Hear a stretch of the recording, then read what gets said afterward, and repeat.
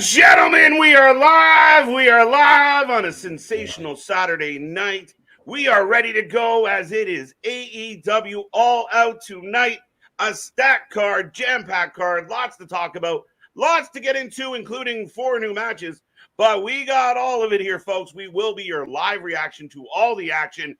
It's going to be a fun one, folks. So click all the buttons, get in that chat, make sure you hit like, share, subscribe, and strap in, strap on, grab your snacks, grab your feel good. Welcome to the Wrestling for Life Network. Let's go.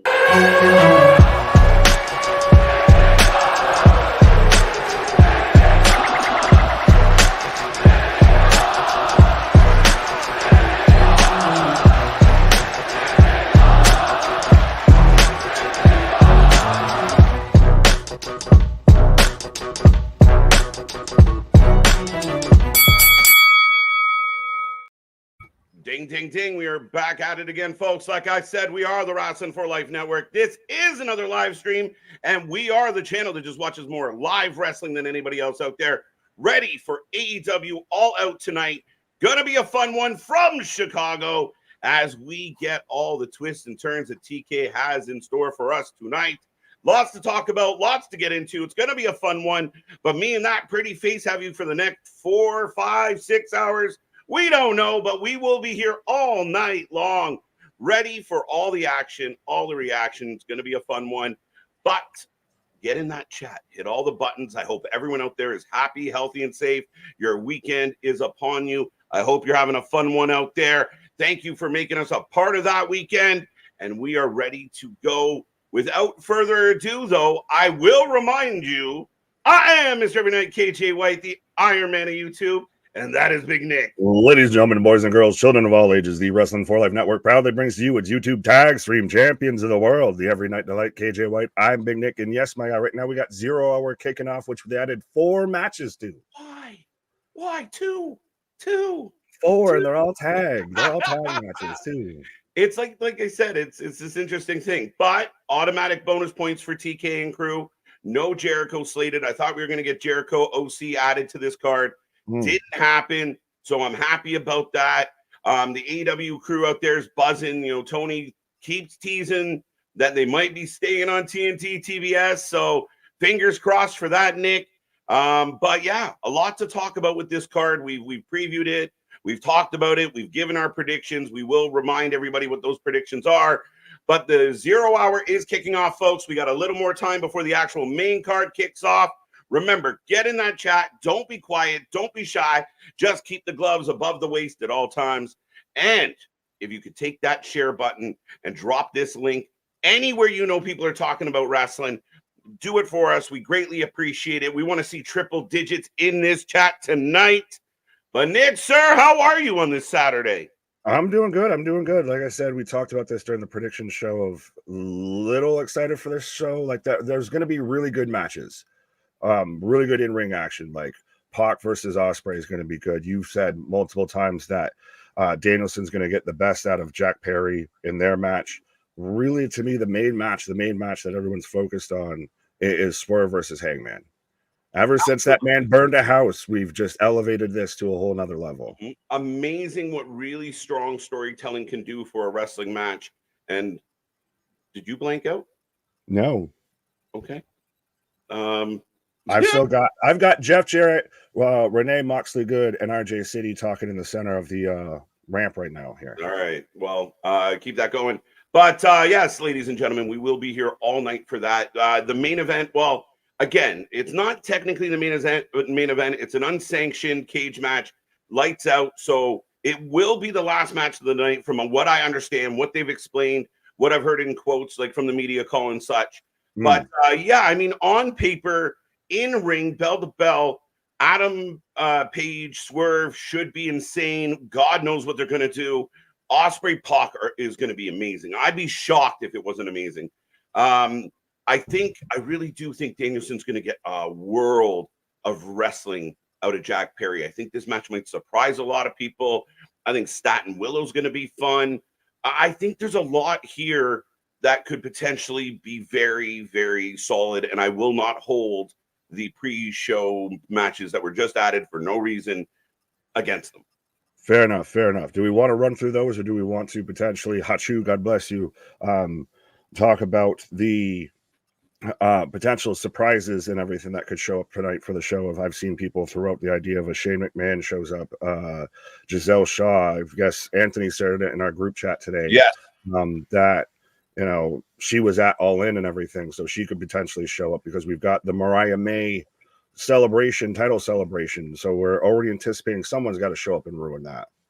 Yeah, 100%, Nick. Like, I don't listen. I'll be honest. I don't love the idea of doing like a title celebration on a pay-per-view. That's what you have weekly shows for. You have 3 weekly shows.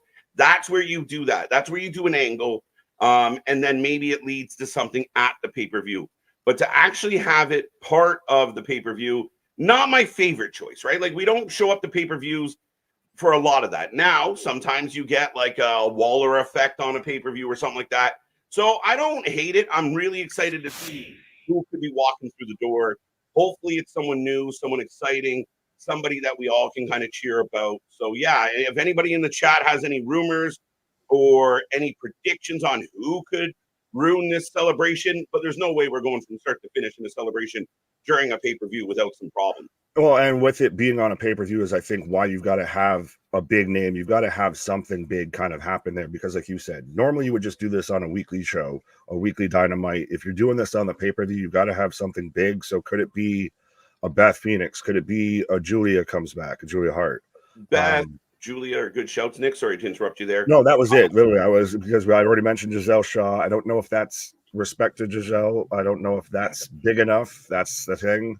That's the question I was going to ask, right? So, you know, is Giselle Shaw a big enough? Oh my God, there's going to be a lot of people out there that it doesn't move the needle enough.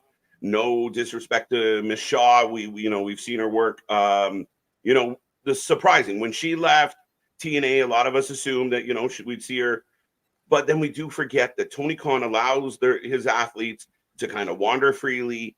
So the idea that she's still going to be involved with Maple Leaf Pro or wherever else in the Indies, I could see her doing both.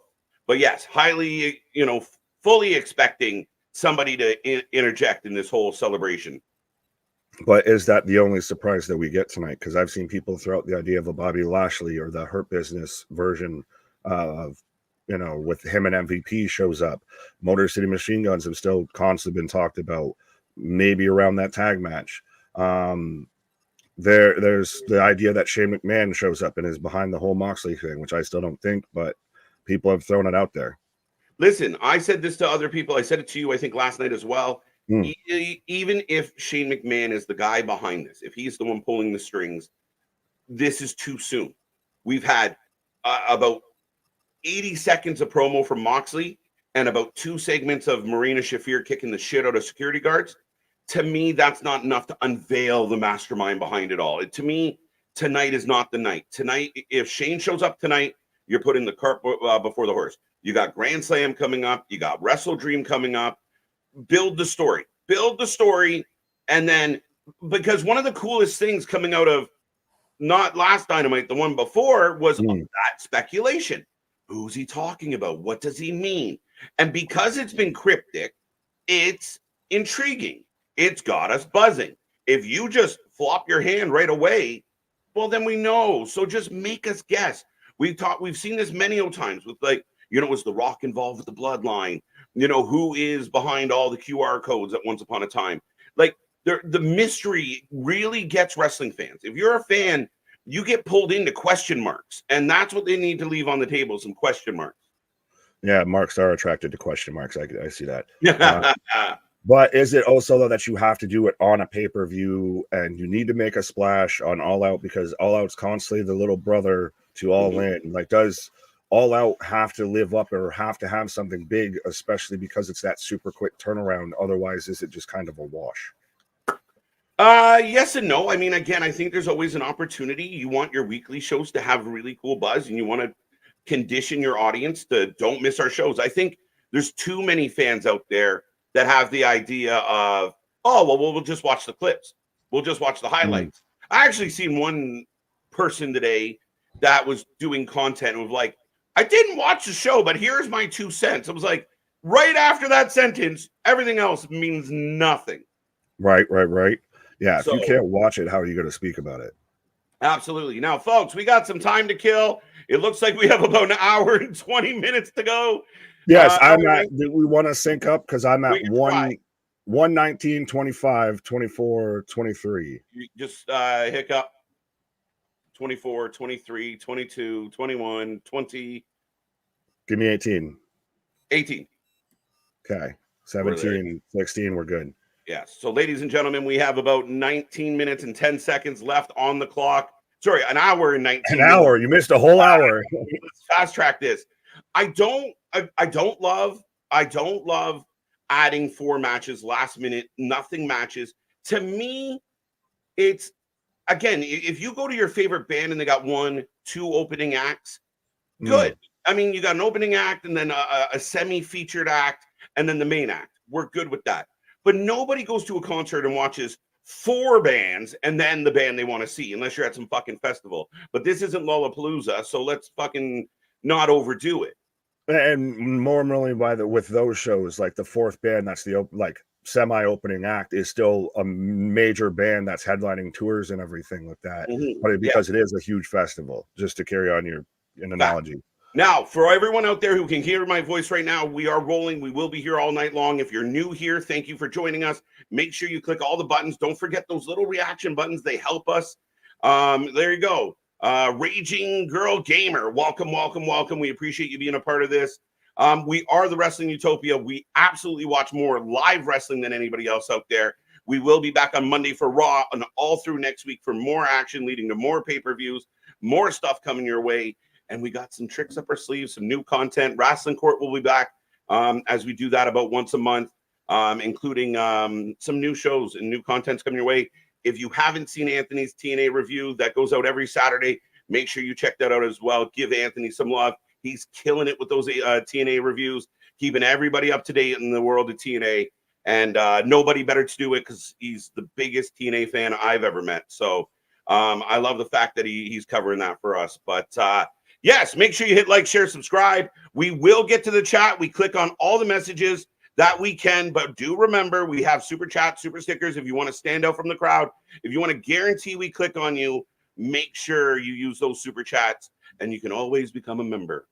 Right. And I was just going to also mention Emily Blunt saying that she's new here as well. So Emily wrestling ladies showing up here.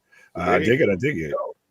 Well, that's good. We want to increase the lady audience. There's a lot of really amazing female wrestling fans and a lot of really amazing female wrestlers. So, you know, we would like to see that increase. It's been a bit of a sausage fest some weeks around here. So, yeah. But since we've already started clicking on it, we're going to go through it. We always do terrible at this anyways. We'll still talk about 10 other things. We got lots going on, and the chat's going to have some things to say. And we will keep you up to date as far as when the matches start. But right now we are getting the MJF Garcia build. And we will talk about our predictions and such as we move forward. Do remember the prediction championship is on the line. The pre-show matches do count. That's your bonus for showing up early. We will put it out there. Do not make your predictions early. I only count the ones that are within the window. So we will prompt you when we want you to vote and get them in. So with all that being said, we will say hello to the first person in the chat tonight, Elite Pro Wrestling, saying, yo, when does it start? Now. We're here. We're good. We're here. Yes. AML, welcome back. Good to see you. Joe Shipley, how's it going? I'm hyped for Hangman versus Page. I think a lot of people are. Robert's excited as hell. I know you are, Robert. I know at your elderly age. Don't be careful. Don't get too excited. But this is like a full-out Cialis for him tonight. So, Lord. Big Mike, how you doing? Predictions champion on the line. Pay attention, folks. Good luck. So, Big Mike putting everyone on notice. So, yes, that belt will be on the line. You get to have your name under Nick for the foreseeable future. You get to be under me, pause. But I do like how it's gotten competitive a bit in the chat and everything. If everybody starts off taking shots of, no, I'm coming for it. Now, Boston, I did see he asked why it was pink. It's pinkish. It's just it fits the theme. It fits the red theme. Let it be, Boston. The red is bouncing off it. It's usually silver, though. All right. What's up, Kevin? Always a pleasure to see you, sir. Welcome back. Keyshawn, Canada is beating U.S. in soccer right now. Shit, we're used to just spanking in hockey. That's a good one. Let's go. Thanks. Yeah. Big Mike. Apparently, Bret Hart has said, yes, he is. It's been announced. It's official. It's on our thumbnail. Bret Hart will be in Calgary on Monday night as the season premiere of Monday Night Raw kicks off. We will be here for that. The Wyatt Six in a street fight with American Made, a fatal four-way for the IC #1 contender. Lots of intrigue going in. And allegedly, Bret Hart's going to be involved in a segment with Gunther. Yes. Well, what? That's what I've heard as the rumor going around for what he's going to be involved doing on Monday Night Raw. Okay. Excellent. What's up, Christopher? Always a pleasure, sir. Welcome back. Robert, again, we got you. I'm glad it never lets you down. As you know, it's let me down on multiple occasions. Yeah, just a few times. Right, but the pay-per-views have been much better. The pay-per-views normally can't miss. Again, and I think my only, like, if I was in a room with Tony and he said, as a fan, give me one bit of advice for my pay-per-views, it's cut out the shit. Cut out the stuff we don't need, because it's quality over quantity. When you throw in a Jericho hook match, or you throw the Dark Order in on a pre-show, the unnecessary stuff, if you just shrunk it, if you kept this 8 matches, maybe threw in Shane Taylor Productions in the pre-show, 9 matches total, beautiful. It's the extra shit that sometimes too much. Save some of the shit for your weekly television shows. That's the thing. You give us a whole goddamn episode of Rampage as the pre-show. Yeah, absolutely. What's up, everybody? Michael, welcome back. AEW All Out actually really looking forward to Willow and Stat. I am too. I think Willow and Stat, I think you agreed with me when we talked about this. This should my be umbrage with this match is it's the 5th match in this feud already. And they've done it so ass backwards. I know it'll be a fun match to watch and everything because it's a street fight and all of that. That's always fun. But this has gone on for so long, and both these women deserve to be so much more than this. It's not been a bad feud. It's just, this is the feud that never ends. It goes on and they started with a tag, or they've had their 2 singles matches already to start off the feud, then went to a tag match, and now back to a street fight. Yeah, and again, we've been again, I like Stat. I thought Stat was going towards the main title, sooner than later, and she was on the uprise. It was a big deal that she came back, and then she's just kind of floundered. I think Willow's great. Willow's one of the the best pure baby faces, especially in the women's division. Again, I think they have an opportunity here to show up and show out, and I hope they do. I hope they really deliver and put someone like Tony Khan on notice of, like, yeah, you paid a lot of money for some other people, but we are highly talented regardless of where you think we stand in your company. Speaking of Tony paying a lot of money for people, do we want to talk about Mr. Steven Pinu? Yo, this was weird. I messaged you and Anthony today of like, what happened? What happened? So I saw initially the statement from Tony Khan about the whole thing that was like, these attacks against JR are egregious and we will not stand for this and da. But all it really, I guess what he said, what Mr. New said, was that Tony Khan's been paying JR a lot of money for about 5 years now to do a whole lot of nothing. Yeah, 100%. As we're getting the replay of the burning house, Nick. Right. And one of the best segments in Dynamite recent memory. It's one of the best segments in Dynamite history. And the reason why, when you go online, the match that's being talked about the most is Hangman and Swerve. And the reason, much to a Dave Meltzer's chagrin, and the fans that say story's not important. We're not sports entertainment guys. We don't need the story. The most anticipated match of All Out is based on story. Is based on, as Nana and Swerve are here. Yes, sir. Yes, sir. But that, go ahead. No, I was just saying it was from earlier today, but 100%, this has absolutely been the feud of AEW, the best feud, I would say, in AEW's history. And it has so much story behind it. That's the thing, is every great feud that AEW's done has had story. The only thing is there's so few that lack it. Or so few that have it. And the fans, and Adam Page is coming in with security surrounding him. Yeah, I mean, he should be locked up. The man set a house on fire. This is arson. This is arson. I like that chant, by the way. They should have brought him in a cop car. They should have done the Dom entry. Remember, we talked about this. It was either last night or the predictions, to where literally you have him show up, and at Chicago PD brings him out there. Yeah, you put out a thing of like, breaking news. Like, you leak it. You have Meltzer and all your reporter buddies who are keen to you. Leak it out. Oh, Adam Page has been arrested. Da, da, da, da. You play with social media, and we've seen other companies do it well, where the storylines bleed into the social media. So they had an opportunity there to. It is what it is. That's just grandiose, perhaps. But isn't this part of this whole feud very much relying on what they did with social media? Like, that whole angle, that whole segment worked because of what they did with everybody saw initially, oh, Swerve bought his childhood home and everything. Oh, that's a nice kind of story play. Like, that's nice. We just had the whole talk about how he was getting a new contract, and apparently it was a really high contract and all of that. Yeah. So nice moment. And then they turn it and use it as a story. And apparently that was already like planned well in advance. Do more of that shit. Do more of that shit. And again, for the fans out there that defend AEW and say that you don't need the stories, as a fan of AEW, I would disagree. Like you said, some of the best moments, MJF, Punk, Dustin, Cody, Adam Page, Hangman, the best shit had a story to it. Those are the most compelling angles in the business. Yes, it's great that you got Ricochet, who's absent from this card, which makes me baffled. Mm-hmm. Baffled.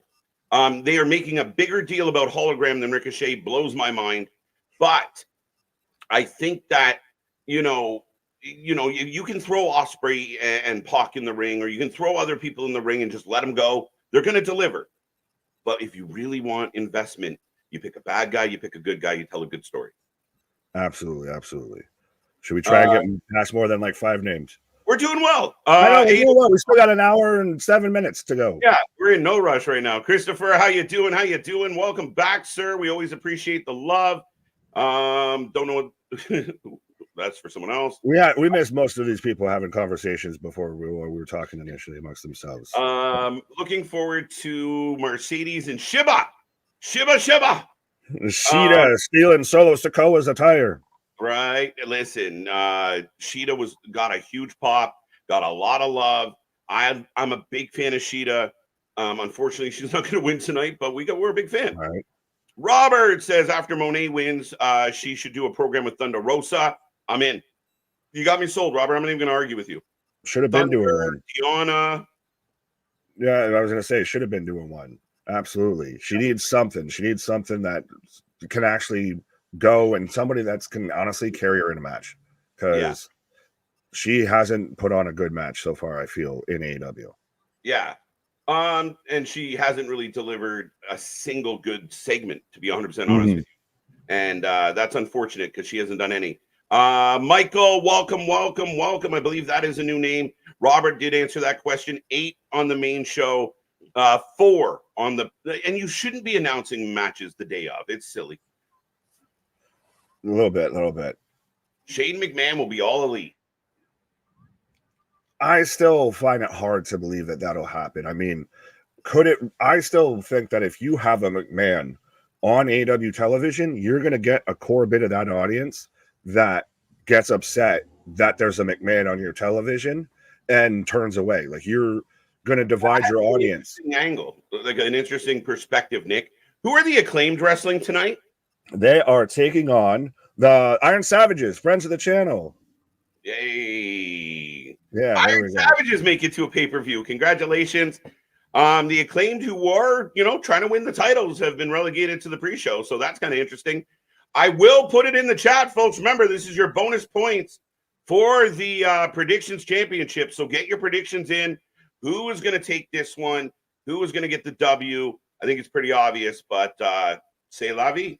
I'm taking the Savages. And shout out our other friends of the channel. The Outrunners got their first AEW televised win last night. Yes, a big win for them, and they're doing really well, man. Like they're dialed right into who they are, their presentation. They get it. They've got something rolling. We talked about this on the prediction show about how we literally had the whole graphic of all the other tag teams that AEW needs to use. I've talked about it with a couple people before we went live here today. They need to shake up this tag division. They need to introduce and start using some of these other teams outside of just FTR, the Acclaimed, and the Bucks. We need to use other teams. We need to get other people involved here. And the Iron Savages are starting to get over. The Outrunners are over. Yep. You know, Top Flight's going to have a gimmick, shit like that. Yep. We've got GYV just showed up and attacked FTR last night. Yep. So you need to put new blood into this division. Yeah. And I admit, I got a little frustrated last night as a fan of this show that, you know, you bring in GYV. They have a good beef with FTR, and we won't get them till next, like, a Collision. You had no reason not to kind of, again, if you guys, like, if the Bucks really want to be serious heels that we believe in and that we boo for the right reasons, like we boo them because they're really heels. They're good at being heels. We don't just boo them because they suck on TV. You need to feed them really strong baby faces to feud. Build up the baby faces, send them to the Bucks, have a solid match with them, and there you go. That's how you generate heat. The Bucks are never in anything that generates real heat because they avoid the real competition. Absolutely. Well, even with the tag match that we've got later on tonight, we even said that's why you wouldn't put FTR versus GYV on the pay-per-view, because it'll outshine the Bucks match. But but ding, ding, ding, folks, we are kicking it off as Bulk Bronson. Yes, is starting this off with not Max Caster. I'm gonna read the super chat from Spaz here. Anthony Bowens is who you were looking for. Yeah. But thank you, Spaz, for the $10 super chat. I know we're skipping the line. K to the J Fabe and immeasurable Nico, Nikolai Habibulin. I'm so hyped about Linkin Park. Even a mud show can't get me down. A very extensive NXT&A overview podcast with myself and Jake DeMarco available now. Cheers. Thank you. There you go. Super chat and the opinion as well. Thank you so much, Baz. Right. And then followed up by Boston becoming a member for 11 months. And of course, he's got to get you going with can't wait to see Jericho and the Learning Tree. Well, you will have to wait until Wednesday. No Learning Tree is a woo-saw type of night for KJ. If I see Jericho tonight, I will throw up live. I will spew some venom, but no Jericho. And that is amazing for my ears.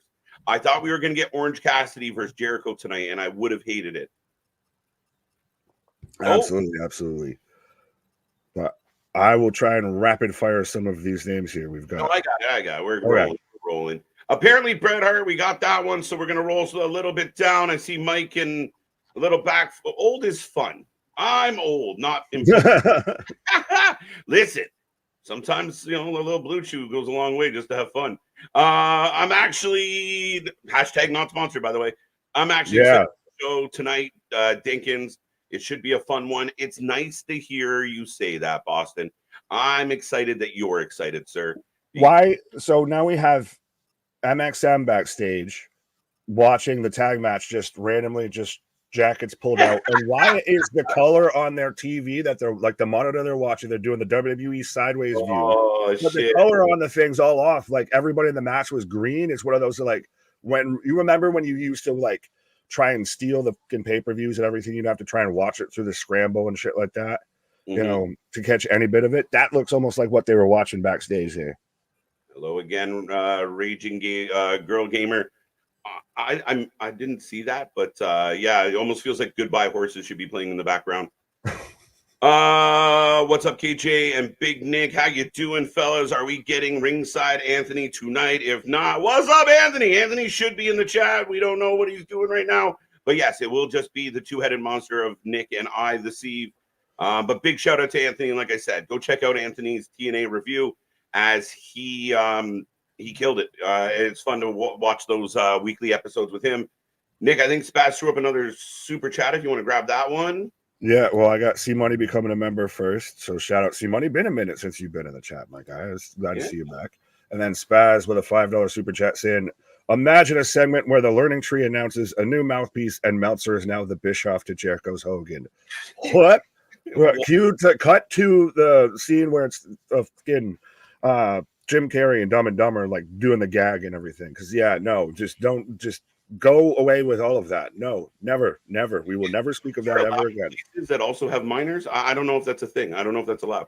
Anyway, moving on. Eric, hey, Wrestling for Life buddies. Even though the card need at least one more women's match, I'm happy that Jericho was not on it. Yeah, you get an instant Brucey bonus point for not having Jericho on this tonight.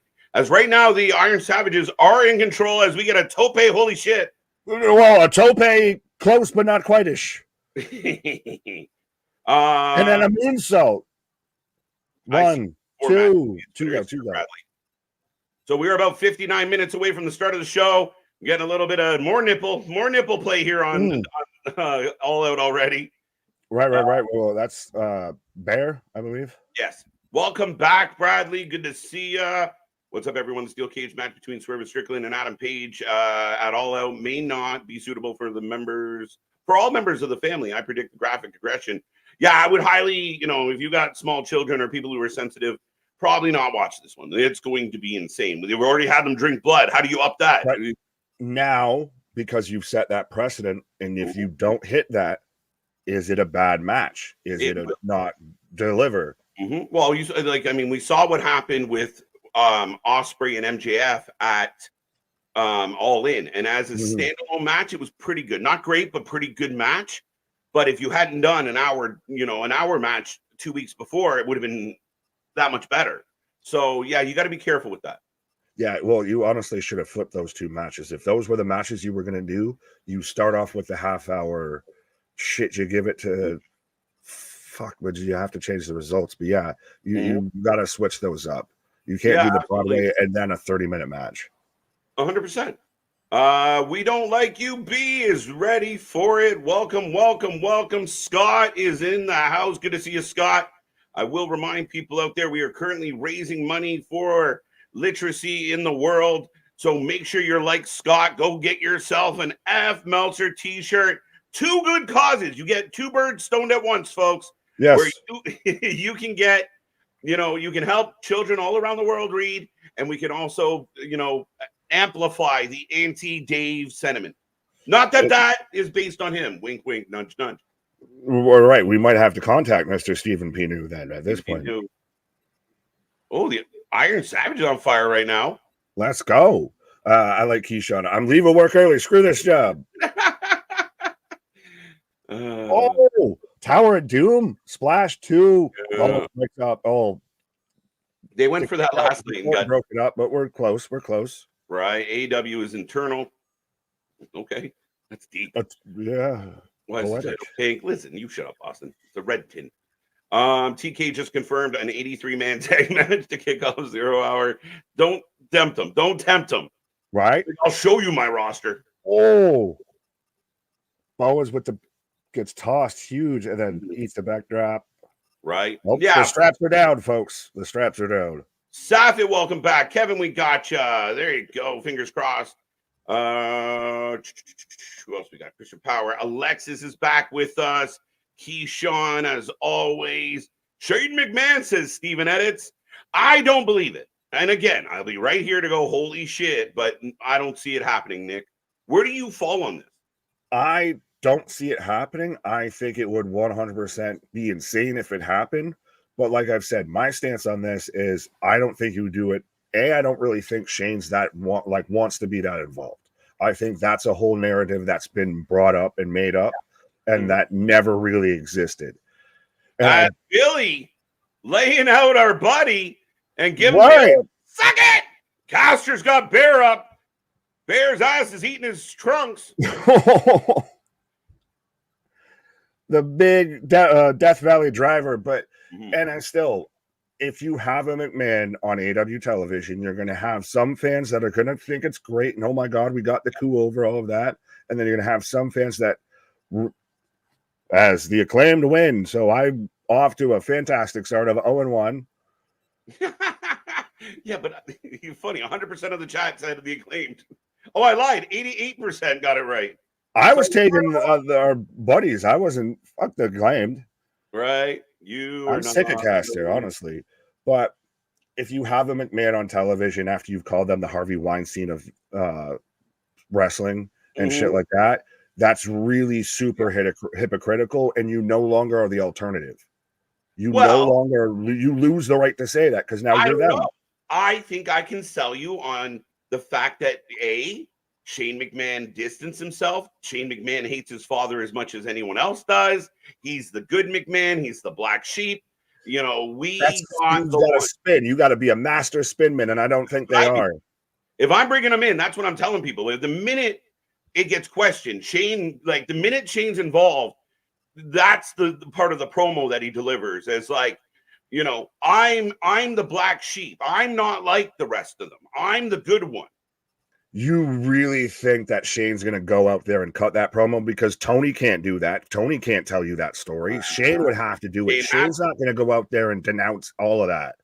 I don't think so. But remember, the rumor was his dad did fire him. So yeah, but this is still Shane McMahon. He doesn't need to do this. And I honestly don't think Shane McMahon's a mark for himself that much that he needs to sit there and go out and do some shit like that just for a couple bucks, just to pop some buzz. Yeah, I mean, he doesn't need the money. So that's what we talked about already. Like, what is the... Unless he's got part ownership or something. Unless he got actually invested. Let's not get crazy. But the next match on and cooking. Here we go. As 19 people come into the ring. This is, as I pull up the Wikipedia, this is Dustin Rhodes, Sammy Guevara, and Hologram. Stop trying to make Hologram work. Hologram is the fetch of pro wrestling. Stop trying to make fetch happen. Versus the premier athletes of Tony Nese, Arya Daivari, and Josh Woods with Smart Mark. All right, folks, it's been put up into the chat. Get your predictions in. Who are you taking on this one? I think it's fairly obvious. How Hologram's going to go nowhere near now for a long time, and the varsity athletes have not won a match in 5 years. Sorry. They cut to a sign that, like, that was the only thing on screen was this giant, like a paper sign of just printed out that says nobody cares. And they stood on it for like 15 seconds. And I was like, that's so fucking hilarious that right now you would cut to that. Because that's what this is. Respectfully. Love Dustin. Sammy's all right because I don't have to see him weekly. He's not hurting people yet. Yeah, I guess so.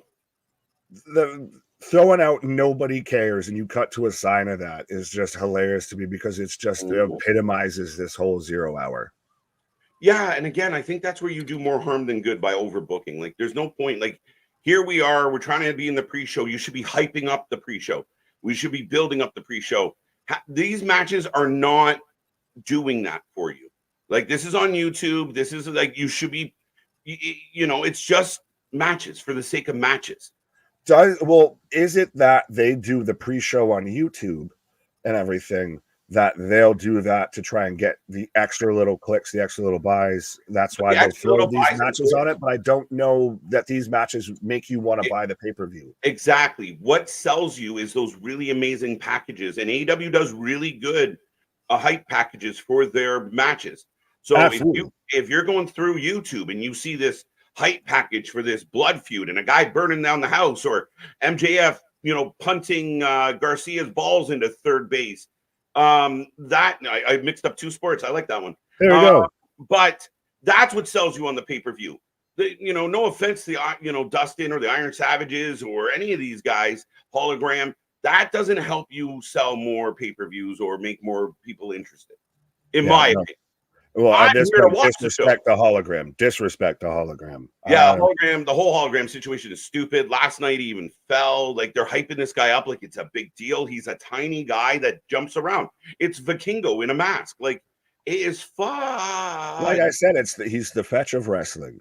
He's the fetch of wrestling. And to me, you mentioned about doing the video packages and everything. This is not just an AEW problem. This is a pro wrestling issue at this point. Don't do the 2 hour pre-shows. Give me half an hour, 45 minutes, an hour tops. And you do video packages. You have maybe a panel that talks about the match, cut to another video package. Like, imagine if we had, and again, like I said, an hour tops pre-show, and the last shot of the pre-shows, the end of Hangman sitting there with Swerve's house on fire. Boom. That's how you kick off. That's how you kick off into the pay-per-view. Yeah. That's the best way. You lead with the biggest shit that's got you everybody talking about this show. And that's the last image that you get before "Buy now" pops up on your screen. 100%. Yeah, no, exactly. And that's the way it used to be. The two, even from the like you said, it's not specific to AEW. It's been a trend in other companies. A 2-hour pre-show is just overkill. I really don't care what some of the panelists have to say that much. This isn't Fox Sports and covering the fucking NFL. You can only analyze so much. Well, and would you rather a 2-hour pre-show with no matches or a 2-hour pre-show with all the matches? Yeah, there's a happy medium in there, and you nailed it. 45 minutes of preview and analysis of each match. A 7-8 minute match to kind of get everyone's appetite wet, a little appetizer, and then you end it with a promo package for your biggest match of the night, and then the hosts say, "Don't miss out, goodbye." Perfect. Right, and like I said, and the next thing that pops up on your screen is that buy now for $50, and then you can also watch that in your AW chairs and your recliners and your easy boys and everything. 100%. You can have, well, because according to Meltzer, they have the richest, they have the smartest, they have just the best fans, the best human beings watch AW wrestling, and even better than them, human beings watch the Wrestling for Life Network. Then he ironically says, it's concerning that there's only 6,500 people going to the show tonight at $33 to get in. I mean, again, you look at All Out, record low ticket sales for tonight's show. We're not going to dive into that. We're going to stick to the positivity and all the happiness. We'll deal with that on Wednesday. But it is out there. And actually, Tuna Meltzer was one of the people talking about it, where, 6,500. What's up, Bradley? What's up, Trey? By the way, I didn't say it. Almighty Black Adam, welcome back. Ken, welcome back. Big Mike, I think I got Christian already, so we'll circle around. Trey, great Keyshawn, Ken. Roll call's getting long. Emily Blunt, we always said hi to you. Denisha, welcome back. Ashley Luhu, welcome. Clay Lewis has rejoined us. What are you watching tonight, Clay? There you go. College football. We're watching college football. Raging Gamer Girl, we got you. Ronan's in the house, maybe 30 minutes at least. Fair enough. Chicago fans chants CM Punk in All Out. Logan, I haven't heard it yet. If it happened, cool. But I imagine during the Bucks match, it's going to be prevalent. Look, they botched. Ooh, no, he broke his ankles. Not good, dog. Not good. Because we got 47 minutes and 13 seconds. Yeah, you're like a half a second ahead of me, so I ain't even be mad at it. We'll still have to probably resync when we freaking get over to the actual pay-per-view. So AEW fans don't care about Mustafa Ali. I would disagree with that. Mustafa would fit right into this. 100%. And especially him, I'm surprised his name hasn't gotten brought around more, especially with this being in Chicago, of all places. A hometown welcome. Holy shit. They are making this guy look like an absolute hero. Because he is Tony's creation. And that's not my words. Never That's gonna get over. Meltzer's words and shit like that. He's never going to get over. He's never going to be great. It's just, I don't even get the whole gimmick that he's already botching in like first few matches. Yeah. Shockwave was now trademarked as well. I haven't seen that one. There was Clone that I saw too. So he's just making his own. He's literally just doing a fucking 2K fed. And just now he actually has wrestlers to fucking do it. Right. Alex is asking, over or under 5 hours tonight? Including pre-show? Way over. Yeah, we're including pre-show. Definitely over. Yeah, you better get used to these pretty faces because they ain't going anywhere anytime soon. Spaz, welcome back. I think we talked to you a couple times. Thank you again for the super chat, support, the love. And remember, folks, that is your only way to guarantee that we click on you, even though we try our best. Elimination Chambers in the house. What's up? Do you guys see any returns? Who else is potentially ready to come back? Hobbs. Hobbs might be an interesting one. Tony, I think, said he's got a little more recovery. I saw somebody mention Adam Cole. Cole would be good. I could take Cole. I just don't know what you do with him. I feel like, he's gotten his nuts cut off with the whole MJF thing. So, and I still think Julia Hart would be your best bet. It's been all quiet on the Western Front, and I honestly, she was so over, and she just got struck down in the wrong time here. Yeah, I don't know where Julia Hart's at with her recovery, as The athletes are working over hologram. Dustin can't get into the ring. Josh Wood's in the ring, by the way, folks. I didn't officially close the predictions, so if you made one, great. As 80% are taking Team Dusty. So there's there we go. I've never seen 100% vote in one direction. We might at some point, I feel. Right. Philip, welcome. Respect this channel for giving AEW a chance, even though Tony Khan has let us down. Philip, it's simple. This channel started because of AEW. This channel started as an opportunity to defend AEW against the haters. And if you go back to the early archive days, we were very again, when it was good, we were praising it. When it stopped, when it has its moments that's not so good, we're right here to do the same. And it goes both ways. So we love AEW. Don't get me wrong. Oh, they fell again. See, this is sloppy. So Nick, this is where if you're a wrestling fan and you tune in and you see sloppy matches, that doesn't convince you that, I should see the other matches. Don't do them. Honestly, at this point, yeah. And if you're not going to remember when they had Sunday Night Heat, and I'll just piggyback real quick off of what you were saying with us giving AEW a chance and everything. And that's what separates us from other channels and other content creators and everything, is we're actually honest about shit. We don't have an allegiance to any sort of side or some fucking bias towards anything. We watch shit that half these other content creators don't even know about and everything, with House of Glory, Wrestler Revolver, all of that. Oh, you mean jumped on the TNA bandwagon but didn't know? Oh yeah, jumped on it and then quickly jumped off when they weren't getting their back scratched and shit like that, when we were already there beforehand. But you can have that. That ain't what I'm mad at. But listen, it's not just about giving AEW a chance. Like, you just nailed it on the head, my friend. We give Battlefield Wrestling a chance. We give we've given Progress Wrestling a chance, and we will be doing that again. We're going to give MLP a chance. There's a lot. Like, we give all the wrestling a chance. We've been here for death matches, hardcore matches. We've done the undergrounds. We've been here at 3 a.m. for New Japan. We are just insane about wrestling, and we want it all to be as good as can be. It's one of those, wrestling's so good right now. Why would I not want to watch every bit of it that I fucking can get? Honestly. Julia versus Chelsea Green, official for Tuesday. Yes, it is. Yes. Oh, Sammy flipping up, hologram flipping up. Everybody down on the outside. I'm skipping it towards the bottom here, where I was. My father told me about the stream. That's a new one. That's awesome. That's interesting. Yeah, shout out then. Pops. Yeah, where's Pops? Who's Pops? Right, ABJ back with us. Welcome, Jake, the original tribal chief, is with us. Trey, Steve Chambers, we got ya. Vance, how you doing? Mr. Golfer coming back. Already gave the show a 10. So in his head, it would be better for a Page Swerve match to be in a burning ring, do an Inferno match.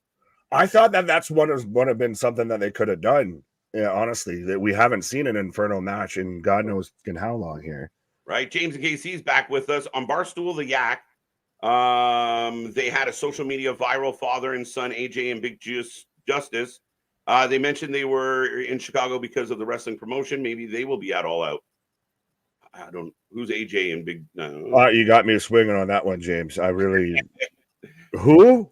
Russian Skittles back with us. I have no idea. Easy Bake, good to see ya.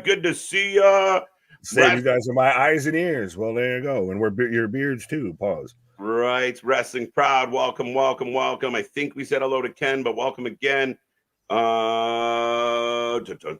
Steve G, is always a pleasure.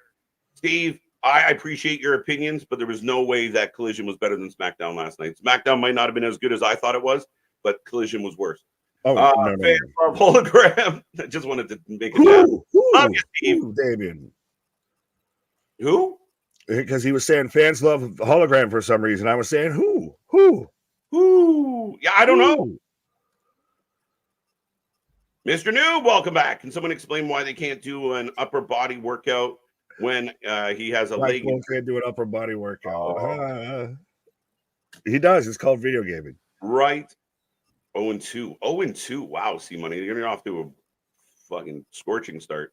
Well, to pick a winner. Yeah, just got the Crossroads 1, 2, 3. There you go. Hologram's even got to do the stupid Spider-Man pose to like protect Dustin on the pin.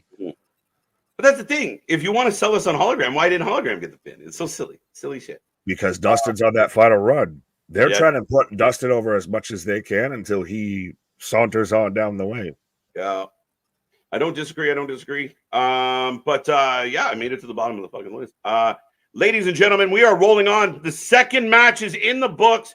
We got about 39 minutes away. So if you want to get some snacks, some drinks, some feel good, now is the time to do it, as we are going to be here all night. Once again, don't forget to get your t-shirts. Nick, do you want to quickly, before the next match, try and talk about some of these matches? Or we could do that. We could do that. Actually, 100%. I was just going to click on Mike and saying not paying $50 will let you guys keep me informed while I watch football. Fair enough. And DJ Premier, what up? And then Chef Chris. Yeah. Who you got for this match? I'm between Takeshita and maybe Briscoe, but Briscoe's already got a title. I want Takeshita. Give me Takeshita. I don't see Okada losing this belt. I don't think the Elite are going to lose their belt. I think it's going to continue to be. It's almost like some of the wrestlers in this company, the belts validate them. Like we need the belts to be validated. And again, when you're good, you don't need the belt. But I don't think the Elite are giving up those belts. Fair enough. And I like see money here of saying Hall O'Graham and Rick O'Shea could be a hell of an Irish tag team. There, I'll give you that. You understand. Oh. As we got Guns Up coming out right now. So we've got the Bang Bang Gang. They are taking on the Dark Order. Yes, which that's unfortunate. We still have a 3-way trios match allegedly here. What the fuck? Yes. Why again? Like even your top guys that are on your pre-show, like the fucking Guns and Juice, should probably be one of the guys that are closing out your pre-show if it's not the Acclaim, what have you. But instead, we're gonna have who gives a fuck trios tag match. Yeah, and my only complaint here is you're like we went from match to match to match. Like there's no breathing. We're not breathing. You and I are trying to do a pre-show, and we can't even sell the fans on the matches because another nothing match comes out to the ring. Another nothing, like they're not good matches. Dusty Rhodes, Sammy Guevara, Hologram versus anyone else, and Dusty Rhodes is in a trios, but now he's with his tag team partner, and Hologram's been taken. Like it's just we're literally not talking about even the matches that are happening because we're trying to get through all the other talking points and discussion points and everything like that. Yes, 100%. Now I do want to break it to you, sadly, with OC in this match. Could this be where we get potentially a Chris Jericho run-in because it's a fatal 4-way of no interference, the match that you have underneath us there with the Continental Championship? OC involved in this, and could we get a Chris Jericho run-in because it's a fatal 4-way? There's no disqualification. He won't be booked, but he could show. And my voice cracked. I didn't hit puberty for the 5th time there. Yeah, man. You make me mad just saying it. Like, how dare you even imply that could be a thing? There we go. It's up, folks, and I'm gonna close the predictions in a second as we get the ding ding. Get your predictions in. Battle for the predictions belt. It's gonna be a fun one tonight, and we'll see how this one plays out. Which is more surprising, that the Bang Bang Gang is not better booked, or that the Dark Order is still booked? I'm shocked that the Dark Order is still in the company, and I was a fan of the Dark Order. I felt like they dropped the ball with the Dark Order. Get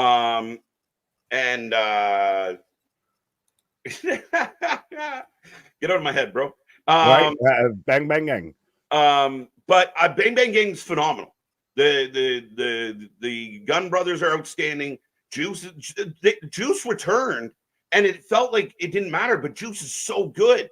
Juice to me is like a Mark Briscoe, that like if you had Juice on the show prominently every week, and the guys like the Guns, even without Jay White, and then you have a Mark Briscoe and the wrestlers on the show that have great personality, Osprey, MJF, and you push out the ones that are just generic wrestler number 12, 14, 18, 22, the show gets better. And I think that's what we've talked about a lot as AEW fans is, man, I just want to see like the the Bang Bang Gang do shit of substance. Well, you can use both, but you have to just find that balance in everything. And you do need more of a guy like a Juice Robinson. Like a Juice Robinson should be Juice Robinson should be in that Continental Classic match more than Orange Cassidy. Yeah. I mean, again, I like that Mark Briscoe found his way in here because I'm a big fan of Mark Briscoe. But those are the guys that are going to sell tickets. Those are the guys that are going to make people tune in. Man, I got to tune in next week and see what Mark Briscoe has to say. I'm going to tune in next week and see what the Guns do. I got to tune in next week and see what MJF's up to. And I think too often, like, instead of that, you're getting, here comes the learning tree, or here comes the Bucks wearing stupid clothes and playing dress up. Like, that's the issue. But 100%. What? Right. As KJ's taking a pause for the cause, as we're still on the way. I'm at about 34 minutes even going past that. But I think that the Guns should be prominent. They should be tag team champions right now. Honestly, the Bucks haven't done shit all with it. And I know, well, they're the elite. They're the EVPs. They're trying to do something with it. That whole story's been flat here. Christian saying, let's go Buckeyes. We now get all the pose. So now we're just making Juice Robinson look like a fucking jobber on the pre-show as he's hung up, taking everybody on the Dark Order, just hitting a pose on him, not doing anything of substance, just they all hit a pose on him, then to turn around for Evil Uno to hit a Russian leg sweep. Shark Boys are out of self-go. See money, goddamn. If you couldn't read my mind, I don't know. Goddamn, yeah. There was so much potential with the Dark Order, and is it honestly at this point just because of Brody and everything that's why they're still there? Like, because they have really been all of nothing. They have been that's a team that, fine, you want to run Ring of Honor, all of that, then they're Ring of Honor guys, and you run that. They don't need to constantly just be thrown into things just to be thrown into things. And that's it's always this weird paradigm. And I asked KJ the question earlier and I'll ask you guys too, would you rather have it be, the longer pre-show that WWE does, or this 2-hour pre-show of you get all the matches? Because I don't think either is great, but we just can't keep throwing people into this random shit just to try and sell a pay-per-view. Chris Carmichael, Swerve and Hangman will be a bloody mess. I guarantee it shouldn't be a wrestling match. It should be a fight. And that's 100% what it will be. Granted, now it's got the cage match stipulation, plus also the lights out, which seems like a hat on a hat, almost an oxymoron a bit. But yeah, it's going to it. Now it doesn't have the issue of it has to live up to, it has to be this, all out brawl. It has to be, both men get bloody. Both men are just, barbed wires, hellfire, gasoline, steel chairs, thumbtacks, glass, this, that, and the third. If they go out there and just have, an all right match, or if they have a good match, have a great match, I'll even say that's a blood feud type match, and they get a little bit of color, they get busted open, they really just do stuff in the cage, they don't go out of it, they don't have this involved, they don't have that furniture, is it going to be a bad match? Because they've almost set the tone on the precedent of you've got to go hell for leather. I've seen people out there that were like hoping both men make it safe out of this match, because it's literally, set up to be that kind of level of a blood feud and that type of a match here. So if it's not that, are people disappointed? Yo, Dr. Nick, what's good, my guy? Question: what are the chances that AEW Shockwave will be linked to Shane? If he does sign with AEW, Shockwave would be the best shot. JV, if you want to let me know, or if anyone would like to let me know, I don't know, is that a new trademark or new pay-per-view that AEW is doing? I haven't heard any sort of connection between AEW and the term Shockwave. So, right, and since when am I a doctor? I only play one on TV. I'm Dr. Nick, like The Simpsons. Hi, everybody. Hi, Dr. Nick. I'm the doctor of thugonomics. You can't see me. But, yeah, I haven't heard any sort of AEW Shockwave terminology or anything like that. I mean, that would certainly send a shockwave through pro wrestling if Shane McMahon, in all the wake of the Vince McMahon documentary coming out, of AEW still doesn't have a TV deal announced, but we can get, you know, I'm the doctor of podonomics. That's clever, Keyshawn. I'll give you that one. But that even with the talks about, you know, the TV right still, that still isn't up, but you've got Tony out there. I feel pretty confident that we'll be here on Time Warner and TBS for quite a while. Right. But so then why hasn't a deal been announced? That's the question. But a McMahon on AEW television would be damn near equivalent to when Shane showed up on WCW, I feel. And I don't mean that in that they're going to get bought out or what have you, but I think it could kind of be a signal for the end of days a little bit. Because I don't think it's the good decision. I don't think it's the right decision. I don't think it'll go the way it'll go. To me, that screams more of when they showed the all-in footage from last year, more than they really think it will. 3-0, 3-0, 3-0 as Juice pins Evil Uno for the 1-2-3. So there you go. 0-4. See, Money, I don't know if you're actually just like trying or just you can have it. This match is so bad, Scott. That's why, though, that's the thing is, like KJ even said before he took a pause of, you're trying to sell people on the pre-show of trying to say, hey, you know, blah, blah, blah, blah, blah. Make sure you tune in and buy this pay-per-view. We've got MJF versus Daniel Garcia and a blood feud where these two men can't stand each other. Plus, you know, did you see Hangman set Swerve's house on fire and everything? But you can't talk about any of that. We can't do a breakdown on any of those matches because we've got other matches already going on. So, yeah, just...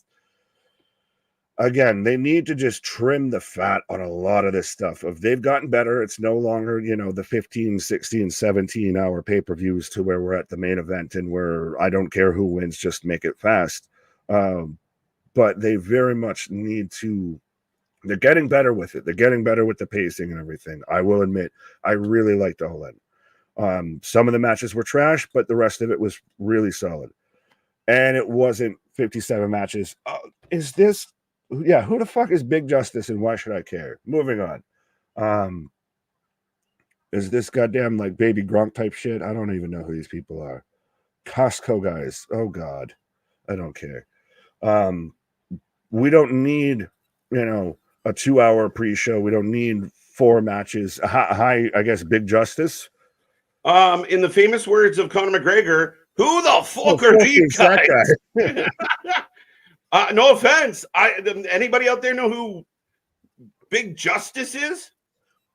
I have a better question. Even if you know who they are, why should I care? That's a very good question. I'm very intrigued by... Anybody give us a little synopsis? I think Nick's going to take a pause for cause. Maybe he can find out. I'm going to try it. I'll Google it, I guess. But yeah, Nick, why should I care about a Costco guy on a wrestling show? Right. Big this Nick, is again WCW. Yeah, Big Nick, can you go find out what Big Justice is from Big to Big? I will go big to big. I'll tap into the big wire and find out here. Right. All right, Nick, taking a pause for the cause. The pre-show rolls on, folks. And again, we got Renee Paquette, RJ City, and Big and Little Justice hanging out together. Again, I don't know who they are or why I care. But I believe we do have one more match in the pre-show. So make sure you get in that chat. We're going to talk all about it. It's going to be fun. And again, folks, we are not going anywhere. We will be here all night as we cover more live wrestling than anybody else out there. And again, if you're new here, we watch all your favorite wrestling. We watch some of your least favorite wrestling. Trust me. But I got Tony Schiavone.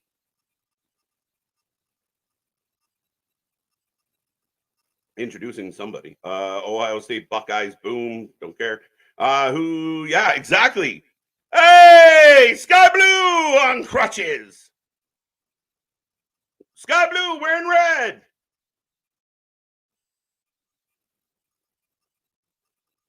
Some cheers, some cheers. There we go. No, I'm happy to see her. I hope she's doing okay. Sky Blue on crutches. Yep. Ross, Sky Blue ain't the same when she's not show. She's a cutie. Come on, come on. Red Sky? Red Sky. Sky Red. Broken ankle. Ouch. Who have ever had Briscoe and Dustin Rhodes tag? Who we ever? I don't know. Will or have we ever? No, not to my knowledge. Maybe a one-off. Yeah, no, maybe a one-off. I feel with 4 pre. Oh, wait a minute. Mariah May? Well, this is interesting. Are we going to find out the Sky Blue is back to normal? What's up, Chris? How you doing? Thank you for joining us here tonight. Good to see you. But Mariah May here to interrupt Sky Blue. So there's your Women's World Champion on the pre-show. At least we got her in. But I do believe she will be back later. I think. I feel like 4 pre-show matches, it might make the people tired of the main show. That is a possibility. And again, it's not like, I think if it's 4 quality matches, Lisa, then you're looking at like, okay, you're amped, you're excited, but it's not 4 quality matches. It's a bunch of people we don't see on weekly TV. It's a bunch of people that don't bring the heat. It's sloppy, it's clunky, it's all over the place. And that's where the mistake becomes. It's quantity over quality. If they had 1 or 2 and it was solid matches, I'm good. I won't complain. But 4 throwaway meaningless matches on a pre-show mean nothing to anybody and actually do more harm than good. I love the vet, Jack Vaughn. Sky Blue is now Red Dawn. I'll take that. That's a well played, sir. Here's Sky Blue to suck all the charisma out of the building. Oh, come on, be nice.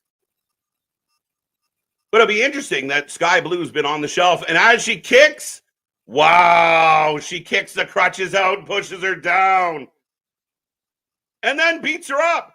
So Sky Blue's been on the shelf, and my concern with this is, like, there's so many talented women wrestlers in your company. Sky Blue could have came back from injury and worked her way up to this. You know, there's Thunder Rosa, there's Deonna Purrazzo, there's Taya, there's all these names and all. Oh, wait a minute. Queen Aminata? What the?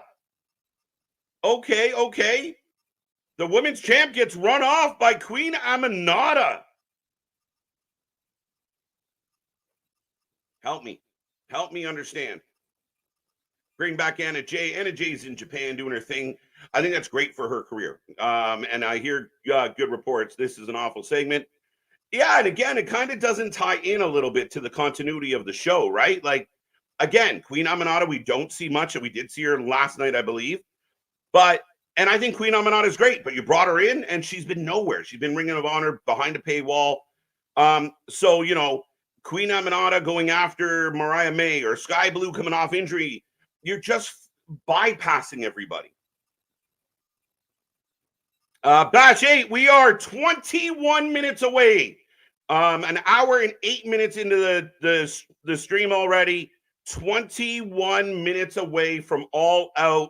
Remember, be a friend, tell a friend, take our link, share it with everybody you know. I want to see triple digits in this chat all night long. Tay Mello, another name. Ooh, I mean, again, we'll see.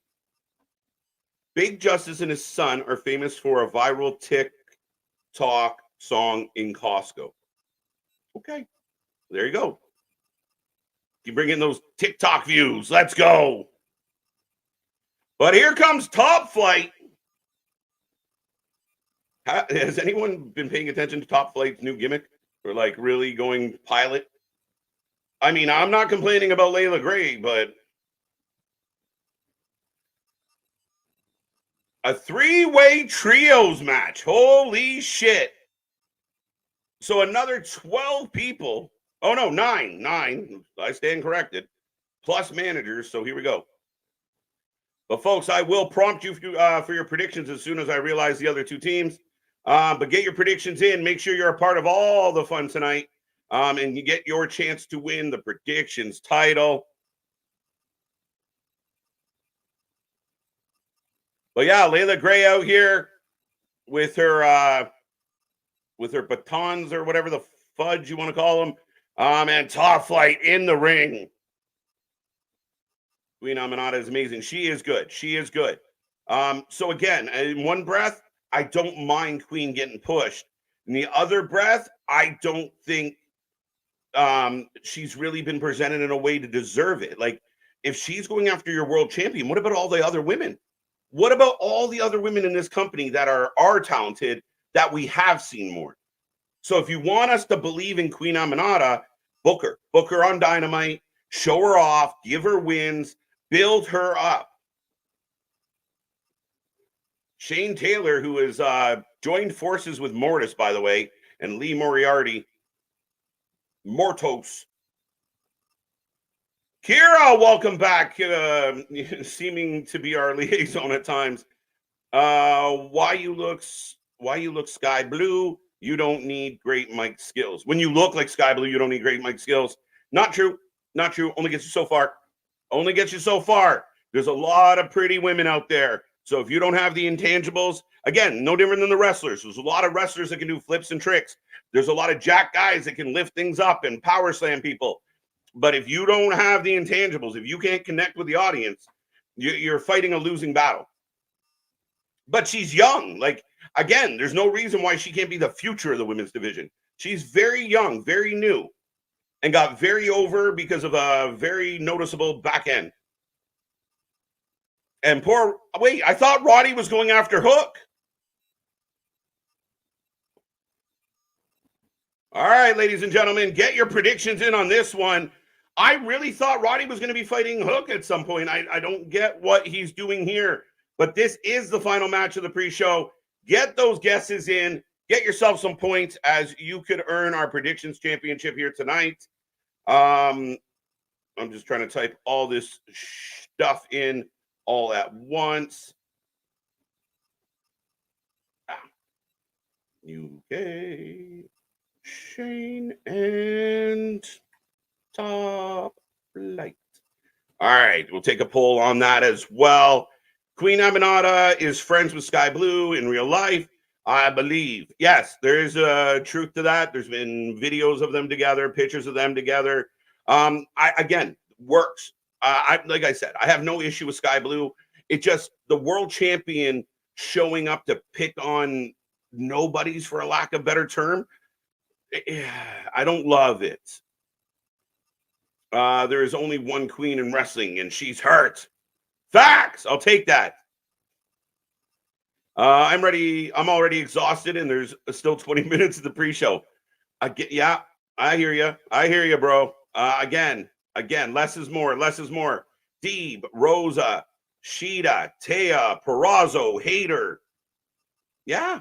You know, why couldn't you have Jamie Hayter out on the stage and Mariah May come out and say, "Yo, what's up? You think you're back, you former champion. You think you're a big deal?" That I'm interested in.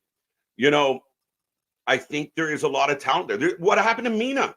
Remember they were showing Mina during the title match at All In? They kept showing her in the crowd, all concerned. Oh, my friends are fighting.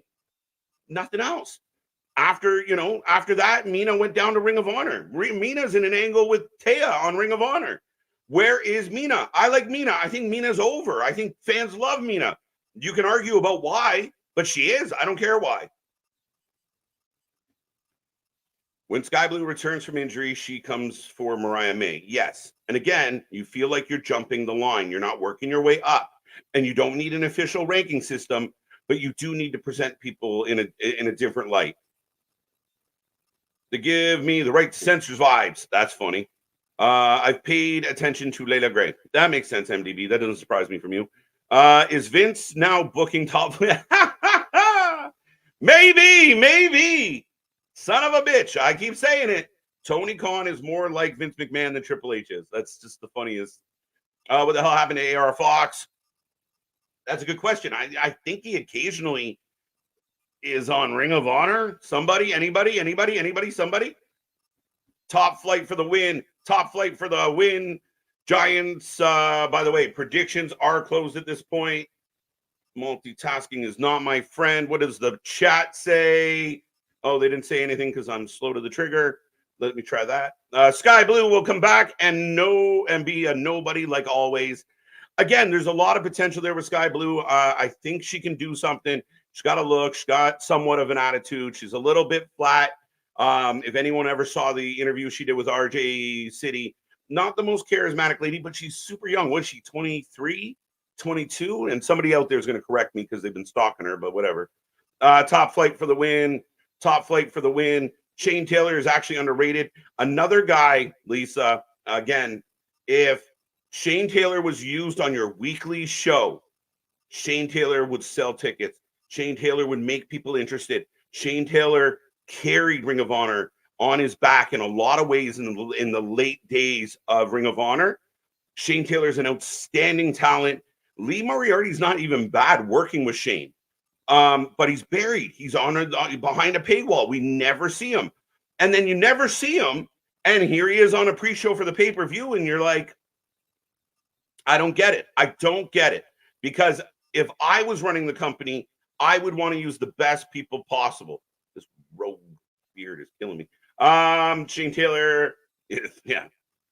Looks like fucking raccoons in a garbage bag having a wrestling match in those tights.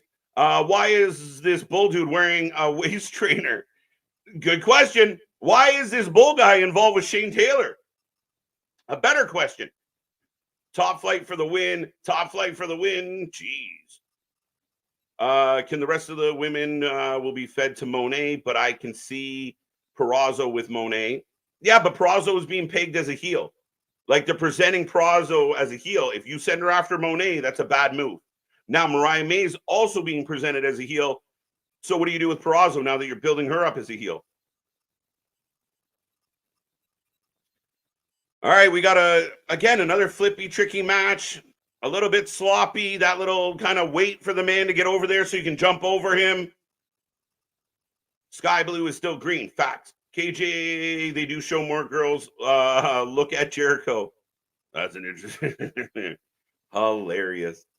Top Flight versus Shane Taylor versus UK. That was me. Rod, Todd, and Millhouse, the Kingdom. That is amazing, Lady B. Top Flight for the win. Deeb. I miss Deeb. Again, last time we saw Deeb, they tried to make her a baby face. It's not her forte.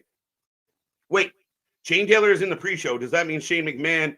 Oh, look at you. Easter eggs. Looks like Shane Taylor's smuggling Easter eggs in his trunks.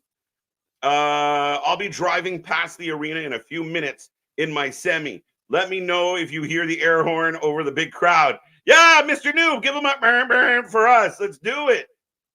Speaking of burn burn. I was going to say, do I come back on the burn burn? Do I have to do this? Do I come back here? After the previous comment from Lady B, I'm like, everything's coming up Millhouse. Yeah, right. And hammer that horn. It would be awesome if we could hear it. That'd be fucking ridiculous. It would be silly. Literally, wait for it. Oh, that's us. That's us. Right. Camille should turn on Monet. That's your feud. Too soon, G. Too soon. You just started that. Yeah. You can't do that. That goes for a year before you even think of it. Well, isn't Camille like banned from ringside with this match or something like that? So could we get a new quote unquote heavier part of somebody else that teams up with Monet? Yeah, I figured the minute they ban the heels big heavy, there's usually a trip. So we'll see what the angle is here, and maybe Monet is getting her own little company so she can actually call herself the CEO, because right now we don't know what she's the CEO of. Bullshit. So yeah. Yeah. This match right now that's on is clunky. But that's the issue with these it's the in-between of I'd almost rather have matches on a pre-show than no matches. Yes, 100%. How'd you know? Right. Them are big eggs. Those are ostrich eggs, motherfucker. Mm-hmm. You'll play hide and seek, huh? Right. But it's still, you can have matches on a pre-show, but they need to matter. They need to be something. They need to be like, it's almost when matches that were on a pre-show were normally matches that were just close enough to being on the pay-per-view, but just kind of weren't, like just in that medium ground. Yeah. when we always try and make the comparable to sports, Nick, and you and I are both very big UFC fans, and those prelim matches, they may have lesser lights, but you'll get a lot of like the number 10 fighter taking on the number 7 fighter, or the 7 taking on the 4, because they're building them up. So you're hoping to get a good fight out of some of the lesser known talent to build into the excitement for the card. And I think, you know, UFC's done a really good job of, you know, rewarding the fighters for good matches. But again, if you're going to do 4 pre-show matches, make them matter, make them good, make them exciting. Again, 4 Rampage matches do no good for anybody. Right, but you'll still always get that one kind of headliner match and everything like that. Yeah. That 100%. It will draw you into it. And like I said, it's a little bit one of those of just would have made the pay-per-view, or they nudged, like you said, a 5 versus a 7 onto the pay-per-view and dropped one down to headline the pre-show. To really, this is, again, like I said, I still remember when you would get done watching a pre-show or like a Sunday Night Heat, what have you, any sort of lead-in for a pay-per-view, the next thing that would pop up on your screen after that is the buy now here. And that to me is what you should want people to click now at this point. That's the whole point of a pre-show, is to sell you into buying it. If you already haven't bought it because you're a diehard wrestling fan like us, this is your last chance ditch effort to sit there and try and sell somebody to pay, especially at this point, $50 to watch that shit. 100%. And again, I think that's the valid argument here. Is as a fan of AEW's product, I just, this isn't making me more excited for the show. This is like, if I had a fast forward button, I'd hit it.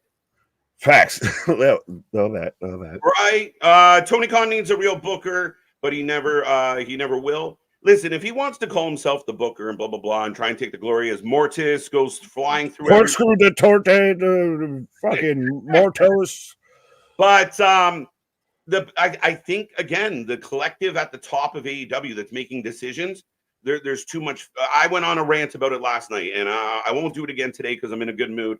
But again, it's about listening to people around you. And if you're just doing it for you, your way. Oh, wait, Layla directing traffic. Well, we are clear for takeoff here, as you caught one that really landed it. The other 2, I don't know. Crash landing. A little bit. Now everybody gets up again. And these spots where everyone's just hugging and standing still, where the other guys are running off the ropes, bother the fuck out of me. Pretend you're fighting. Throw some punches and then look up. Oh, shit. But just stand there hugging. That never happens in real life. Fair enough. After the air horn blast, fans attendants might be thinking Diesel's making a run in. Yeah, Kevin Nash. What did they say, Nick? LOL, I need subtitles. I don't even know. I don't know what you said. But I like that from Geekbox, honestly. CEO can't entertain on TV, can't entertain, obviously. I don't know. I was trying to think of like anybody doesn't fit. It's out of nowhere. Oh, big headbutt. Right. Mess with the bull, you get the horns. Andy Bulger of the Spanning the Globe podcast. Welcome, my friend. So I guess that was Andy here. So hi, Andy. Welcome to the show. Welcome to the family. But yeah, and welcome Geekbox as well. Remember, folks, the world's second favorite box. We appreciate you being here, sir. And again, go check him out. I'm sure he's going to have a few reactions from us and others to tonight's action and events. Absolutely. As blind tag into by Roddy. Wrestling for Life is this the first pay-per-view without the learning tree? The learning tree specifically, yes. Without Chris Jericho, I think we talked about this. I mentioned this to you before we went live. I think this is the second of all time, and it was this and last year's All Out. Yes, it's funny. Jericho's like, I don't work that close together, brother. As Roddy steals the win, and UK running giving us a victory lap. So again, here's another tip for Tony Khan. If you want the audience in the building and the audience at home to be excited and in a good mood, find a baby face to take a W right before your pay-per-view. You get a heel win, and all the crowd now is sitting on their hands or booing, and that's not a way to go into the pay-per-view. You put a baby face against the heel. You let a baby face get a good win. You have the crowd, whoa! go. Energy up, not energy down. Energy up. You start the crowd off hot and happy. 100%. You end them on something that, you know, is a big angle, is a big moment, anything like that. You know, fiery match even, and you end it on a big babyface win. And that's, you get the big reaction. That's how you lead it off into the pay-per-view. Now we've got just under 5 minutes of everybody to just sit there and be ho-hum. Right. Who won? Yeah. So Undisputed Kingdom take the W. Again, I thought Roddy was feuding with Hook. I thought Roddy versus Hook might be on the pay-per-view. Are they Undisputed Kingdom even anymore? Because I think it's very much disputed at this point. They've just been irrelevant. Wardlow's ceased to be. Adam Cole's MIA, and Taven and Bennett already got the tag titles taken off of them for Dusty and the gang. And then, like you said, Roddy's out there with Hook. It's a faction with no real reason outside of, well, it was supposed to be a thing. It's a reminder of a failure at this point. It just lacks direction. And again, we talked about this last night. If Roddy's going to beef with Hook, don't put him in this trios match, because it's distracting from the story you're telling, right? Like, you're not like watching a movie and in the middle of that movie, the hero just goes and takes on another plot. Like, the hero doesn't like, oh, let's go over here. And like, no, you kind of run the story you're telling. Like, again, this multiple mashed up confusion with it all doesn't help what you're trying to present. I need to save the world, but first, drive through. Right? Shit. But first, I'm going to go beat up some homeless people in an alley. Good evening, ladies and gentlemen. Stoner Jesus. May the blood be with you. We have officially been blessed now. Right. Zemanskar. Z-Manskar? It sounds dirty. Bonkers. MJF for the win. You're a little earlier on that one. Kevin's joining you. I don't know why. What kicks off the show? What do we think? We've got just under 3 minutes, I assume. 3 minutes, yeah. Of what kicks off the show? MJF. I like that. Fuck. Well, it's MJF Danny is a grudge match. There's no title. Good energy to start the show because, you know, people pop for MJF, people pop for Garcia to an extent. But what other? I mean, you're not going to. You can't start the show with Willow. Your babyface thing, Osprey Pac, Osprey. Osprey Pac, but then you're setting up. That's a high bar to set. I would have Osprey Pac end the night and before the cage match over Danielson and Jack Perry. Yeah, because Danielson Jack Perry is not going to be as good as Osprey Pac. The world title. The ball book better. When you book the wrong people in the wrong spots, that's the thing. Like, MJF can open the show because he's only fighting Danny. Danielson can open the show because he's only fighting Jack Perry. Like, I think they're going to give us a good match, but I think at the end of the day, there is again, matchups on like, you got to have marquee matches, and this, as much as I think the in-ring is going to deliver, on paper it doesn't scream marquee. Like, you're going to bring in a whole bunch of new fans because of these matchups. Fair enough. A lot of people jumping on the MJF. We don't know yet, as we are a minute 10 away from the start of the show. Danny Garcia. I don't even have that. I got Danielson in the ring with setting up the whole Jack Perry. I got that whole video going. Okay. I clicked out of the pre-show thing. Gotcha. Triller. The Triller should have a way that if you've paid, it just continues. You don't have to switch to another place. Right. Wrestling crowd. I'm back and I'm here for the night. Let's go. We got 130 in the chat. Let's get it to 150. Let's get it to 200 tonight, folks. Nick and I are going to be here live for the next 5+ hours. So be a friend, tell a friend, join us, be a part of the Wrestling Utopia. Remember, folks, wrestling might suck. We never do. And we're here all week long covering more live wrestling than anybody else out there. Right. And shout out Sean Reed here. I like this. I'm glad you guys doing this pay-per-view. I'm a fan now. Let's fucking go. Let's go. Eco BB, what up? And AJH3, Northern Illinois Huskies. I really hope that they didn't beat Notre Dame. I'm going to be very mad if they did. I didn't see that game. But yeah, as I'm at 16, 15, 14 before the main show kicks off here, sir. Mine is actually starting 5, 4, 3, 2, 1. Bingo bango. Yeah, Thriller for me. I got the FBI warning. There we go, ladies and gentlemen. All Out is about to kick off again. Get in that chat.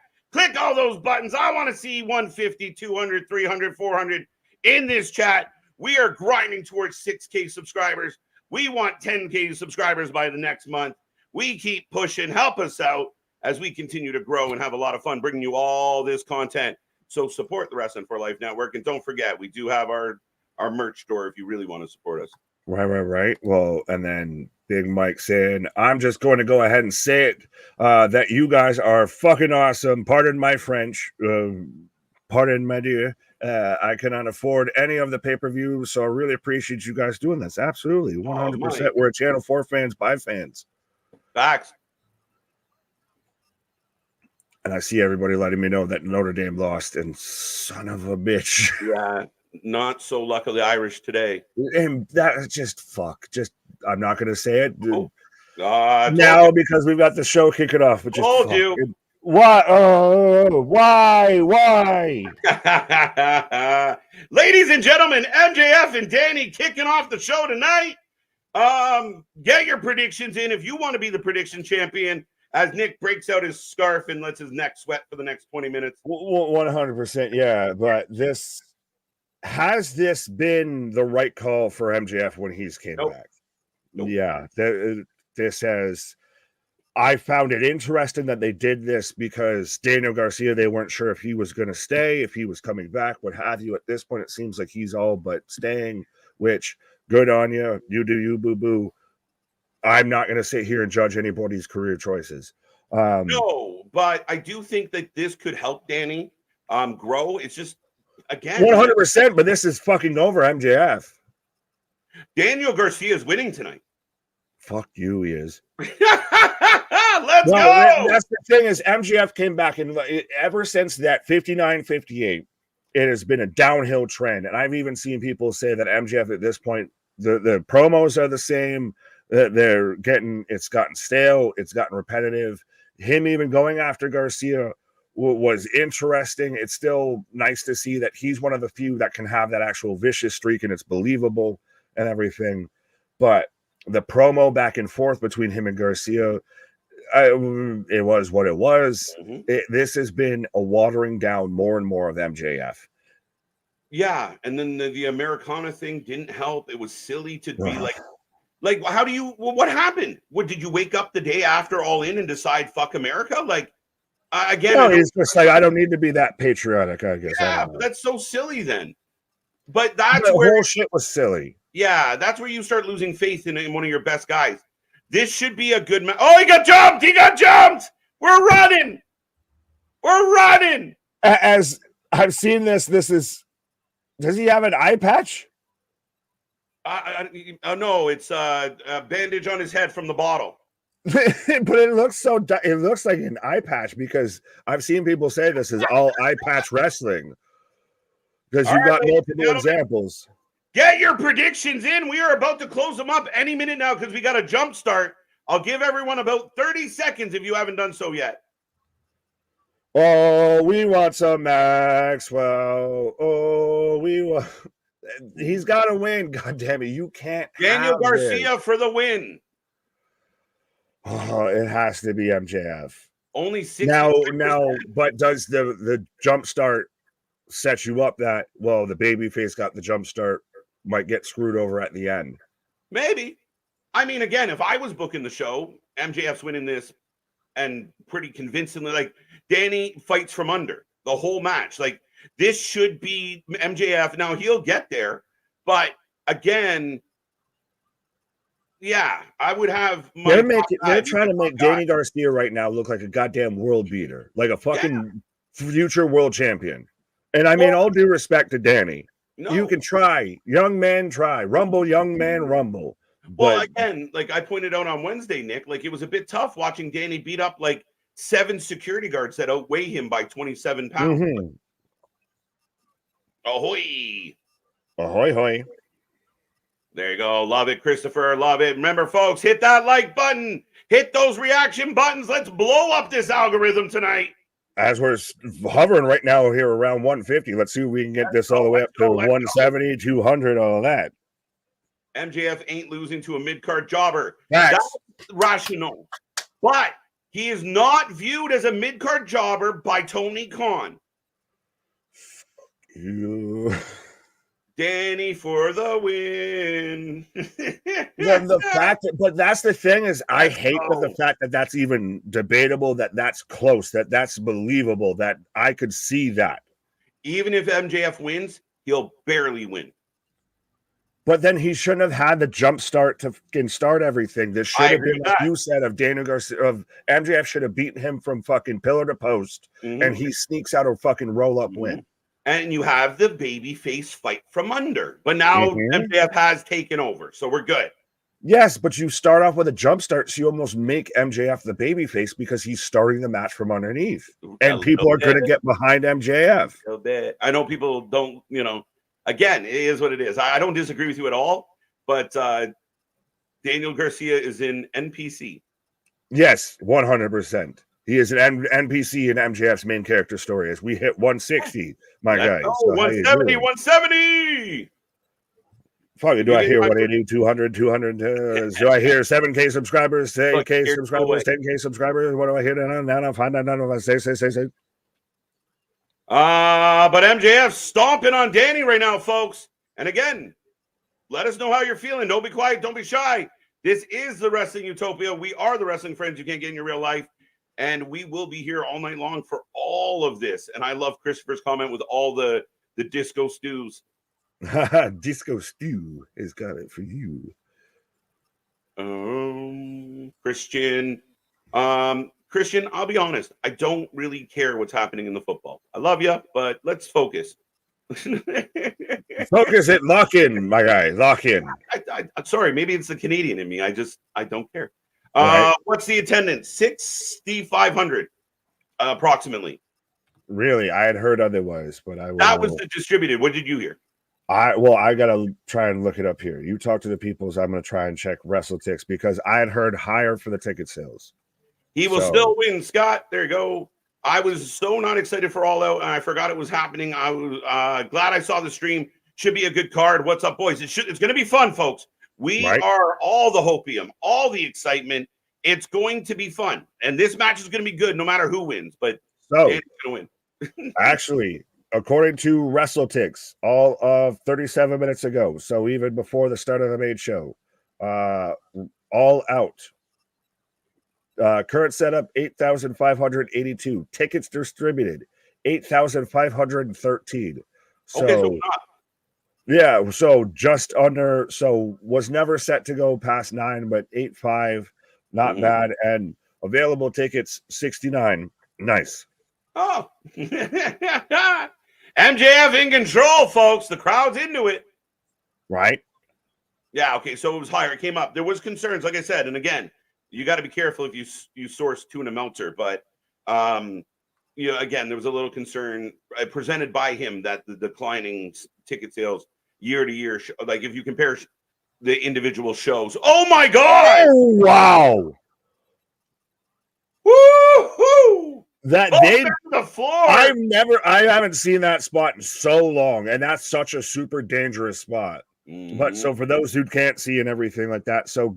MJF had Garcia up for the superplex or the suplex, and then they kind of backdropped, towards the ropes and then up over it. MJF came down hard, folks. Yeah, so both men just splattered out of a suplex spot over the top rope. Christopher, I agree with you. I don't want to rate this pay-per-view any less than an 8 tonight. I want to give out a big fucking number tonight. I want a big stream. I want a big show. I want to have a lot of fun.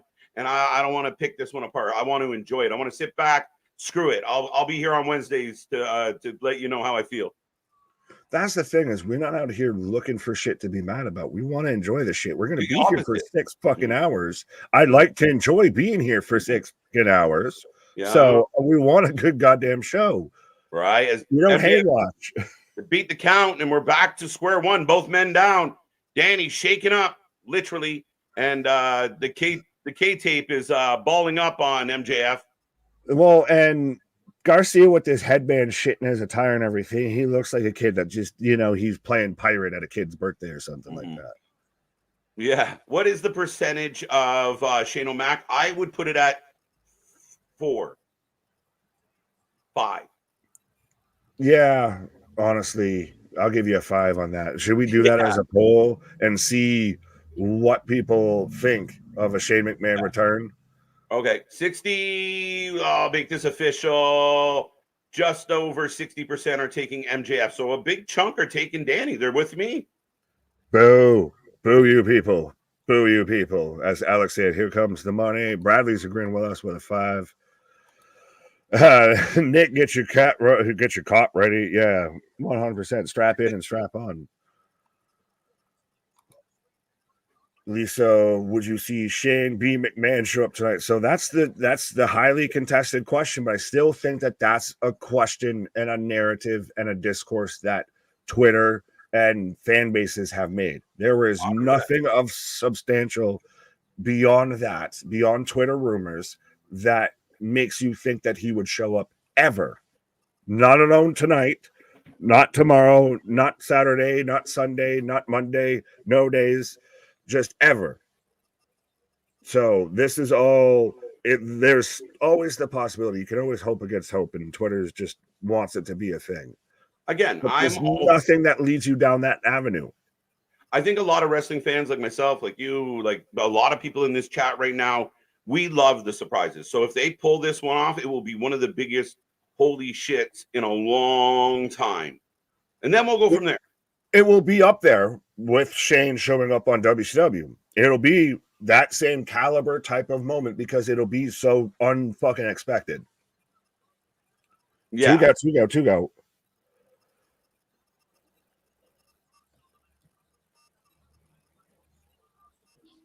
So MJF with a 2 count right now, 13%. B Hockey, what up? 141 and 2/3%. Steiner Mess. C Money Mess. Michael saying, KJ, how can Shane McMahon and Tony Khan pull off an invasion storyline with involving WWE in it? They can't. They can just hint at it and tease at it if they were going to do it. Oh, no, they can do an invasion angle. Well, you can do it, but you can't say WWE by name. You can just you'd have to do it like the Outsiders. As MJF with a big choke and then rolls away. As MJF's got to stop with the spray tan. It makes him look stupid. It's part of, if he was an actual part of his gimmick, and he was a better heel, it's part of the gimmick. It's part of the fucking, he's the douchey, we know motherfucker scumbag that literally, I'm better than you. He came out, literally, his gimmick was, I'm better than you and you know it. Comes out in the spray tan, the Burberry, the suits, everything like that. That fits the gimmick. What doesn't fit the gimmick is the Americana, patriotism, all of that bullshit. Yeah. And that's when it started to jump the shark already. Danny bleeding. I feel like we just got a pretty good shot at Danny gigging himself, actually, but I could be wrong. Oh, I might have missed it. I saw maybe hands about here, but yeah. What is Danny Garcia's finishing move? Thrust. That's a really good question. I feel like a bad wrestling fan. Garcia used thrust. It was super effective.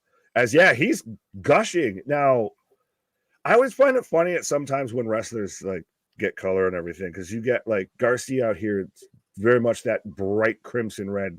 Like I watched back recently the death match between Swerve and Hangman, and Swerve at one point literally looks like he's painted with like ketchup. It's so fucking just bright neon-y red and shit. Right. And nothing's worse than the old purple blood we were getting during the PG era, though. You mean Ric Flair? Slime. What? Yeah, I said you mean Ric Flair? Old purple blood. As both men to the top. Oh, we're gonna hit. No way. Super tombstone. It's have to end the match if it. As he's heel clicking to fucking get him out of it, and just pulling out the face. Oh, he's snotting. No, he's snotting on him and everything. See, we did this with Swerve and Adam. Don't go anywhere near that. I mean, I don't know. That's gross. Fuck off. That's just gross. Yes, it is gross. I will give you that. But you already have a feud that has done that. Oh, both men down. I think so. All Out was a bust. Having Shane on the, I think we're talking about the pre-show.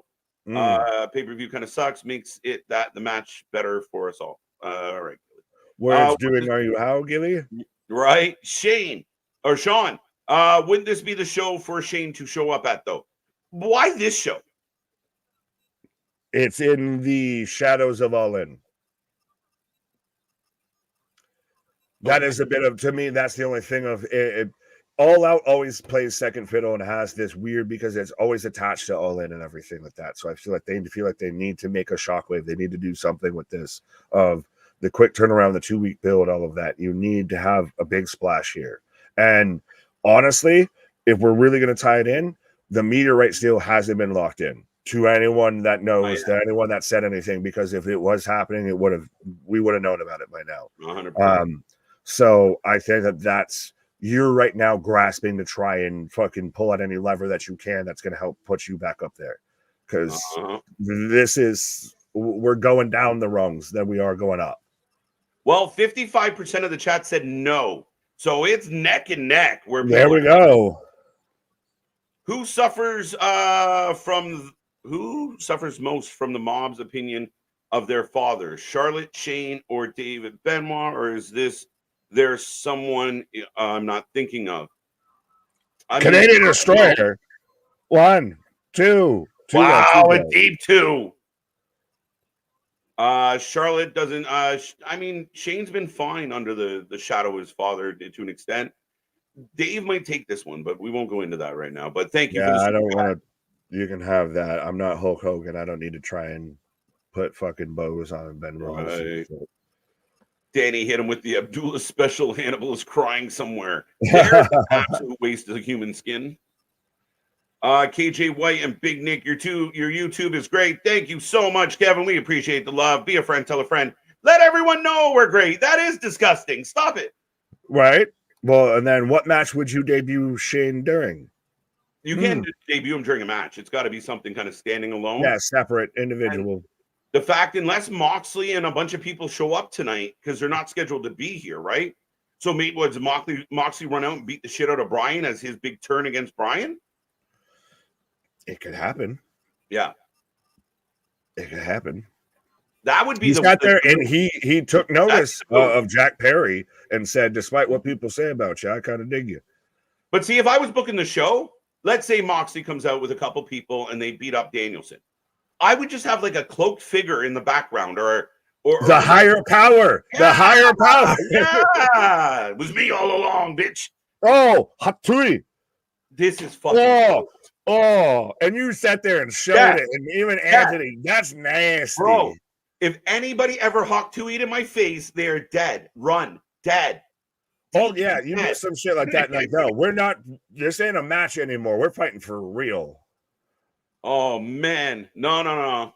That is punishable by death. Get the fuck out of here.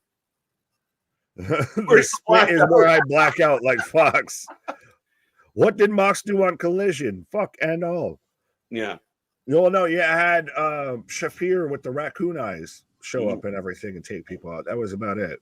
Yeah, this rumor, Shane's not going back to be a wrestler. He's pushing 60.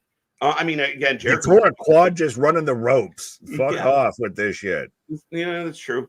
But this idea that he's going to come in and take over Collision is fucking stupid. You're going to bring Shane. I've heard it pitched that he's going to be the GM. That is bullshit. They're going to make Collision back to what it was of its fighting days. John Jack Perry is young boy. Wink, wink, nudge, nudge. Young boy. They're supposed to be meeting between Moxley and Darby Allin. Yeah, I don't know. Wednesday, maybe. But we're at 176. Let's get 180. Let's go. Be a friend. Tell a friend. We're so close to 200 votes. I want 200 tonight. If you take this link, probably by suplex and he no-sells it, and then hits his own. What the fuck, you Garcia? Big clothesline by Danny. Fucking Stone Cold Steve Austin out here with this shit. Let's go, Danny. Q Daddy. Q Daddy. I pushed him a little closer to 60 than maybe I should have. I mean, Jericho's doing it at such a high level in his 50s. Oh, 100%. Yeah. Fucking Billy Gunn's doing it at a better level than Chris Jericho. Billy Gunn's a fucking anomaly. And yeah, he's a freak. Mr. Noob. I see Mr. Anthony has joined us. The Chapeau. How you doing, sir? The artist formerly known as the Chapeau, as we've got both men down here. Kevin is doing great. Love hearing it. What's up? Some love for Anthony. Love seeing that too. Tell your wrestling friends. Tell everybody. Go to Reddit. Go to Facebook. Go everywhere. Just drop our link. Let them know what they're missing out on. We are the Wrestling Friends. You don't need to watch the wrestling alone. We have a beautiful community here, and I want to see 200 people hanging out with us tonight. Right. Oh, as we're going into the walls. Yeah, so we've got it's a the crab. Boston Crab, the Walls of Jericho. Same fucking thing. No, it's a crab. Jericho just can't do his own finisher. Well, yeah, no, the original Walls is when you actually had him upright and you got the knee into the back and everything. That's the true best, Walls of Jericho. The Lion's Hammer, actually. Yeah. Chronic, I don't know if you're definitely new here. That's not allowed. We would if we could, sir. Right. We're not like... Oh, shit! Crossface! No way. You're not going to cut. You're not going to do that. I had a quick match. On the shoulder as MJF rolls through into a one count. And fuck you, Ramsberg, the goddamn ref. Yeah, that's funny. That's funny, Chris. The Quad Squad. Shane, Vince, and Kay. Yeah. We are the Quad Squad. Now MJF's got his own crossface on Garcia. Anyone find it always funny that it's still you have to do like the Hulkamania. You just have to like shake to hook up. Like there's no, you could just try and fight back of you just have to start vibrating. And that's somehow how you hook up. Sharpshooter. Sharpshooter! Was it someone who tapped out to a sharpshooter? I want to know that. Yeah, you got Shivani sitting there yelling out tap. Sorry, what was your question? I can't even remember. Fair enough. When's the last time someone tapped to a sharpshooter? But now you lost the torque on the back, though. That, again, is less painful than what you were doing. There you go. Oh, salt the earth. Getting just snap that like a goddamn twig. Oh. No. And now kind of grapevining in here. Yeah, but that's not painful either. Shane comes out with the Elite and Perry. It was me, Tony. It was me all along. Would be the ultimate cheesy Wade. All right. Thank you so much for the one who got him unsuspended. What's that? I was just going off of, I guess with that, it would be Shane's the one that got Perry unsuspended. Well, maybe. Oh, shit. Trying to get the rings. Well, the rings and hooks the leg. The Wall of New Jersey. Yeah. As is MJF out here in some like goddamn Converse or something. He's got a free leg. Can he get to the ropes? Can he get to the ropes? Danny's he's safe. He got it. Danny. MJF's face was that's the thing is so this is to me is a bit like how with you said with Danielson and Jack Perry. MJF's going to help this guy get to a great match. Mm-hmm. So, yes, that's a good thing. So, I'm going to praise him on that decision to an extent. Again, this is something you kind of work through. But, again, you can't do it with everybody. But, I mean, again, a hell of a match so far. I'm really enjoying this match. A bunch of technical transitions from submission to submission to submission right now. MJF is in control. Danny's gushing blood. Opening the night with blood everywhere. MJF on the second rope, setting up Panama Sunrise. A bit, and I mean, I guess I can go with my own rule that the laws of wrestling. If you're not last, you're first, type of shit. Has Garcia just back falls into it? If you're MJF, just drop a fucking elbow or something. You're already up there. Like I don't get the whole like 100%. If I was gonna do this one move that I now can adjust while I'm already up here. Oh, Danny rolls! Oh, 2. Folks, I want to see Danny's in the chant right now. Danny. Yeah, are you team KJ? Are you team Big Nick? Are you going team MJF? Or are you going Daniel Garcia? We got 182 up in here, my guy. So let's see if we can add an extra 20 or an extra 18 there and get to 200. Danny. Front face lock, front guillotine. But I love the again. Oh wait. Oh, and Garcia, that's so fucking stupid. Why would you do that on the first one with the shoulder with the arm drop? Remsburg sits there and does the drop, and he catches it so he can't drop. Yeah. Do it on like the third one to where you sell that it's almost close, and then no, I'm gonna keep fucking punishing him. Do that, not the first one, you dumb fuck. Well, not only that, you're the baby face. Generally, yeah, the babyface, keeps his cool. Power driver. Oh, spike. 1, 2. And I feel like I'm betraying Buffalo by rooting against Daniel Garcia because I know known Bills fan and everything, much like myself. But still, goddamn, you're going against MJF. You're going against the greatest of all time. Mm-hmm. Good reaction from the crowd as well. Crowd seems into this very much so. A hell of a match, man. They're setting a high bar. I like it. Only MJF could make people care about Danny. Danny's a talented guy. I don't want to pick on Danny because I'm a big fan of Danny. He's just he's cast in the wrong role, right? Like he's showing up as Thor, but he's not Thor kind of thing. He's Nicolas Cage as Superman. It just doesn't fucking work. Right? Right now he's got MJF up on the top rope here. Danny. And I'll be honest, thank God for us and people like us because your commentary team, Danny slips a little, recovers. This commentary team's fucking awful. The way they're bantering and fucking we banter. Fight back. I for half a fucking split second thought he was gonna backdrop him all over the top fucking turnbuckle. I was like, that's gonna go terrible. Oh, Danny's saying something. MJF saying something. The ref about his shoulder. Yeah, there you go. Big Mike got love for you. MJF, CM Punk. Alex is on a different program, right? Oh, roll through. 1, 2, and it's over. Who won? What a fucked up ending. MJF gets the win. What a shit. Well, literally, you had half the crowd in the front row that were even right there had the best shot. They're both kind of like, huh? What a weird ending. Yeah. Why would you make that so ambiguous? Like, why? Like,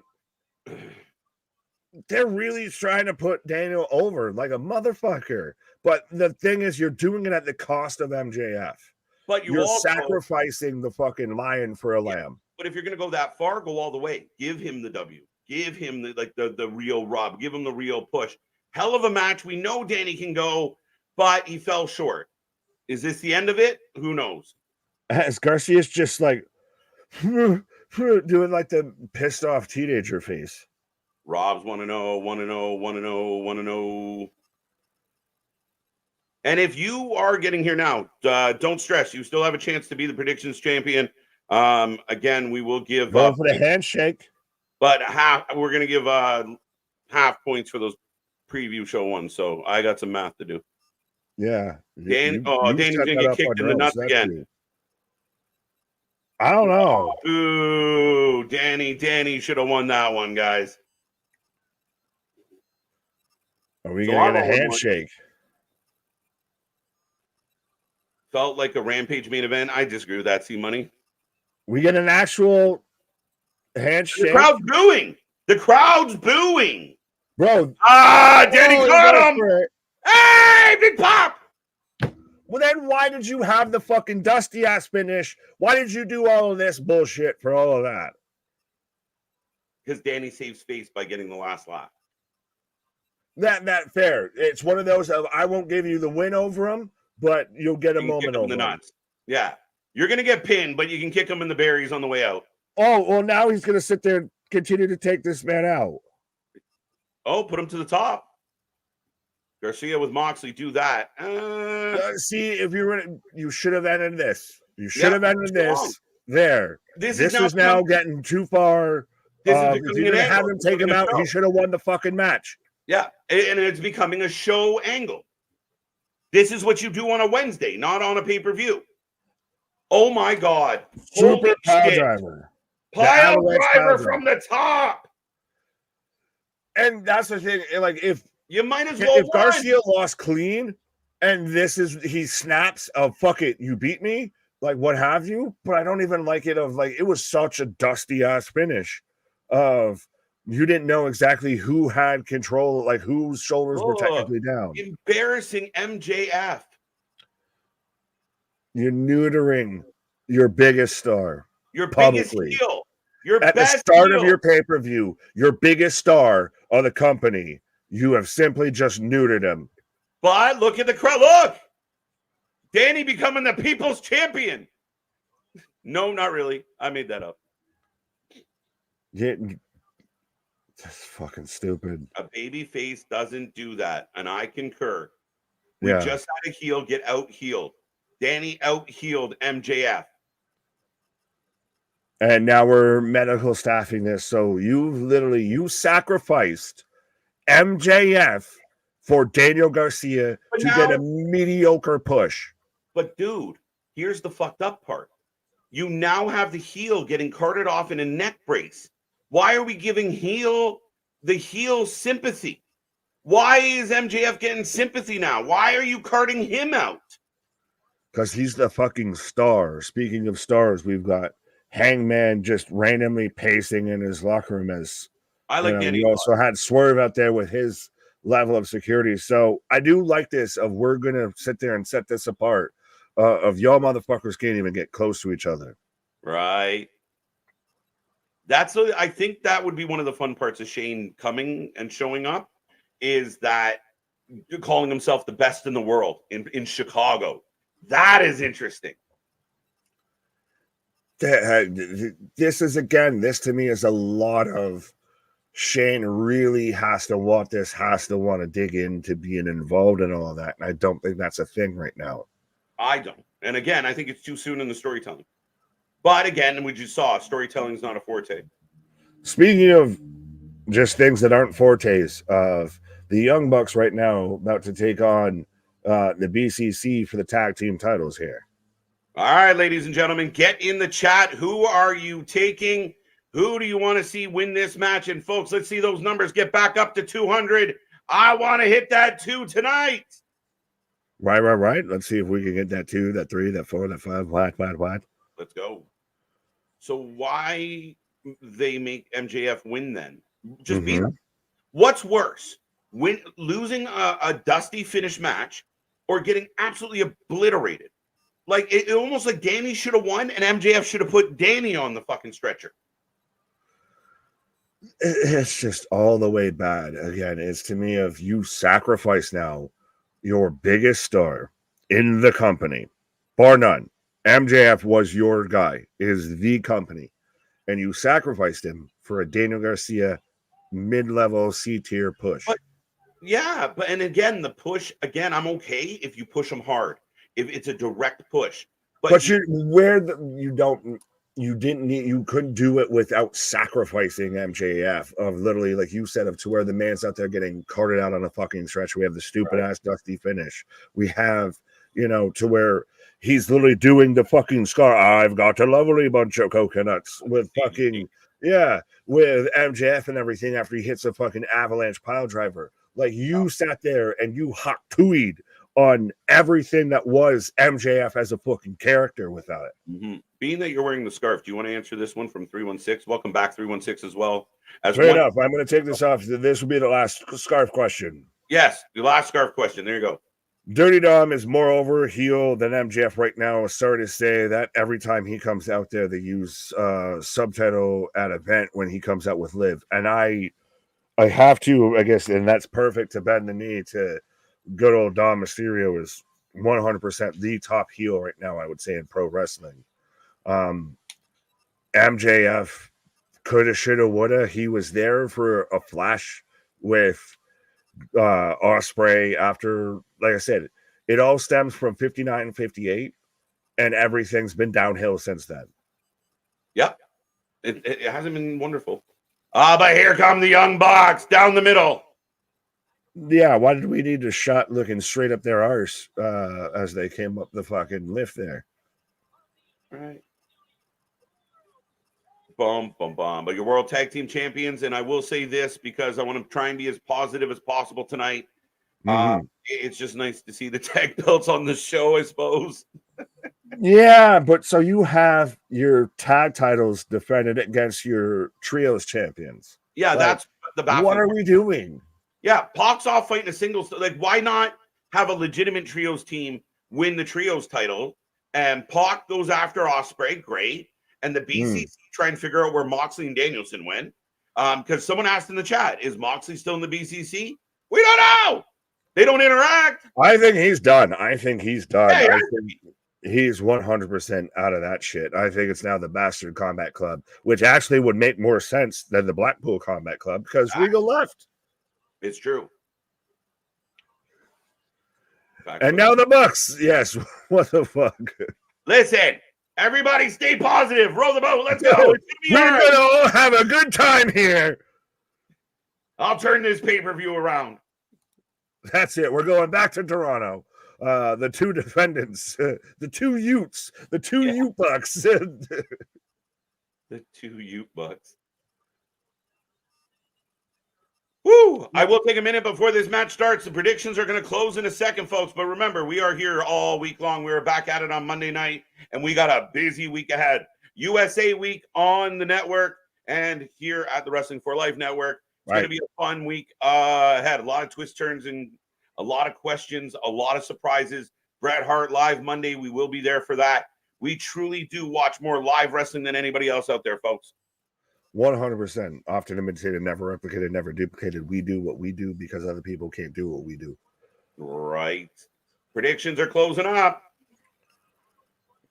Who you got? Well, I think this is clearly the Young Bucks retained. Now, do we get a Motor City Machine Guns? Do we get now? This should have been like a GYV. This should have been not GYV because the Bucks avoid real tag teams.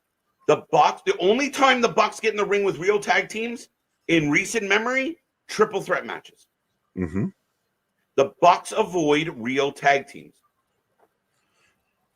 because they ain't a real tag team. Coming from a tag team, they ain't a real tag team. Young Bucks for the win. Facts. Yeah, I mean, right now only 62% are taken. Fair enough. That's crazy, folks. I like this from Adam. Nick and Matt Hogan. Yeah, 100%. I had creative control the entire time. I just never used it. And there's too many people in the company that can say that. Facts. And another boring MJF match, says Misfit Wrestling. Alex counterfeit. I didn't think the match was boring. I thought the ending sucked, but the match was not boring for me. Did you think it was a boring match? It was an interesting opener and had a flat ending. Yeah. It just continued to me that the erosion that is MJF in AEW. It's a good thing he got that tattoo that can slide into can get hit by a boot and everything. Wishbone. I wish for a different match. Young Bucks for the win. Nick and Matt Hogan, I got that. You got that one. Yeah. Do you ever do New Japan events? We do. We've been here at 3:00 in the morning doing Wrestle Kingdom. We'll be back for that. We do the American ones. We miss a couple depending on other things that are going on, but we watch as much New Japan as we can. Especially we literally do as much as we physically can. Trust me, my guy. We were out here last week on Friday and we were watching 4 shows at the same damn time. The same damn time. So 100%. Again, often imitated, never replicated. We cover more live wrestling than anybody else out there. We do as much as we can. 100%. MDB, I see your comment, and I would love to find a clip if that really did happen. I would love to see them say that out loud. I don't like MJF or his matches. He has the same match.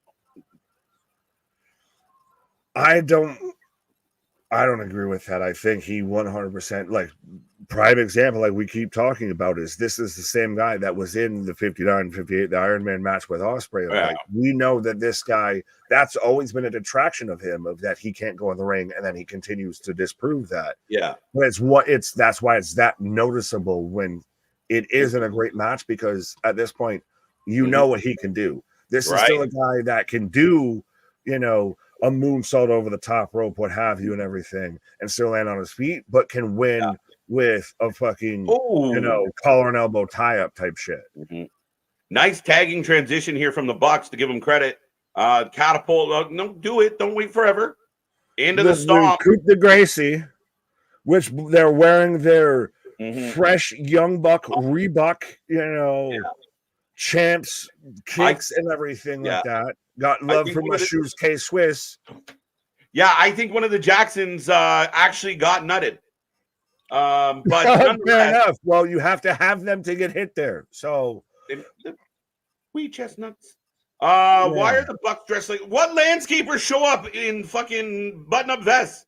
Yeah, they look like they're the fucking second and third command. They're the second and third deckhand on, you know, the SS, you know, Seaman. Young Bucks are not young. No, they're just Bucks. Middle-aged Bucks. And welcome, UTUZ Super. I don't know. Let's call you Z Super. You do? You do. You do? Who do? You do? We do. We do the voodoo. Voodoo, you do. It's the voodoo. I can't wait to see the Bucks do the same spots they've been doing for a decade and pump their shoes. Yeah. We really think that there's no, you know, bias towards anything when the EVPs of one wrestling company have a move called the Meltzer driver, and the top quote-unquote wrestling journalist that talks about them is Dave Meltzer. Like, motherfuck, if that ain't obvious, I don't know what it is. There you go. Another tag. Again, this is all right. I have no problem with anything I got so far. Why is FTR versus Grizzled Young Vets collision on Saturday? To avoid making the Bucks look bad. And if you want my opinion on it, Nick's opinion on it, there's a video on our channel about it. I was none too happy when they announced that last night, because nepotism and favoritism is AEW's biggest problem. That you're avoiding, and that was the most obvious example of it, especially this close to a pay-per-view. We sat there and said, of the second they would have announced that match on the pay-per-view, it's going to outdo this tag match, which honestly at this point, I don't know if this is outdoing the pre-show tag matches. But that's the thing, is this is just, it's all friends wrestling at times. For every great moment AEW has, it has two steps that drag it back. A little bit. You take one giant leap forward, two steps back. Well, it's just again, like, if this match right now for the AEW world titles was, you know, FTR versus the Grizzled Young Vets, we'd be sitting on the edge of our seats cheering it on. But the Bucks are at the top of the division, and the Bucks aren't at the top of the division. They're only at the top of the division because of who they are and how they're related to the person making the decisions. No different than Jericho, no different than other guys that are overbooked when real good talent is sitting on the bench. But they're in an elite storyline that at this point, can we all admit, it isn't going anywhere. It's all dropped. It's all fucking fucked off. It's all failed. There is no continuation of the Elite versus Tony Khan anymore. That's all gone away. So that was all for naught. So this is, you did what was supposed to be your biggest angle for fuck and all at this point, and now we're just left here with aftermath and remnants. So you just got a nepo. You sat there and just used that, a Trojan horse, to get yourself titles, and now you can just sit there with it. Right. Sorry. As Claudio clears house and the crowd goes wild. Bucks matches are like old vault wrestling rehearsal shit done on live TV. Not necessarily wrong. Isn't Pac from or was in Blackpool? Yeah, I think they announced him from Blackpool, England. No, he is from Newcastle upon Tyne. Newcastle. Close. I remember that because our homie Matthew, who we were in Botch Meet and everything, is also from Newcastle upon Tyne and everything. What is the main event tonight? If I'm guessing the main event If you're asking what the last match of the night is going to be, it's 100% going to be the cage match. I think the main event, quote unquote, will be Osprey Pac. Could be Danielson, Danielson Perry, but I'd hate anybody to follow Osprey Pac. Could that be middle of the show here? As we've got, I feel like I cut you off when you were going about. I mentioned about how the elite storyline's gone into all of nothing. The whole Tony Khan shits. It was also so Tony Khan could play wrestler at the NFL draft. That's the only reason why they did that angle. It had nothing to do with anything other than Tony Khan got to wear a neck brace at the NFL draft. So not only did he make wrestling fans roll their eyes, they made football fans laugh at him and made wrestling look stupid in the process. Oh, be like fucking, we saw, oh, look at this. Wow. Nice move. The toss of one Nicholas Jackson onto Matthew off the top rope as Matthew's bridged out on the middle rope there. Rings of Saturn roll through into a pin. Two count. That's weird. This is a great opportunity to get violently high. Not a bad idea. If the cameras weren't rolling, that might be a thing. Spaz with a $10 super chat. How much you want to bet? Well, I guess you put in $10 already, so I guess you laid you put the blind up here. Right. AEW gets Luke Perry's kid to come out to Cult of Personality. No. I'm not going to read that next word themselves. Raw and high ride out that half-full building on a river of their own spiteful. Yeah. No, there's a relationship there with Punk, and they're not going to do that. So, but I don't think that they have the license. That's it. No, they don't. Like the band, like Triple H personally asked to use that. Oh song. Yeah, no, 100%. They know that. That's like that will not be a thing. That's part of why they're putting Punk here or putting Perry here because it's in Chicago. Santon to break up the pin or Swanton. Yeah, but no, you're putting Perry here because it's in Chicago because this is where you got the big reaction when they did the New Japan event, the New Japan Strong event in Chicago, and Jack Perry came back and had the whole scapegoat gimmick and everything. You're hoping for that same type of visceral reaction. Yeah, I think so. I agree with that. I imagine starting a pay-per-view with two matches that nobody cares about back-to-back. Yes, get them out of the way.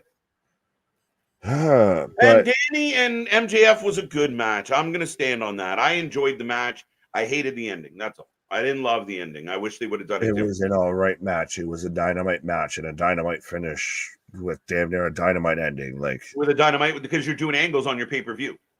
Yeah. That was an angle more than it was the match. I'll say that. Wheelbarrow X Factor, springboard, a whole bunch of the combos, backflip outside.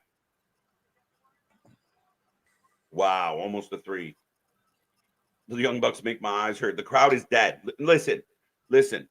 If you are hearing us right now, just take a moment. And if you're watching the show, listen to the crowd. That's not our criticism. This is an observation. You guys can make your conclusions. Listen to the crowd right now. You're literally seeing people hands on pants, hands on asses of no one's doing anything. No one's moving. Everybody's with some murmurs. People looking at their phones. You can see them. And at times, though, is that a bit of the issue of that you can also see them. Now, granted, is it also a bad thing that this backslide for a 2 count is a bit of an issue that this is the same setup, the same stage presentation and everything as like Collision. Like this is literally, you didn't change anything. You just pretty much, all right, now this is a pay-per-view versus this is Collision, this is Rampage, this is Dynamite. Spinning, springboard spinning, uppercut. Claudio gets a cheer from the crowd, but only some of them. And that's it, guys. Like for any of the Meltzers and the diehards that say people are picking and it's just hatred. Oh, there's the virgin trigger. Yuta breaks it up. Yuta breaks it up. Why not? The crowd is dead. They didn't even pop for the breakup of the pin. You have one dude that looks like he's doing an Orange Cassidy cosplay, just like politely clapping. Yeah, you know what? Somebody made a really good point here. Is Mr. New might have been the one. There will not be Boo Perry. There are zero Punk fans there. I wouldn't say zero, but again, if you're a diehard Punk fan, here's the pump up spot we always get. Yeah. If you're a diehard Punk fan, you might not be going to AEW shows anymore. That's why that's one of the reasons why their numbers are down. Pumped up kicks. Yeah. Well, I think that's a huge part of it. The vagina trigger. Oh, caught it. Yeah, this feels like a Dynamite match. Yes, it does. Somebody else. This absolutely feels like a Dynamite match. This was a 0 hour match. Facts. If this was the one and only 0 hour match, it would have been great. This is the main event of your 0 hour. Wheeler with a tope. Tope. Oh, he grabbed his leg. Not again. We're going swinging. Swinging. We are going swinging. Not again, though, Yuta, of you being fucking hurt just doing some innocuous bullshit. Well, when you're like known as like a mat technician, like the BCC is known for mat technicians, you don't expect a whole lot of topes from them. Yeah, but just to get always hurt because like he's not at ringside. Swinging. Finally got some cheers. Claudio going for the pin. 1, 2. By one of the Jacksons. I counted 15. I'm dizzy. I don't care. Yeah, I'm already high. I don't need to count. This match brought to you by Haterade Zero. All right, folks. And again, I want to see 200 in this chat. Let's get it up. Big super kick. Big European uppercut. I think we've seen about 7 of them now. Yeah, well, they're just spamming buttons now. I know how to hit a super kick and a European uppercut. That's all I know how to do. Hadouken. As right now, Matthew's just clawing at Yuta's face. What exactly was he trying to do with that? He was just like, I'm just going to grab at your face. I am not trying to do any sort of actual offensive maneuver or anything. I just want to touch your face. What the fuck was that? Oh, the like fucking border toss there from Claudio on a Wheeler, but the time and then so the heels have to cheat to win. Your greatest tag team in the company has to cheat to win over what? Fucking Claudio and Wheeler.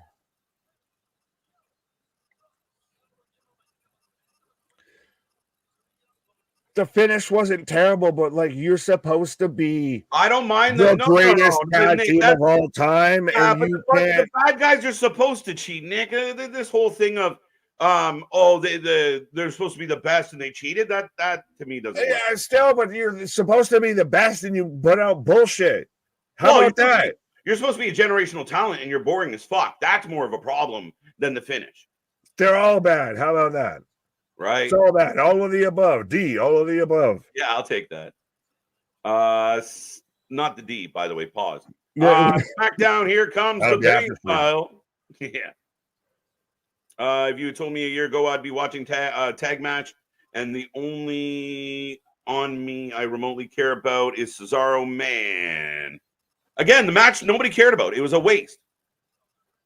Holy shit. Holy shit. Are you kidding me? Will Osprey, then Pac next. And then women, you know what they're going to do? They're going to fucking bury the women right after this. That's what's going to follow this. And I'm going to take a pause right after this. I'm telling you now. Osprey, yes, boss, I know heels cheat, but still, that was it's just fucking stupid. It was not a great match at all, and especially when you're supposed to be when you defend the fucking titles once in a blue moon, you should have hell of a matches instead of what the fuck was that matches. Well, here's the thing, and this is what we talked about last night. This is what I ranted about last night, ladies and gentlemen. And if you think I'm wrong, we can debate it all night long. But all night long. Here's the dilemma. The dilemma is when you screw a team out of a win and you don't really care about the team that got screwed, there's no visceral response. There's no booing because people, and you heard it. Guys, play the playback. The crowd did not give a fuck about that match. They didn't care what happened in that match. So if you give the Bucks a really good babyface tag team to go against, then you get boos for cheating. But you're cheating for nothing because nobody gives a fuck who you just fucked over. But there is also no real big babyface team that for them to go against. There is no great tag team. There is no top counterpoint or anything like that in AEW right now. Your closest bet, honestly, would be probably Grizzly Young Vets, and we don't know what the fuck they're supposed to be. No, and that's what I mean. Like, again, storytelling is important, and the fans sat on their hands that entire match. And I personally believe that this match going third blows my mind. I think it makes sense because this is still. It's one of. You got to pace that shit. You got to pace that shit. No, you're not pacing it though, because again, you're throwing it out early, and you're going to follow it with a women's match. So everyone's going to go up high and die. You should put your best shit at the end. Your championship matches go at the fucking end. You make them count, and you make them matter. And you follow. The only match that should follow this match is a cage match, because then when we're all fucking frantic, then we go into the chaos and we're all hyped up. But you're going to follow this match and kill the crowd. So all the hard work these guys do get pissed out the window right away. You're going to let this shit breathe after this a bit. And you're going to throw out there, you're going to throw a Mercedes versus a Shida that no one honestly is paying too much of a fuck about. Like, and going to sit there and go to the concession stands. Well, you can't go. You know this. You can't go like Danielson, Jack Perry, Osprey, Pac, into Hangman Swerve. You can't do a Murderer's Row shit like that. Why? Because you're gonna. That's gonna be. That's a whole hour block. Next time you go to next time you go to a concert, a lot of the bands will backload the biggest songs because they make everybody wait and they run it out so everybody leaves feeling fucking jacked. That's called a main event. You don't do that for three fucking hours. But you don't put Osprey, who's supposed to be your biggest fucking signing, who's arguably the face of this company, in a third spot. You put it right at the end of this night, and you put Jack Perry and Danielson before it. Now you're going to follow this. You're crazy if you're going to put your world title before this. You're going to put Danielson before the building. No way. That is such bullshit that you can't go match. You can't go best, better, good, good, best, better. No company does that. You can't hold them to this. No company does that. Name me an instance that any company sat there and gone from literally 3 matches bangers right in a row. You pace that shit out. That never happens. This is going to be WrestleMania. That never happens. On a WrestleMania, that never happens. WrestleMania, that never happens, where you got a couple bangers in a row to end the night. That's WrestleMania, my guy. This is not WrestleMania. So why would you do it? Why would you bury the women? You are fucking over your women's division every time you do this shit to them. And look, so it's fucked. You go good, best, better. That is marketing 101. Good, best, better. You don't go good, shit, best, shit, better. No one's saying that you exactly do that, but I think you burn out your reactions. You burn out your fucking pop. You don't burn out your crowd because you're going home. You run it straight through for a solid hour of entertainment. You run it straight out. But you're going to have such big reactions and like if you really think that this is going to be, you bring this up as being it's going to be like one of the matches of the year. You put the crowd to bed because watch it. You will be able to hear a fucking mouse fart in that arena after this match. I guarantee it. And then you let people fucking take a walkabout and you let them back out. No, so what? So then you run the risk though. Then so your second match, because if you're into it, you stay into it. So you're telling me the fourth quarter, if it's a fucking banging fourth quarter because the third quarter was good, you're exhausted for the fourth? You're tying in shit that's time limited into this. No, this shit is not time limited. It's not a time limit. We're not staying here for fucking till Tuesday. Think about it. We're off and running, folks, but think about it. Have you ever watched a game and been like, man, that second quarter was so good that the third quarter I was exhausted and had to go to bed? No, you get more excited and you want to see more. Yes, but you build up to the final act of a movie. You don't sit there and go. Look, you burn through the whole fucking acts of everything. Movie always goes up to a crescendo. Yes, you build to a crescendo, and that's what they're going to be doing. No, they're not, because they're giving you the peak now. You're giving me the peak of the fucking movie in the fucking third act. So you think that there's nothing that's going to top this match? Nothing's going to top this other than the cage match. And you're going to bury your women's division because I guarantee that's what's next. And that's why the Bucks got in before this match. Because they're fucking chicken shit.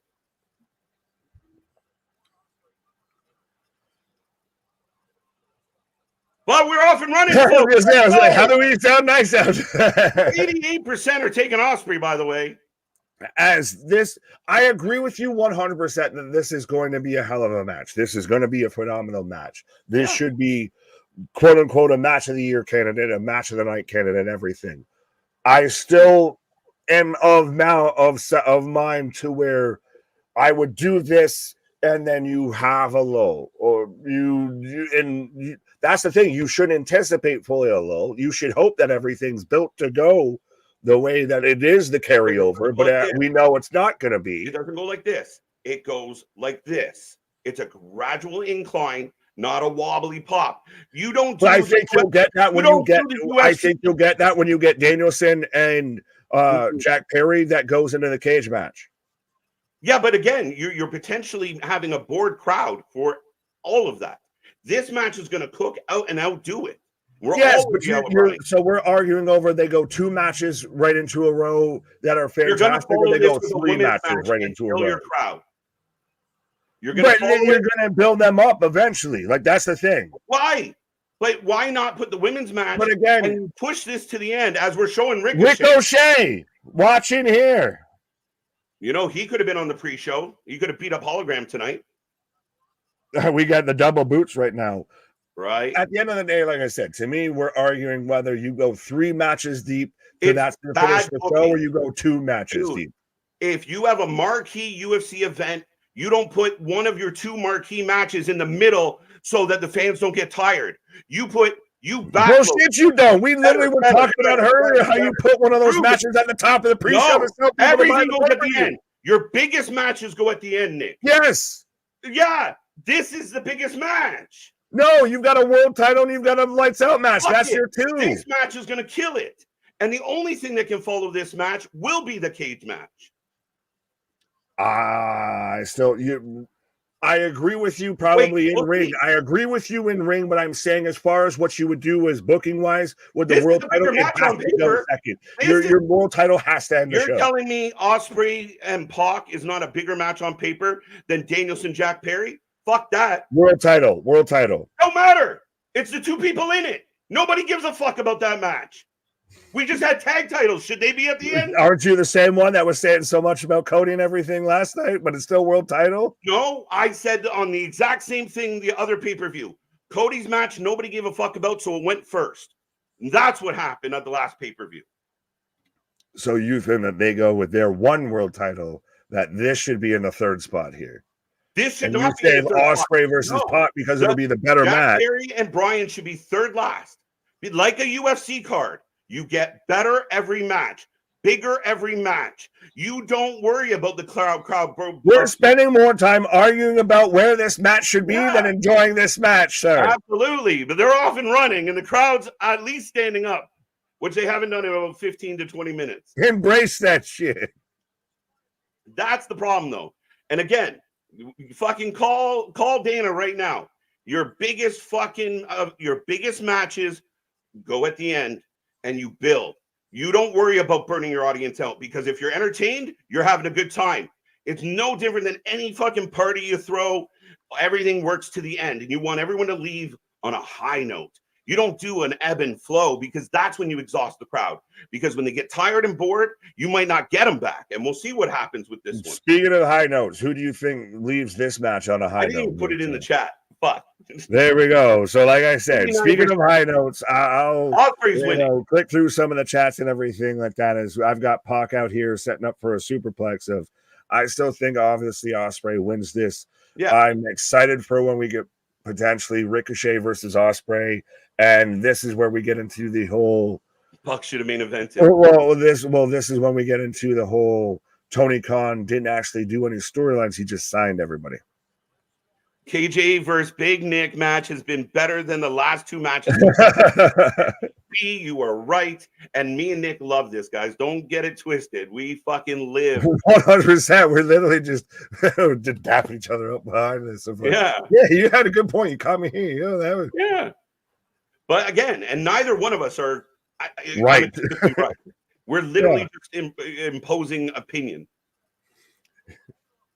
Women's division has been buried in AEW ever since TK took Ring of Honor belt off Purrazzo and favor of Martinez. Also signed Taya and do absolutely nothing with her. And Thunder Rosa doing nothing upon return. And Britt Baker going missing. And the fucking plethora of talent they signed that they don't use. I feel so bad for the women because the women are going to come out after this and the crowd's going to go to the bathroom. And you make your fans sit in the fucking seat and piss themselves. You fucking push the pedal to the metal and you fucking entertain right out the gate. Your bathroom breaks are early in the night, not fucking, oh, we got to have a break. Well, how soft are we as fans? Yeah, you haven't. I had to hold a pee for 2 matches. My guy, as two people who take pauses for the causes and everything like that, those in glass houses shouldn't sink ships, my guy. Maybe because I got like the super bladder and I just sit here for hours, just like 100%. You and I might be built different out here. I'm fine if you can go and have.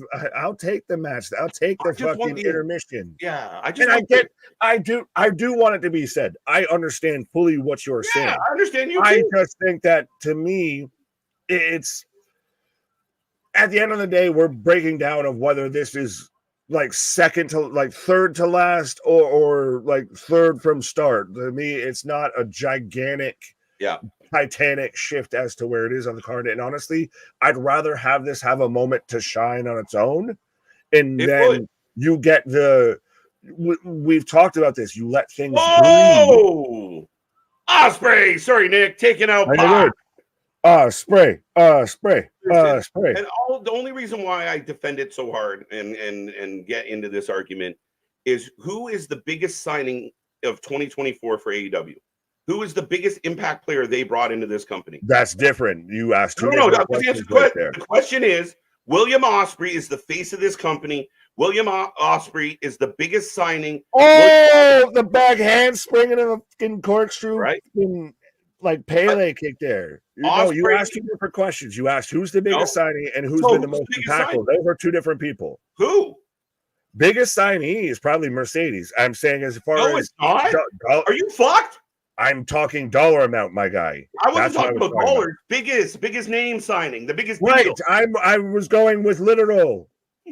I was taking what you said.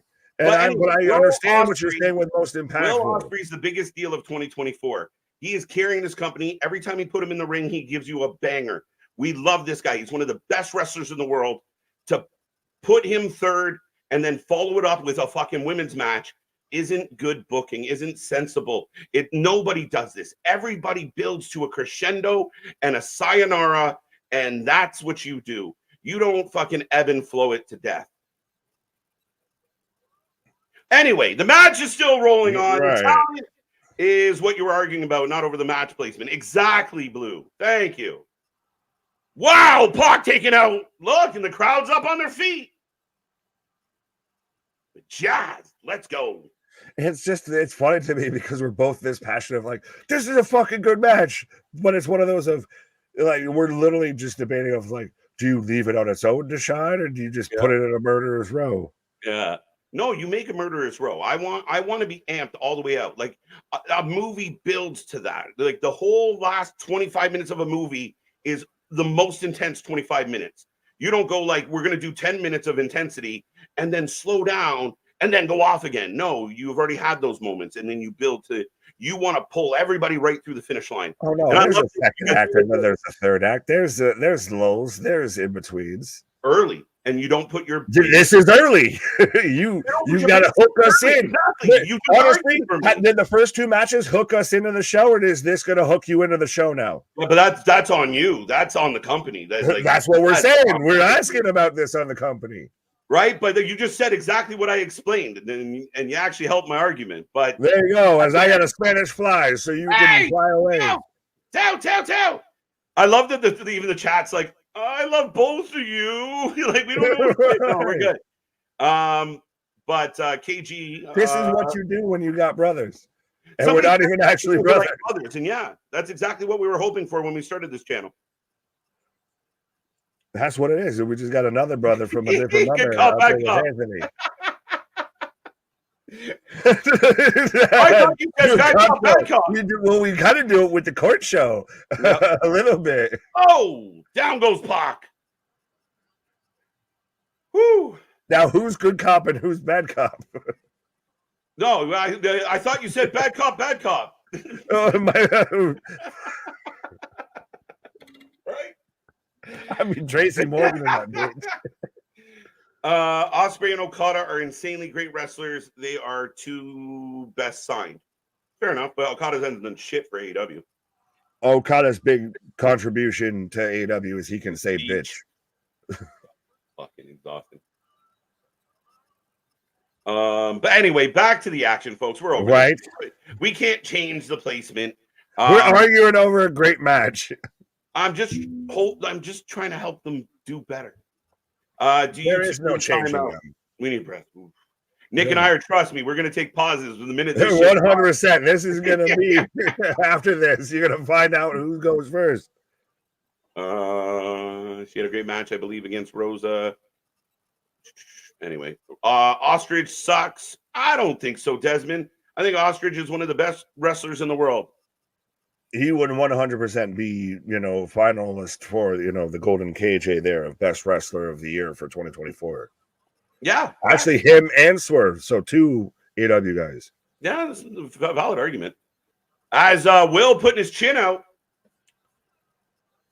Oh, well, we've gotten our first forearm back and forth spot of the night, and it only took 3 matches. Why does Aubrey have to do this weird of, she's, watching her kids fight type of shit? Of, oh, are you going to let him smack you like that? Oh. Okada sucks, what? No, he just says bitch a lot. Yeah. Radio Tony, how you doing? How you doing? Radio. Is that why Radio Tony had to say it twice? Radio. All we hear is Radio Tony. Radio. Oh, caught him! Oh! Ah! Oh my God, that was a high. Jesus, on the apron, the suplex.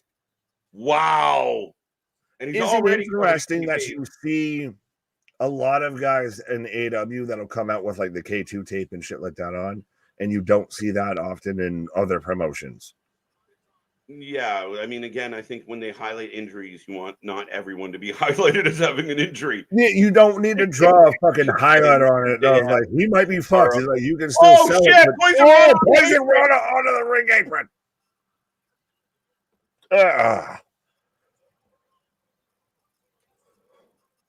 Right into the ring of the Saturn. Oh, and especially, again, K2 tape, Poison Rana, all of that right on your shoulders. Oh.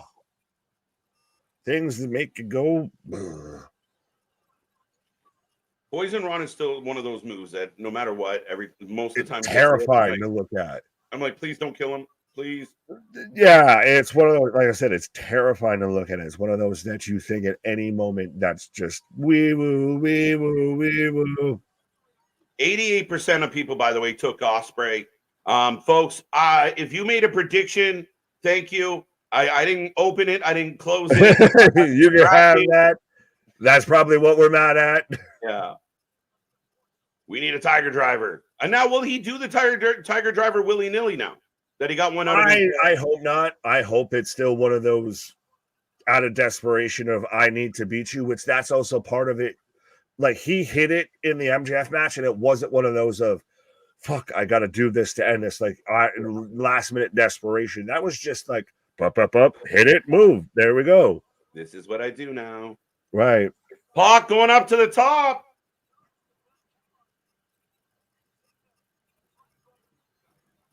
Pac wobbling. Oh, Wobble, wobble. whoa, weeble wobble, but I don't fall down. Black good Arrow, spot. knees up, throw, roll through, 1, 2. Deep, Two go.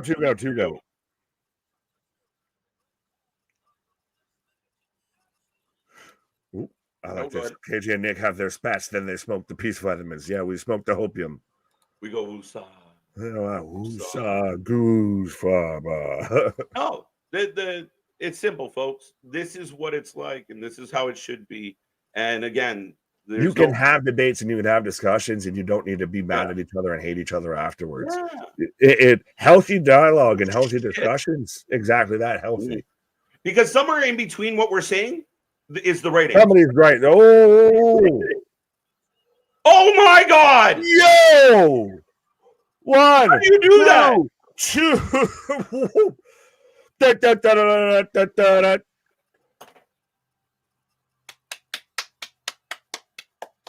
And this is where you're doing the wide shot, you do the crowd pans. And I'll give you that. We knew this is when it was going to be a great match. Right? But listen, man. Dear Young Bucks, this is called a pop. Try and get one day. Right. Braun Strowman had the K2 tape, but that's understandable. Yeah, absolutely, James. At least one person has it. No, I mean, again, I'm 1 or 2, but like we literally there's one again. Oh, Tony's K2 tape budget must be through the fucking roof. Brutalizer!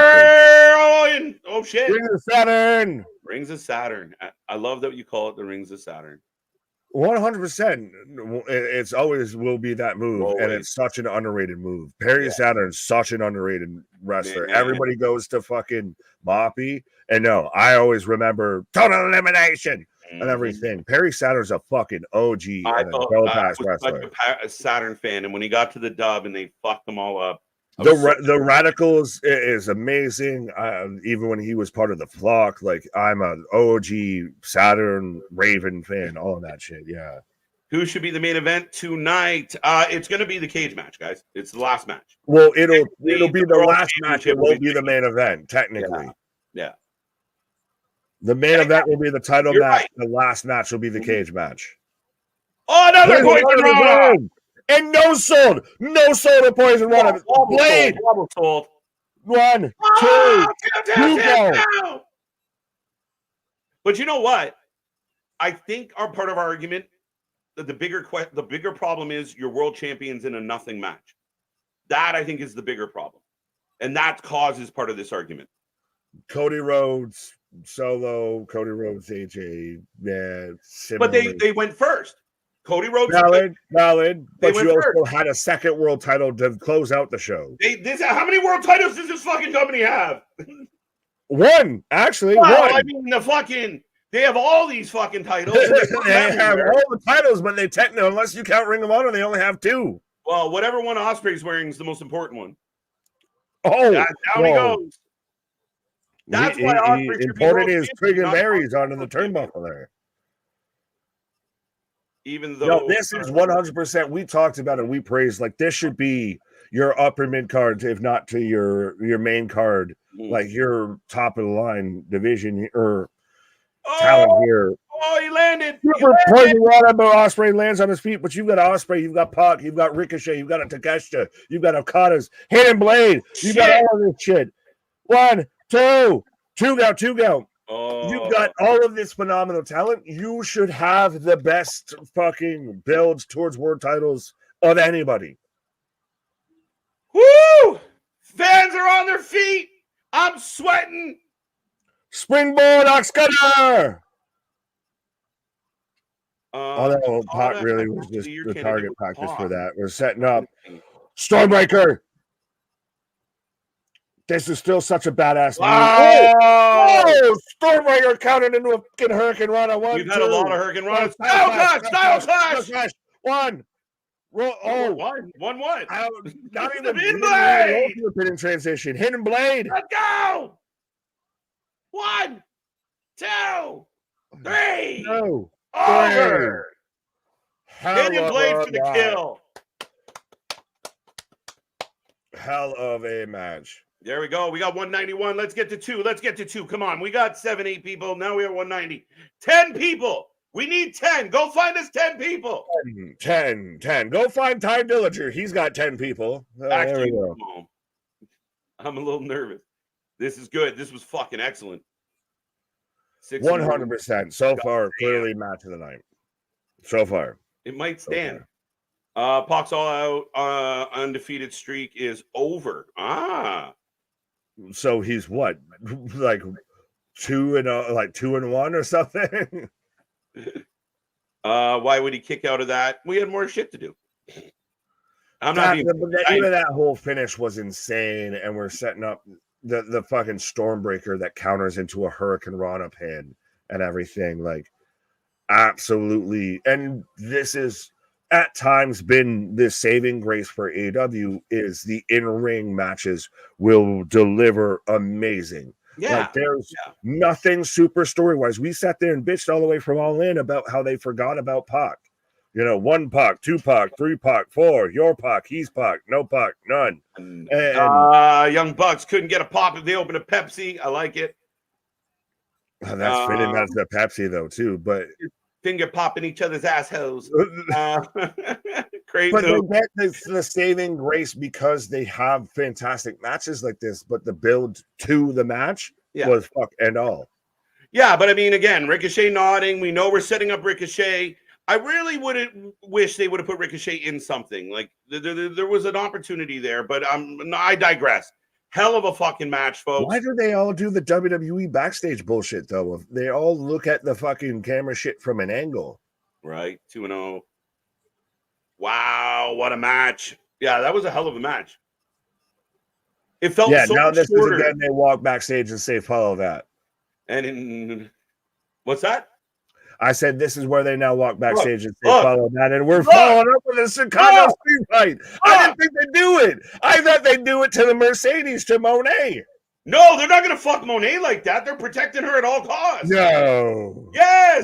Boo. Even if they went to her and said, Sasha, you're going to follow Will Osprey and Pac. That doesn't work for me, brother. That was never going to happen. Yeah. This is a street fight, though, so maybe that helps them save the face. That's the only flotation that they get. Willow versus Stats up next. I'm running away. KJ's going to pause for the cause. He's got to go find the weapons. He's got to go find the shopping get blood out of my face, like Big Dog said. Jesus Christ. Whoa, pause. Oh, Josh. Be right back. As KJ's taking a pause for the cause, I'm setting up for Willow versus Statlander in a Chicago street fight for the CMLL championship. Is it interesting that we're getting a CMLL title defended here? But yeah, I understand this feud. I liked this feud when it started off. I think this feud could have been great, should have been great, would have been great. But they started it off with the random ass tag team feud with the Watanabe when they did the Forbidden Door shit.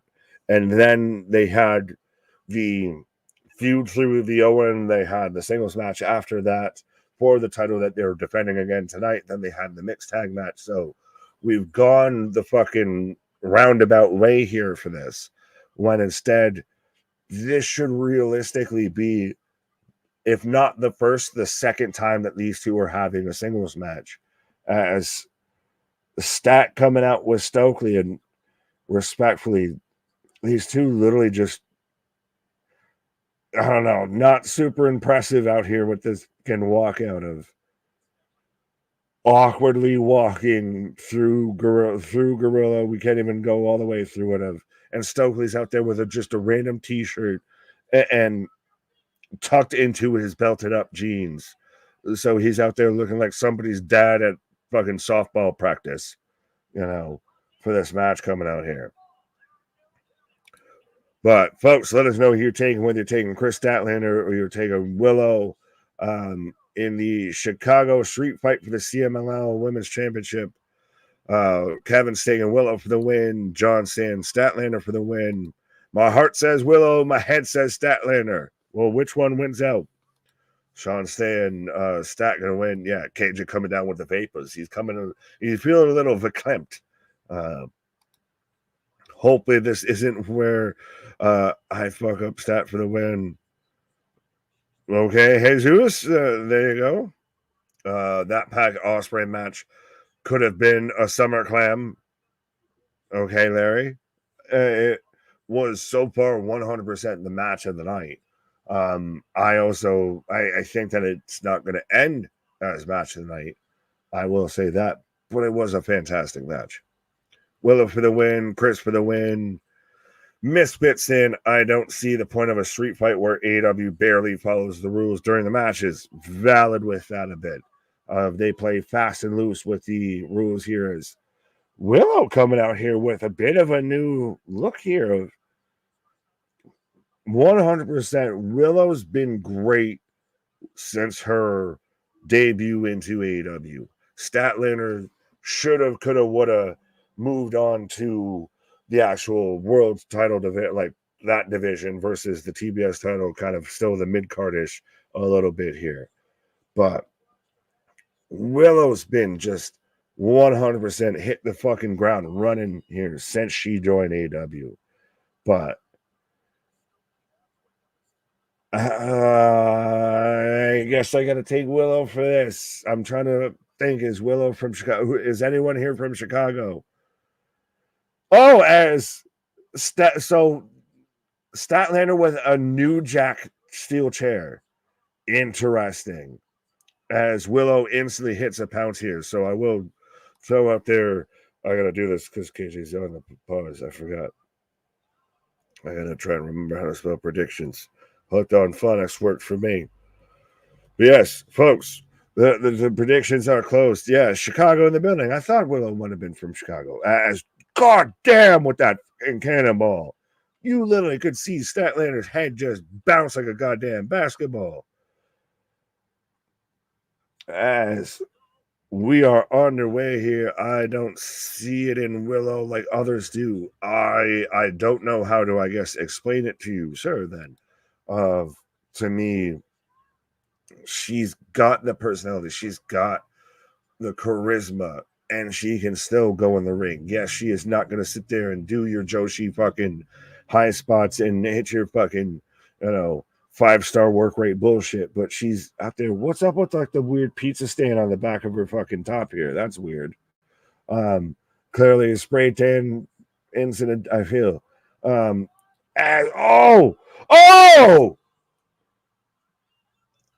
Statlander just powerbombed Willow through the Spanish announce table, and that shit broke like it was getting built out of fucking paper clips. They set her on it, and then it just kind of fell apart here. And why is Stokely out here, Christ, looking like he's a Jeff Hardy fanboy? Like he looks like he's, brought his young daughter to a Jeff Hardy concert or something. As God, that just broke so awkwardly but entertainingly. And still, we've got random like brown stains on Willow's attire here. So clearly Stats with this, with a spray tan as she just hucks Willow into the barricade. But we're fucking going underway here as, T's and P's for the Spanish announce desk. Absolutely. Willow's pants look hella comfy. Yeah, absolutely. She's out there in them, the Majin Buu fucking pajama attire here. Right into the barricade again as we've got a table set up. But again, they who set up the table must go through it. So, that table looked a little rocky the second they put Willow on it here. No one had fun out of Jeff. Absolutely. Well, you got to be tripping balls to have fun there. Willow can be their biggest baby face for the girls. Absolutely. Literally and figuratively. Swanton and Statlander cut her cheeks and all of her posterior onto the end of that table here. But again, we're following the laws of wrestling, folks. So he who sets it up shall go through it. And, Willow or Stat and Stokely set up the table, and so Willow dodges out of the way, and Willow just takes a complete fucking swanton right through that table, a la Jeff Hardy, like we were talking about. Just heard Bret Hart will be on Monday night, be on Raw this Monday in Calgary. Sean, absolutely, as we got to fucking bounce through that barricade from Willow on a Statlander. And this cameraman's getting paid by the booty shot, I feel. But goddamn, hell of a fucking showing here from Willow. She just Keith Lee fucking Adam Cole pounced her ass through the barricade. But yes, we'll be here back at it like a jackrabbit, 100%. The channel that just covers more live wrestling. The channel that's often imitated, never replicated, never duplicated. We do what we do because they can't do what we do. We'll be back at it here for Monday Night Raw, the season premiere. And it's a stacked fucking card as we're fighting up the ramp here. Oh, Lariato, discus Lariato on the ramp here. Now, you would have thought after the pounce you go for a pin or anything like that. I know you've still got to try to walk out your pound of flesh here, but you would still aim to win the match. Like, you're not just going out here just to fucking slaughter somebody. You still aim to win. Who did the best pounce in wrestling? Marcus Corvon. Absolutely. Oh, Damien, I thought you were asking me and you answered your own question. But yes, I do agree with you on that. Randomly, Bivens is just running backstage. What have we got going on now here? Is right now Statlander's in control is at the top of the ramp. Who won the last match? The last match was won by William Osprey. As we've got the garbage can, we've got a barbed wire bat, we've got hockey sticks, all of that. We've got all the etceteras coming out here. Yeah, Doug Cameraman. The cameraman is doing an awesome job, 100%. Cameraman is for the culture, absolutely. 100%. He knew the statement. No one had to tell him it. He knew the statement. He knew the mission here as we got a superplex from Statlander Willow on the top of the ramp here. Yeah, everybody's now. Why is Stokely running like that? Yeah, he's running like he got a situation you might need to deal with. We dodge a Lucille, the baseball bat of barbed wire, and Willow turns around and hits Statlander with a fucking a collection of light tubes. Now tell me she goes full GCW and she goes all, Nick Gage and just starts jabbing her in the forehead with this shit. 100%. I mean, she's out here in the fucking scribbled on tank top and everything out there, looking like she's got fucking medical scrubs on. Yeah, as Stat's got a little bit of juice, you gotta she's just threatening everybody with it. But I want to see to where she sits there and does just starts digging into her forehead with it. Go full hardcore if you're gonna do it. Don't fucking tease about it. Cactus Chris, yeah. Well, it might be more, Hacksaw Jim Willow. Speaking of teasing. Right. Oh, spear on the fucking stairs through tables and now hold my bosom. Stat is bleeding. Cactus Chris, that's cute. Yeah. Listen, these women are doing phenomenal. And they got the crowd with them, which is good. They're actually holding the crowd. It's been interesting here. We've now had, the light tubes, we've had the barbed wire baseball bat, etc., etc. Well, they showed a replay. Mm-hmm. Would the picture-in-picture would be good for a replay, right?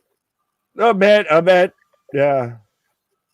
And so now Stats walking Willow back to the ring. No, this is good. They've been entertaining. Other than missing the garbage can on the suplex, everything's been pretty solid. And again, that was just a silly thing because this is banging. I'm with you. I'm loving this. I thought the crowd would be put to sleep, but because the nature of this match and these women, I full marks to Chris and Willow right now. They are fucking laying it out there. You gave them a couple minutes we'll do some things. We'll let you fucking settle down, get you readjusted, and then we'll come out here and go through tables, and we'll do this spot, and we'll do that spot. Big suplex or power slam. No self. Right. Double clothesline. Both women down. Oh. Dear Bucks, you're getting outworked by Chris Statlander and fucking Willow Nightingale, just so you know. I think they know. They just don't want to listen. They don't. No, they don't. Maybe they do. I doubt it, though. Where fucking Statlander's glittery shit on her face looks like she's got like thumbtacks in her cheeks already a little bit. I just see the blood, and then I just see like shiny shit around her face. I'm like, you just get like a face driver of fucking thumbtacks or something. Right. We got a chain. Whips and chain, handcuffs, smacking a little booty on with my belt. Scream help. Say my name. Oh! One of the 5 fingers hit in the face. Slap. Jeez. Willow is just mucking this girl. Now she's biting her.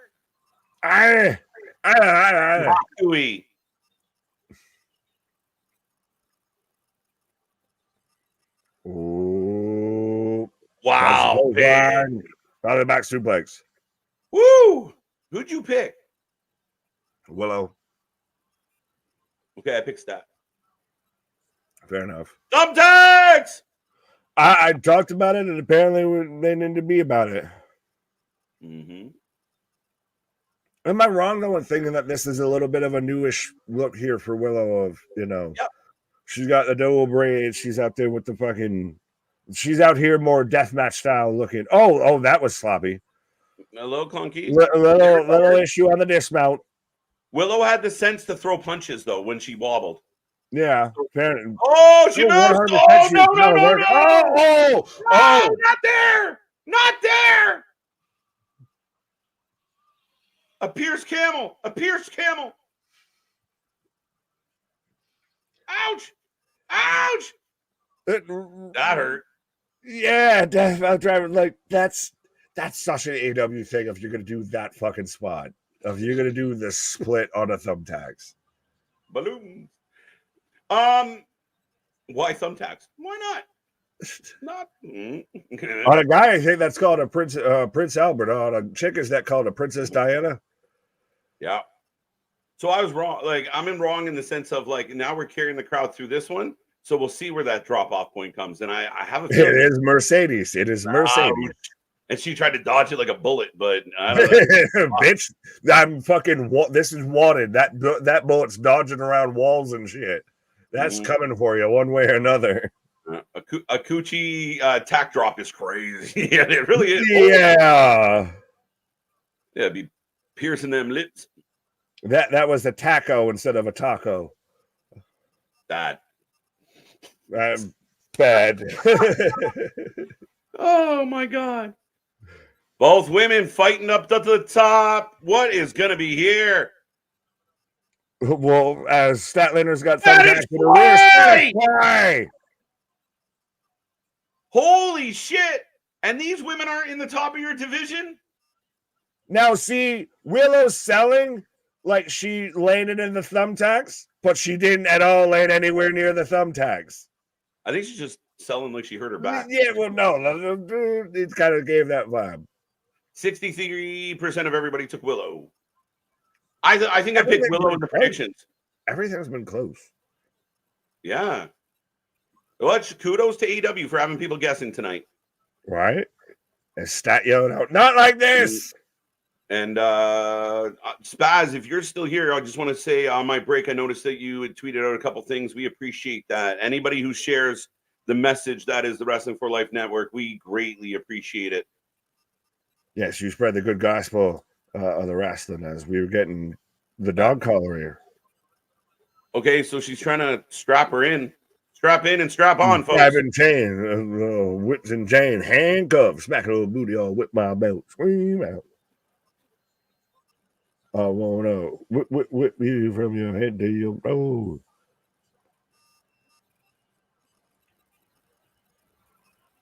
So we've got Statlander now tying herself wrist to wrist here with Willow. I get the point, but like, honestly, effectively in a fight, not the best way you could do it. Not the best way, like not the best tactic to use. Right.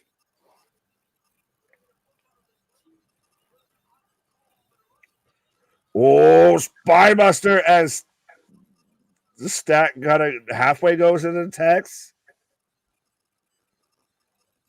It's weird because the tacks are there, but no one's using them. Well, I get it, but normally tacks and shit like that's towards the end of the match, not, well, we just happen to, now we've got to work around thumbtacks in the middle of the ring. Now, Keith. Shut up, please. Oh, Stat Tombstone! Oh! Insult to injury in the like fucking Mick Foley, you tombstoner into the thumbtacks. Oh, she's gonna put the chain around her face and everything. I'm gonna get a dub. I'm gonna get the dub. No, you're not. No, you're not. Winner, Daniel. Ah, fuck. Boo! Chris Statlander with the W, folks. And she couldn't have tapped because she would have been tapping into a pile of thumbtacks. God damn it. She waved it. Boo, boo, but then this feud's even more trash. This feud has been to get Statlander over. Well, guess what? She's been over. She was over before the feud started. Yeah, let her fight the champion. Right. You didn't need to have this feud to get here. You just chose to take a fucking roundabout for no reason. Let's take a straw poll, folks. Would you rather see Emanata, Sky Blue, or Chris Statlander take on Mariah May? Because that's what they teased in the pre-show, right? Right. Can you explain to me Bivens' attire? It's Bivens. Bivens! Yeah, no. It's his street fight attire. It looks like Street Walker more than Street Fighter. Did your shit just like Bray Wyatt? Darkness impersonating me. I was like, Wyatt? Wyndham? Where are you? What? Yeah, run. Statlander with a huge win. Great with match. The chain around her and her attire, she's just looking like swole ass Ivy Nile. She's looking like taller Ivy Nile a little bit. Yeah, I'll take it, man. I thought she killed. Thicker than a Snickers, that lady. Hell of a match, though, honestly, between the two of them. Much better match than we thought it was going to be. Mm-hmm. No, the crowd was much better behind it than we thought they were going to be. I thought the crowd would be dead, but the nature of that match, and again, a testament to the women who showed up and showed out and didn't. Oh, LeBron. Oh, we're getting a draft game. I was like, LeBron. LeBron is all elite. And I'm assuming that you're heading towards the door. With that, I'm going to take my talents to South Beach. There you go. Nick going to take a pause for the cause, folks. We are still rolling along. I got a DraftKings commercial right now. Great match. 2 matches in a row. So first 2 matches, flat. Second 2 matches, outstanding, fun, entertaining. Can't complain. Don't want to be over particular on them. It'll be very curious to see what comes next. But we have Mrs. Moxley in the back, Renee, with Will Osprey.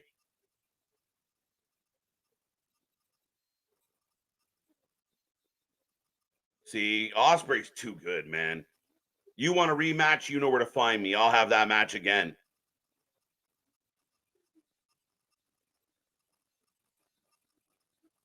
Yeah, he's calling out Ricochet, accusing him of just collecting a paycheck. He needs to take his finger out. Oh, Ricochet smacks the hand away.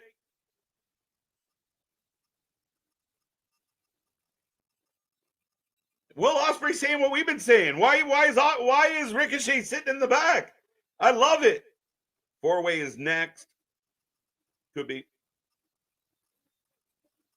Got him. Oh yeah, that would make sense. That might kill the crowd. I might have been a match behind. Statlander and Willow really impressed me, guys. If you're listening to me right now, I really expected Osprey and Pac to potentially kill. And yeah, the Fatal 4-way will be next for Okada's Continental title, Mark Briscoe, Orange Cassidy, Okada. This should be a fun match. But the show rolls on, folks. Make sure we are 10 away from 200. Let's hit it. Come on. As we get the setup, I'm going to put it in the chat, but it's going to take me a second. But I'm just going to say who wins.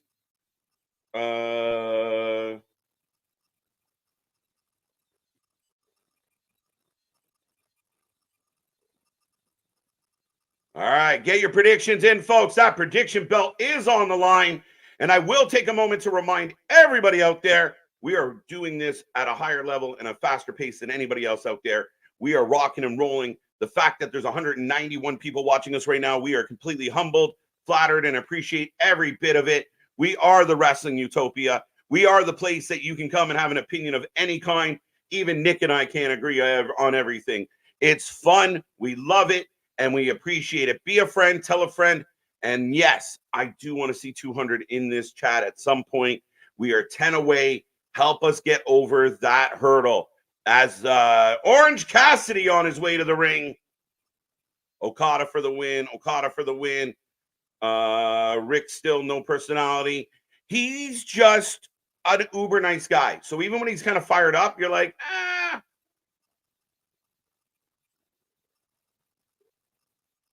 Well, Orange Cassidy coming out. We'll see. We'll see. We'll see.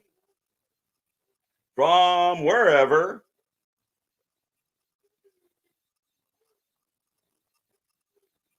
Da, da, da, da, da.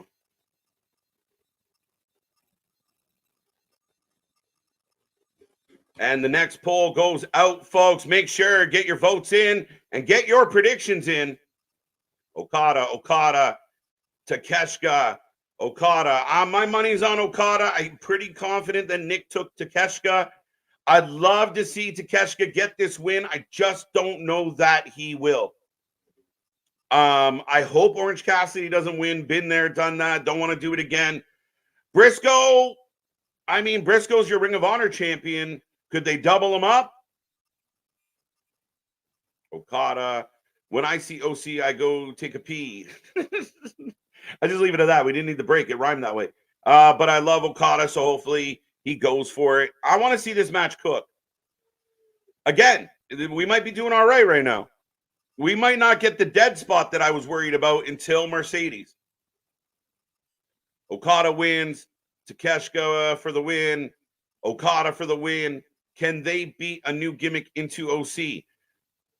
I don't think they have to beat a new gimmick into OC. I just feel like we've seen the same thing for so long. So when you're kind of married to a certain vibe, again, it's been 5 years of a lot of booking. I think OC has wrestled more matches than just about anybody in this company. He's got to be up there if he isn't, but he's really fucking close. So for my money, I used to defend Orange Cassidy. When they booked Orange Cassidy versus Osprey, I said it was going to be a good match. I was optimistic. OC has talent. It's just the gimmick can only take you so far. It's kind of like a little bit like the New Day of like, all right, guys, it's been a decade of like Bootios and, New Day rocks. Well, we're kind of tired of it at this point. As here comes Mark Briscoe. If Mercedes wins, I give this show a 10. All right. Takeshita eats the pin? I really hope not. To be honest, it might be Briscoe, and that would break my heart. Okada is overrated. Bluesman, welcome, welcome, welcome. I agree with you. I think Okada hasn't. Now, somebody mentioned earlier that Okada might have had 2 potential match of the year candidates. I don't recall those. We've been here for every minute of it. I don't recall an Okada match making my toes curl by any stretch. So Okada as an AEW talent has been less than exciting. How do you give a gimmick a gimmick? Yeah, that's the problem, right? Unless he goes away and comes back without the gimmick, right? He pulls like a Mick Foley where I'm not doing the hardcore anymore. We're hardcore. Like you kind of got to do a 180. But here comes Okada. OC overbooked like Reigns? No, Steve. And I know you don't like Roman Reigns, Roman Reigns is one of the GOATs, one of the best that ever did it, arguably on the Mount Rushmore. Roman has earned it. Roman makes people buy tickets. When Roman's not on the show, people chant, "We want Roman."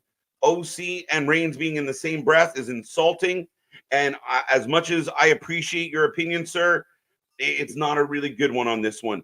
Roman, and remember, the big knock on Roman, and this is ironic, how can you accuse Roman Reigns of being overbooked when everybody's number one criticism of Roman Reigns is he wasn't booked enough? He didn't work enough. He was a part-time champion. So help me understand, because that's not OC. OC's on Dynamite every week. He's on Collision all the time. They put him on Rampage as well. He's in one group, then he's in another group. So, yeah, that's not even it. And if OC was drawing the money that Roman Reigns was drawing, book him away. But again, think about it, Steve. What is the number one criticism of Roman Reigns? Underbooked, part-time champion. So that argument died. Let's count air misses by Okada. Yeah.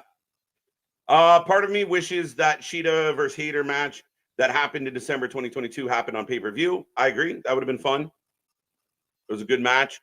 But we are off and running, folks. I'm about to close the predictions. Get them in, get them in, get them in. Right now, 60%. It's changing fast. I'll let that go for a couple more seconds. A heavy favorite was Okada, so I can shut that down, actually. And go get him. Okada, it's Geska face-to-face, but OC's here to get in the way. Broncos is so entertaining. I love how Conan randomly DMs me to subscribe to his... Yeah, it happens to me, too. It's funny. It's really funny. No one gives Mercedes any credit at all because she sucks. Damien, the minute she does something good, I'll help you. She's not a good promo. She's not interesting. And you might find her cute, but I don't. She ain't my style. Give me a Statlander. Give me a thicker than a Snickers. There is nothing appealing about Mercedes Mone. She seems vile. She seems uninterested. She seems like she thinks she's a superstar and she's not. She's a terrible actress. She's a fucking terrible performer. Her in-ring was good when she was being carried by the Baileys and the Charlottes of the world, but now she's in the ring with not the Baileys and the Charlottes of the world. And I'm sorry, you can disagree with me, and that's okay, but Sasha doesn't, she gets some credit for what she did before. But now that she is the superstar standing on her own, proving a point, she is failing miserably. Her AEW run has been almost embarrassing. And you just watch Willow and Statlander burn the building down, and Sasha hasn't done shit. If Sasha could get half the reaction that Statlander and Willow just got, I might give you a little bit of a pat on the back. But Mercedes has been a bust. I got 100. Okada gets the crowd cheering for him. Then he flips them off. Very possible.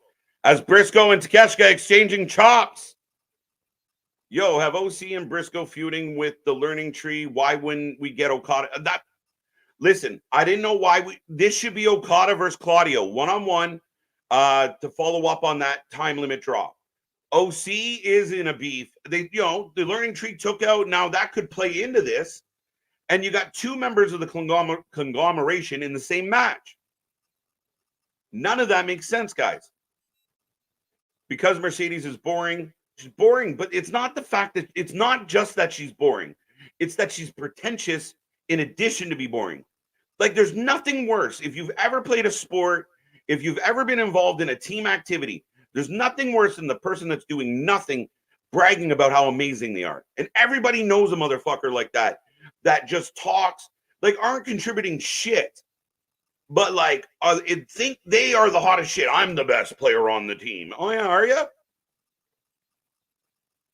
But both Takeshita and Okada down, big elbow to the floor, and then OC, a lazy elbow. So let the lazy elbow go first next time, guys. Okada is past his prime. Yeah. And again, I think there's a difference between certain wrestlers that are, like, even Kenny Omega, I've accused of being a better wrestler in New Japan than AEW. It's like AEW is collecting a check, and New Japan he's working for legacy, and that's what I think some of these guys have done. Tony Khan has been used as a money mark by a lot of people. Who won the last match? Willow Statlander. Chris Statlander beat Willow Nightingale in the last match. Takeshita hits a suplex. Briscoe in the corner with Okada. I'm having a lucky Saturday. Lucky you, bro. Kane Dewey. Okada in AEW has been lackluster. He doesn't look like he wants to be there, but his legacy does a lot of heavy lifting for me. I agree with you. Again, I'm not negating the fact that at one point, I mean, he was the John Cena of New Japan kind of idea, right? Like, I'm a fan. I was excited that they signed him, but I just, his matches have been slow. He doesn't have what he used to have. And yeah, it's a bit tough. Okada versus Pac match, KJ maybe. Actually, that's right. And that's what Misfit said. And it was good. It was good. I don't know if I don't even think it got nominated for anything from us. So that one's hard. It should have been Takeshita versus Okada. That could have been it. Absolutely. I would have been fine with that too. Can anybody tell me if WWE Jada Parker, I'm not going to go there, Mike Spikes. You should figure that out. Okada makes me want to punch him in his Rainmaker. The crowd's pretty quiet now. So this match has kind of quieted the crowd down. Because you went a major match, then you went from that major match to a street fight to this, and we've lost the crowd. Paige Swerve going to get bloody. Yep.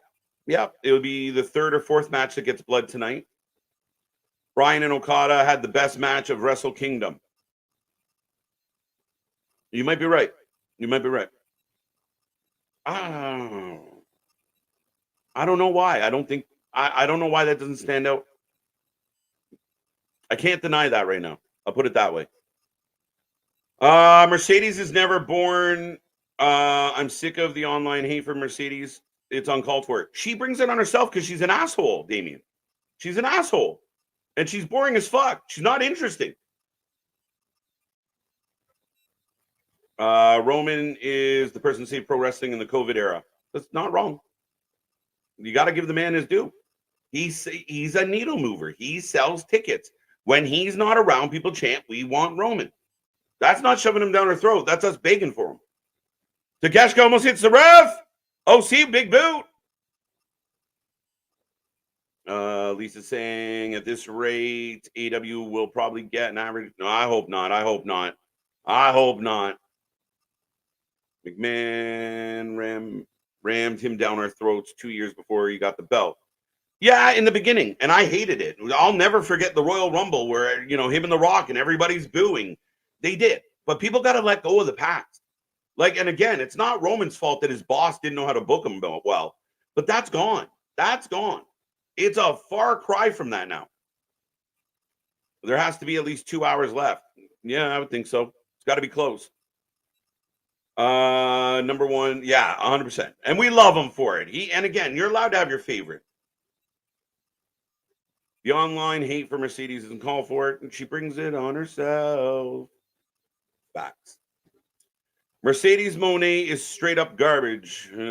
Mercedes looks like a Greyhound. I love that. Mercedes sucks. Give me Stat. Yeah, Stat. Perazzo. Thunder Rosa. Britt Baker. Yeah, Britt's been a bit wonky though. We got more blood.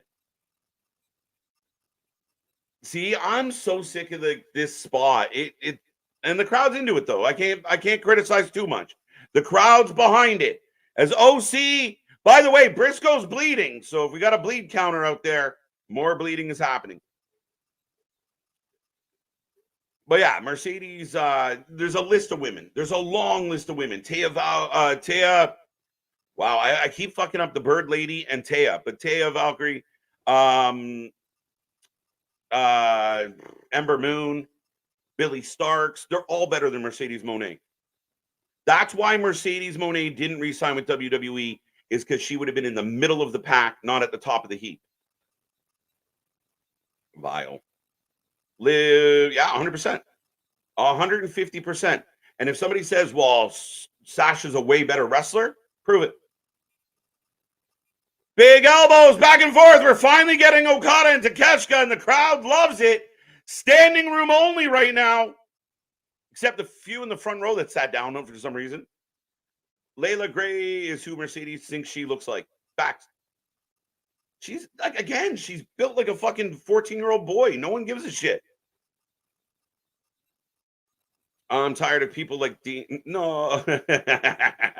Hey, listen, Damian has every right to love who he loves, and he's not the only one out there. There's a lot of stands, and there's a lot of stands for a lot of wrestlers. So I got nothing but love for Damian and his opinion. He's the leader of the Hopium tribe.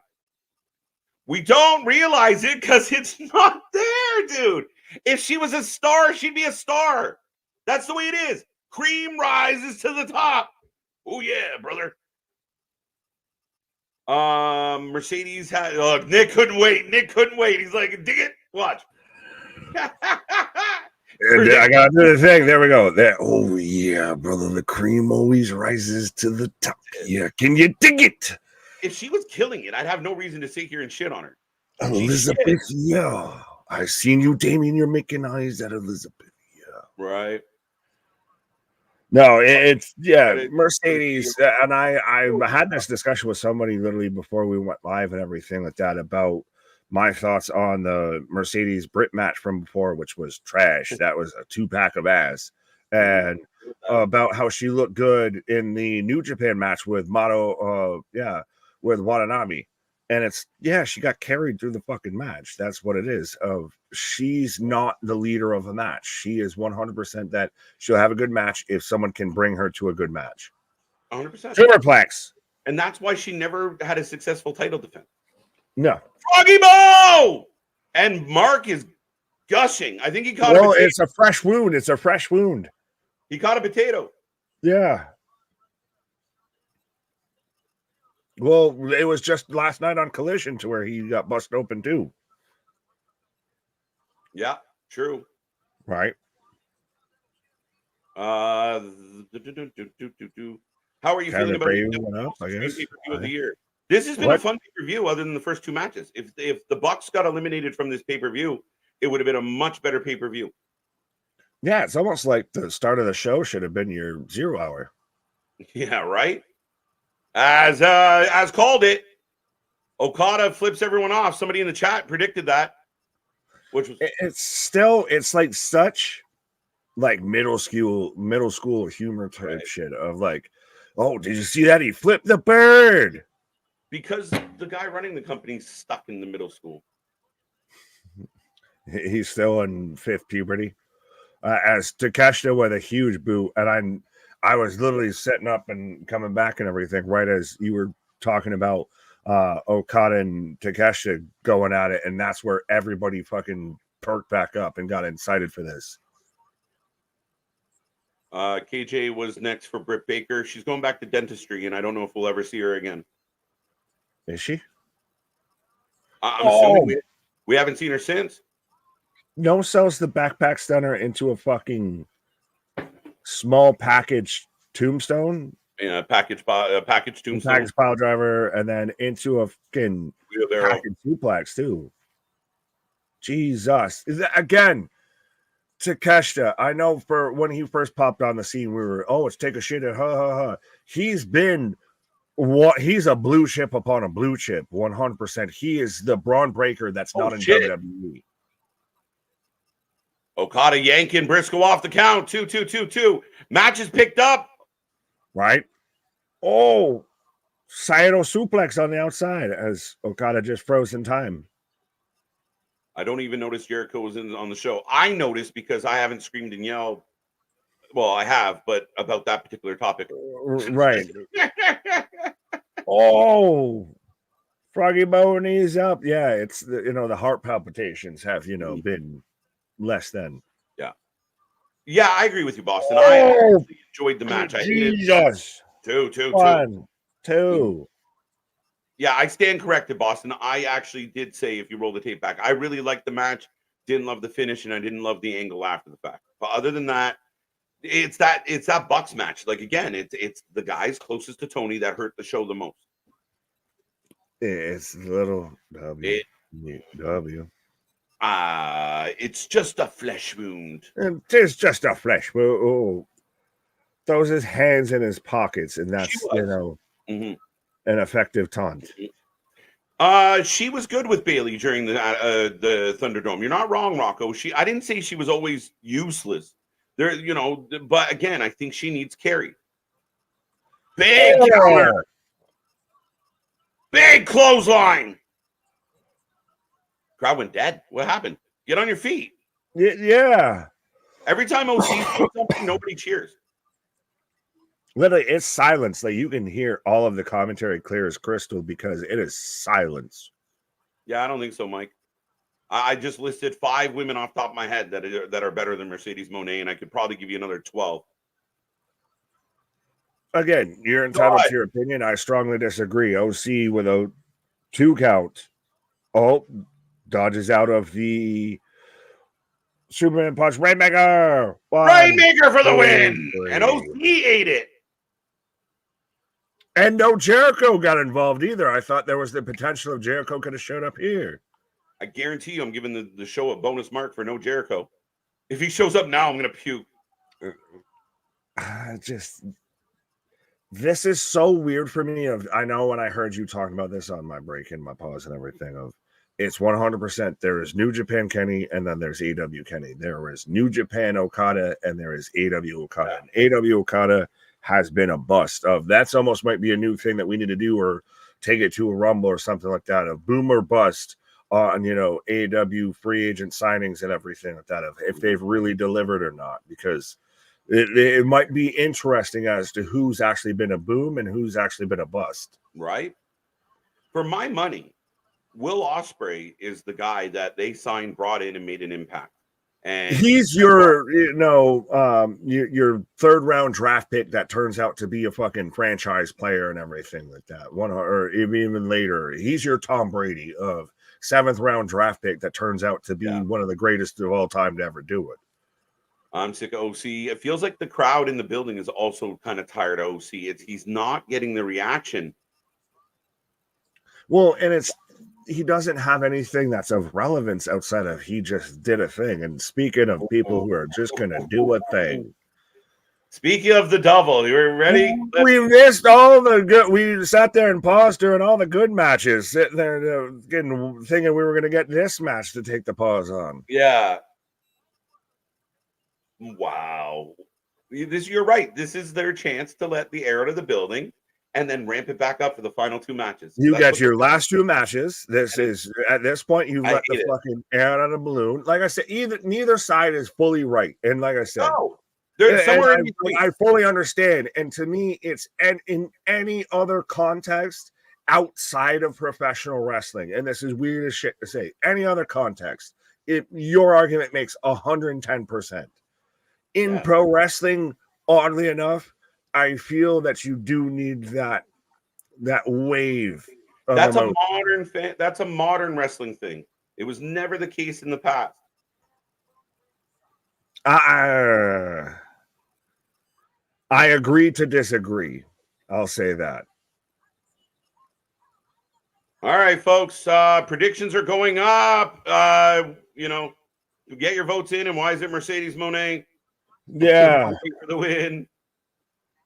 And the thing is Shida's really fucking good, but she's really just getting fed to the fucking wolves with this. Like, Shida is one of those that when Britt Baker was like your prominent figure in the women's division, Shida was a valuable challenger, former champion and everything like that. 100% made sense as potentially one of your top females. And she's still been there. Yeah. They've just gotten weird with her. 1 minute she's heel, 1 minute she's face, 1 minute she's doing this, she's doing that. She's pop in, pop out. Yeah. Because guys like Tuna Meltzer have convinced Tony that situational baby faces and heels are a thing. And it's never been a thing. Never been a thing. This asshole has been covered wrestling for 40 years. And all those territory days where he was writing his fucking star ratings, there was heels and baby faces. Situational? Shut up, Dave. That's the dumbest shit I've ever heard. And these fans, oh, heels and baby faces are dead. Yeah, if you book them like they're dead, you bore your audience. You need consistency. They aren't dead. They've just been booked like they're dead, because that's the thing. You go to any other company and you've got clear-cut baby faces and heels. This company's been the only one that has the constant issue of everybody lives in the gray. Yeah. Fitting with All Out that everybody lives in the gray. But yes, we've got Hickory Shida, Hickory Sticka out here right now. And I still think, again, she's one of the best talent that they have in the women's division. They just, I don't know how to make heads or tails of what they're doing with her. Well, again, and she comes and goes. And the CEO, I know Anthony said earlier he likes this song, but it's atrocious. CEO. Oh my God. Look at this disaster. Mone retains. To be fair, Okada, Adam, that's funny, but it's actually Shibata that Observer said that about. Yes. Shapoopy, the guy who's hard to get. Shapoopy, but you can't book him yet. Mone for the win, only one loss. Hey, KJ, going back to what you were saying about storytelling, is TNA better storytelling than AEW right now? Yeah. I would give you that. All the stuff with the system, all the stuff with Joe Hendry, they tell stories. And even when they know someone's leaving the company, there's an exit strategy, and they tell a story. The storytelling, and again, like the system isn't tweeners, they're heels. The baby faces that people cheer for are baby faces. And it's a clear lineage and a clear line between what that is. And yeah, TNA tells better stories. Period. I'll even do you one better, and outside of, your super dominant stories like your MJFs, your Swerves and Hangmans and everything, even a Wrestling Revolve or a House of Glory at times will do better storytelling than AEW. Well, yeah, and it's even funnier with them because like their shows are fewer and far between. Well, like once a month, and they'll still be able to fit it in. And you got 3 shows weekly and can't fit it in. Right. Mone will win because she's 100% going to win. Now it's a matter of how fast.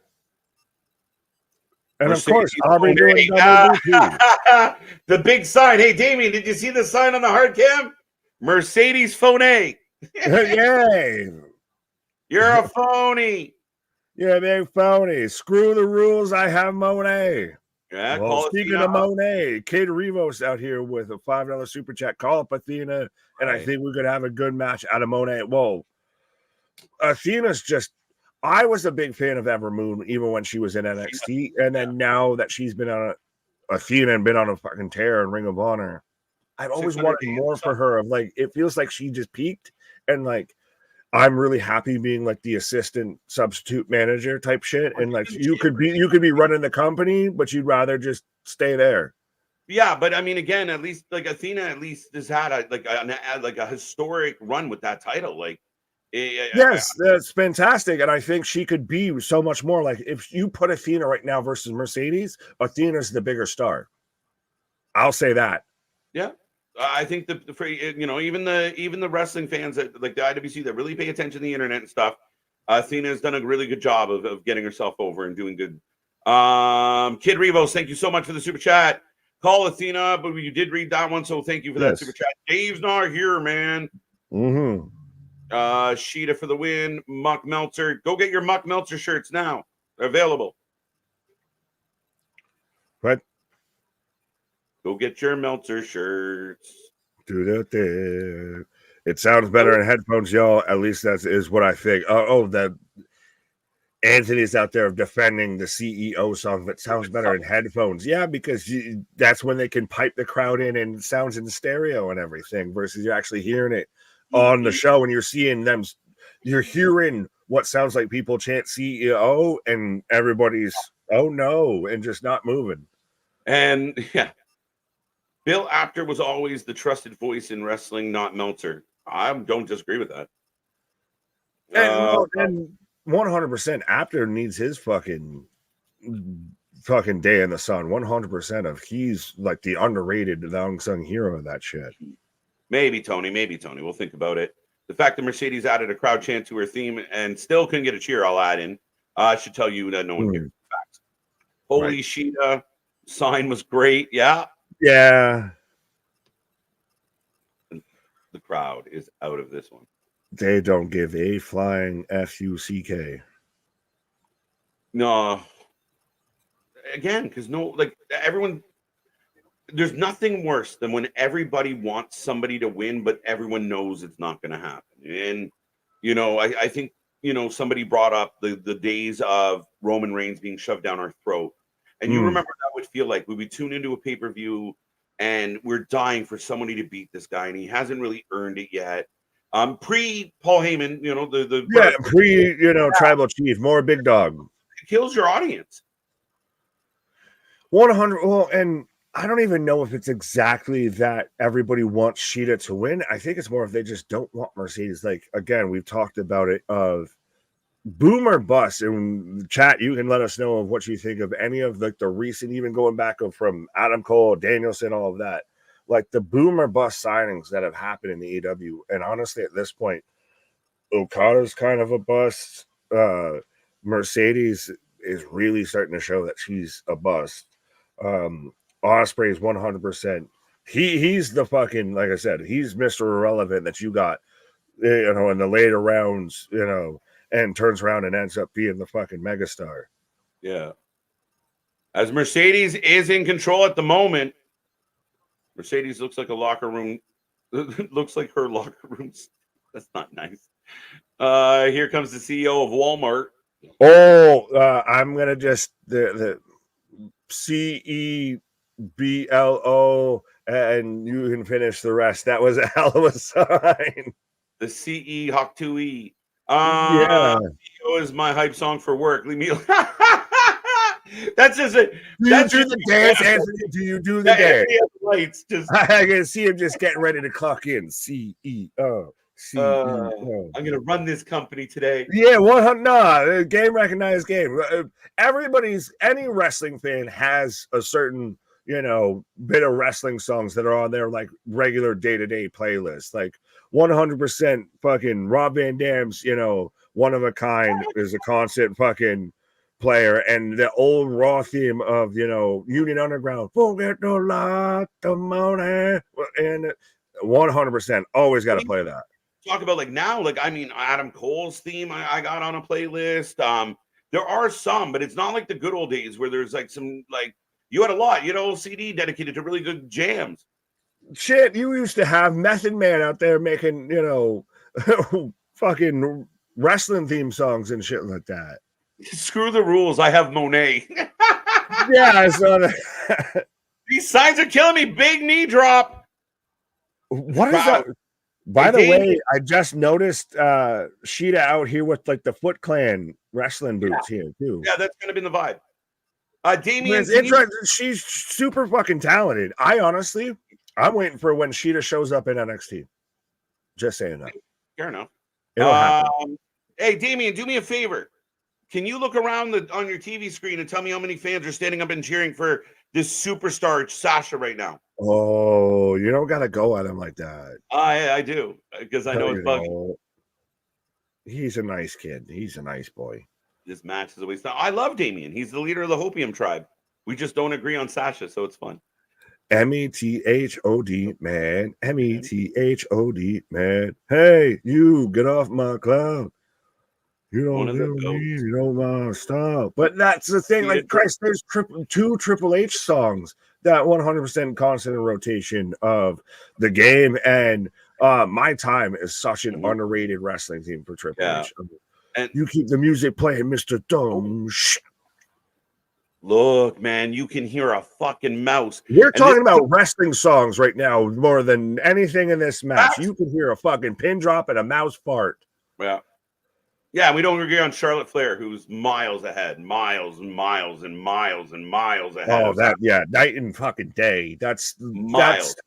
That's Caitlin Clark and Angel Reese, and you can deal with that. What you want. The goat versus a note. That's all that is.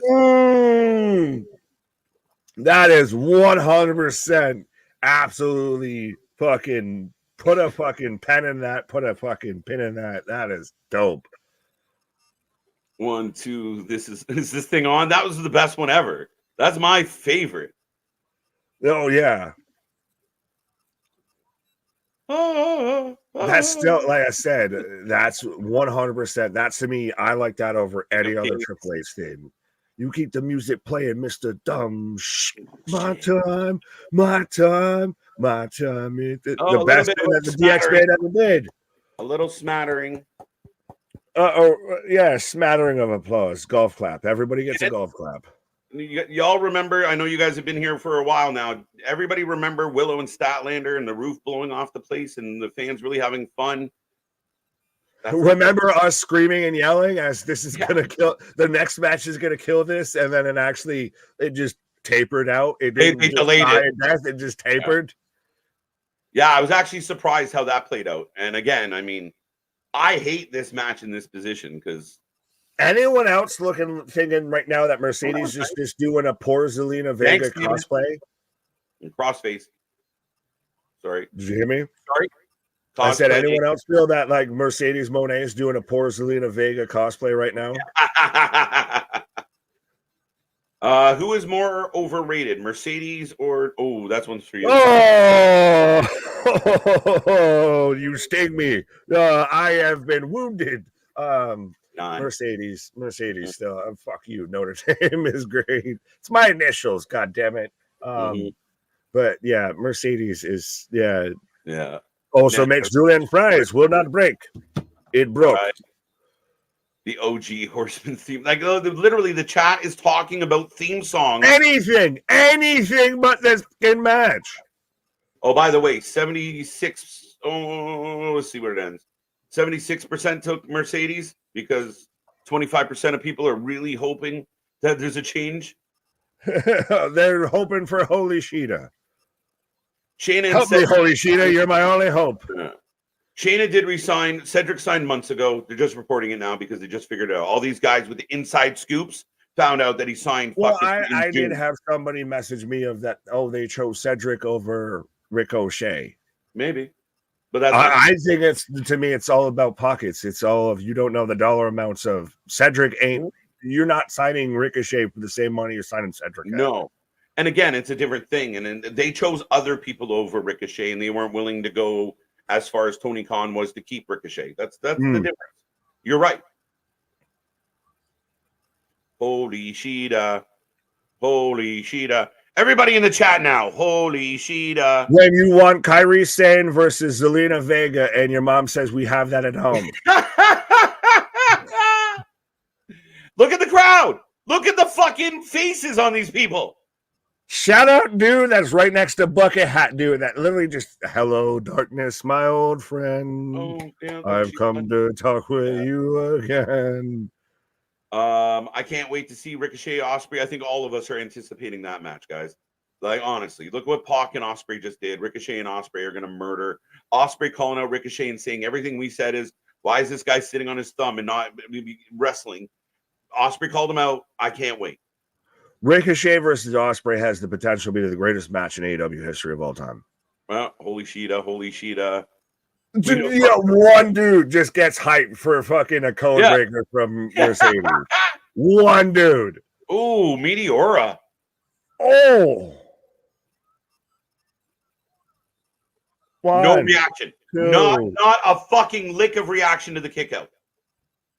And folks, I know we'll say this at times for this match or what match of the crowd's kind of quiet. No, it's literally we're talking because if we didn't, there would be no sound. You would hear cricket. you would hear the fucking sunrise. You would hear the tides changing because there is literally nothing in this fucking world making any bit of noise outside of us for this goddamn match. So the two worst matches of the night so far, Bucks in Tony Khan's back pocket, and Mercedes Moné, one of his new prize toys. 100%. It's literally, it's the fucking new, but it's WCW. It's the closer you get to the fucking boss, the more fucking diluted, convoluted, and fucking excommunicated you need to be. Yep. OC didn't get a whole lot of reaction, but did eat a pin tonight.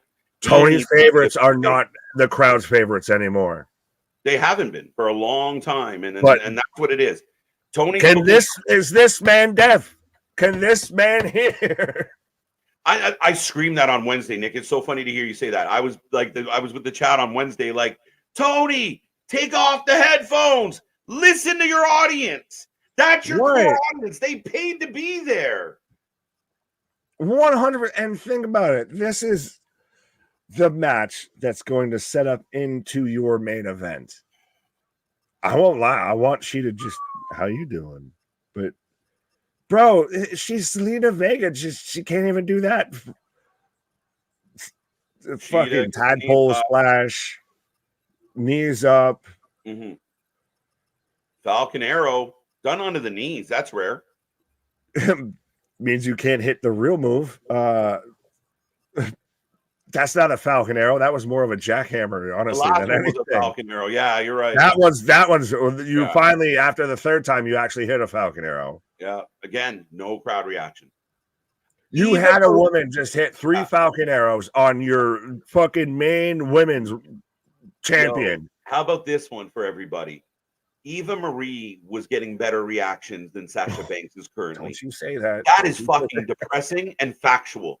At least they were booing the fuck out of that woman. They're not doing anything for this one. Oh, now the way that Shida just did that is Mercedes did the dragon screw and now hits a code breaker, but Shida turned inside instead of outside with it, so she should have like popped her in the face with it, but she didn't. Oh, Shida rolls her through. Big knee. Shida's great. She's fantastic. And like I said, I can't wait until she's at a company that actually can figure out how to fucking use her. Yeah. Listen, when they had the walkout, Naomi was an afterthought.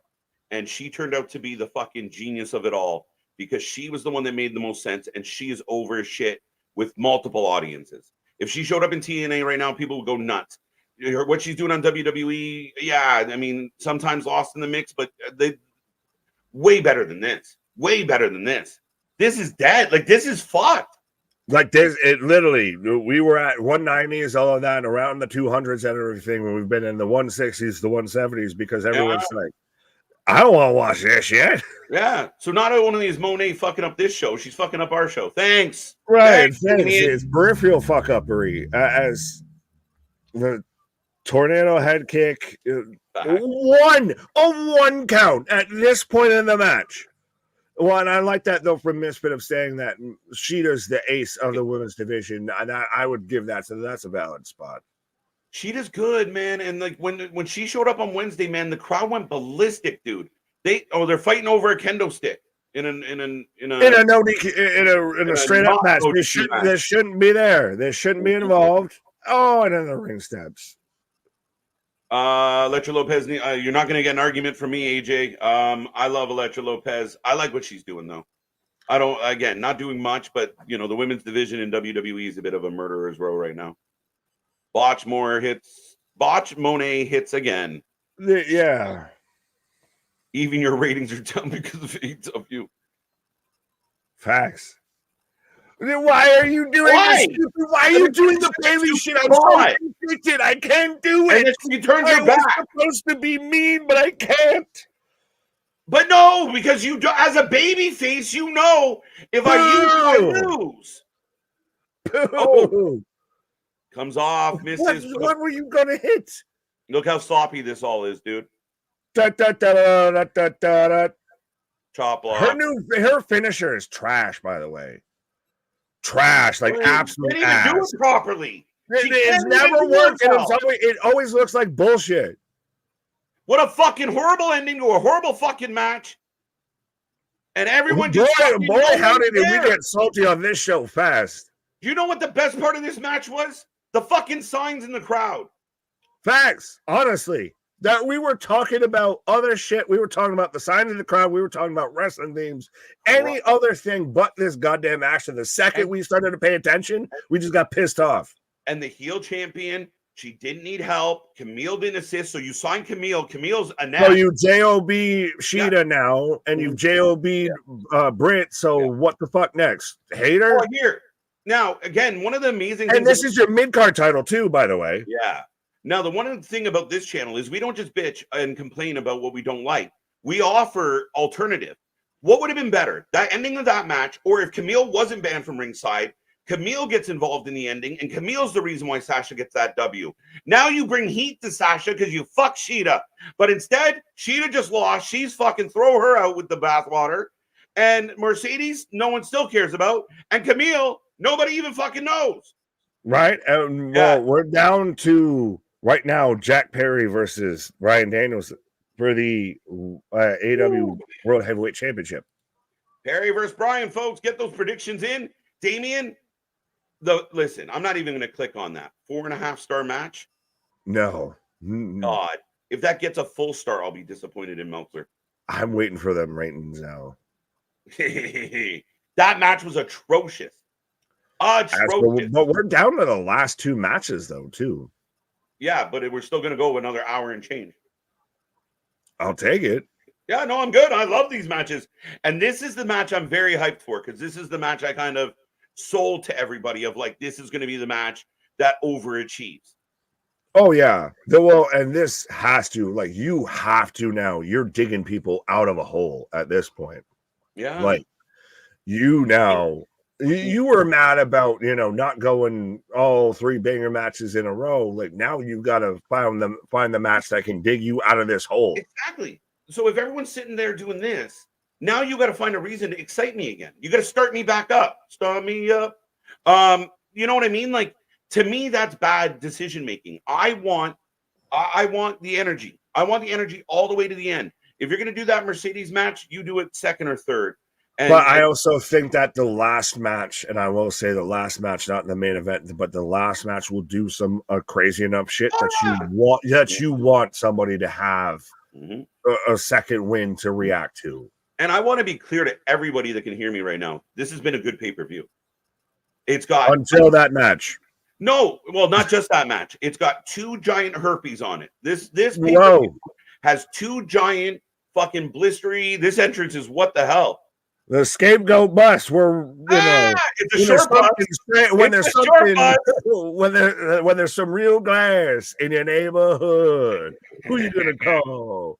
Scapegoat. See, here you are, and you have all these stars, and it's Jack Perry that gets the special shit. What a waste. I think that if Jack Perry could ever actually get away from the Young Cucks and everything, maybe, and wasn't part of the elite. Like, I really liked the whole scapegoat thing when he was in the House of Terror and everything, with New Japan, when he came out with a goat's head and everything. Like, there's something there that I like with Jack Perry. I do. And it just doesn't seem like it wants to click because of the fucking elite, the bullshit. Like, he's got that stank on it. And that's why I'm optimistic for this match, because there they are right there. The douche pillows are waiting. You just had a match earlier, and now we're out here fresh as a daisy, fresh as a rosebud. Oh, and I do like the new title, but look, like the Bucks got the the Bucks got to be in that spotlight. Who got herpes? They are. There's 2 big giant. There's 2 big blisters, and they're walking behind Jack Perry right now. Danielson for the Why did you need to be there? Why did you need that part? So they can suck in someone else's fucking. It's the same thing Jericho does, my guy. Why is Jack around? Fucking attention vultures or whatever the fuck? Seriously, I give this pay-per-view $38. I paid the channel here, we got the package deal, so we saved a few bucks. That's a positive. Yeah. Goldberg Perry. Adam, thank you so much for the super chat. In what at World does a guy who needed a group of people to get him out of the front face lock stand a chance against Danielson? That security footage did more harm than good, but we'll look past it. That was the beginning of the end for AEW being ever where it was before. Yeah. That was the fracture in time, because they have not passed above 800 since they've shown that footage. That's crazy. And you know what? I mean, again, I think the problem with the Bucks in this situation, and that is, none of us are afraid of the Bucks. Like, and I'm not saying we're afraid of the wrestlers, but if you bumped into Obafemi in an alley, you're gonna be fucking nervous. Like Okay. that's you want to step aside at a fucking buffet line. I'd be sorry. Right. Or you pick another name. Like that's why we hate Dom so much, because we know if we could get our hands on him, we could throttle him. That's what these guys are doing, but they act so tough, but they're giant walking fucking labias. Well, it's just not even, it doesn't make sense in the fact of any sort of story. Like Dom makes sense of, even though, you could, run the gamut here with Dom, but it makes sense within the story and everything. Yeah. This is just such self-policing that it's disgusting at this point. Well, I think I said, sorry, Nick. No, you're good. Go ahead. The final countdown. So again, though, is this, if Danielson loses, this is it. This is over. They never said that. They never implied that. There was people that thought he retired at the press conference after he won the belt. Yeah, we're like, no, he said he was going to be like he's no longer a full-time, like he's an admitted part-time champion until he loses. But he never said if I lose I retire. Right. He just said I'm part-time from now on. Now, should he have come out to in Chicago? But right, yeah. Well, it's funny because they did Final Countdown at All In. 2 weeks later, they do it at All Out. It hits better. It hits much better at All In. Oh, yeah. Had this to it. I mean, granted, I'm a sucker for always hearing it, but yeah, this does kind of, hearing that does kind of make this have this bit more of that big fight feel a little bit. It does. You've got Jack Perry out here with his fucking, Cobra Kai fucking shit on. Mm-hmm. May he rest in peace. I'm gonna pick Jack Perry for the win. No, I'm just kidding. You fucking folks, get your predictions in, by the way. 95%. So there are some people like maybe. Just maybe. Or they just want to buck the system.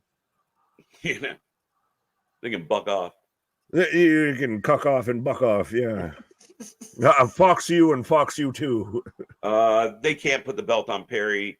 I think Danielson's going to fight Darby, and I think Darby might be the guy that takes the belt off him. So at Grand Slam? At Grand Slam? Because we still got Christian floating around too, by the way. Could we have could Christian show up at the end of this match? We leave All Out with Christian. We asked this at the preview show we did. Of like, could Christian leave tonight, champ? Fuck everything up. He walks out of here as world champ of just fuck all you all. It's better than Perry. Christian's gonna cash in, and here comes the money. Right. Well, because I've seen people that said, if there's anyone wants to see Christian talk about their dad, it is Shane McMahon. Right.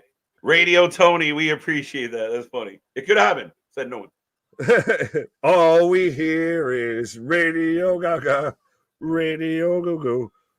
If Darby wins the belt, I'd shut it off. It's just a weird take, right? Like if you think of like champions in wrestling, like a Dolph Ziggler and Cody Rhodes and a Gunther and Darby Allin. Right. One of those is not like the other. One of these things just doesn't belong here. Puck off and puck out. Anthony's giving a scoop here. Of Twitter is saying something happened backstage at All Out.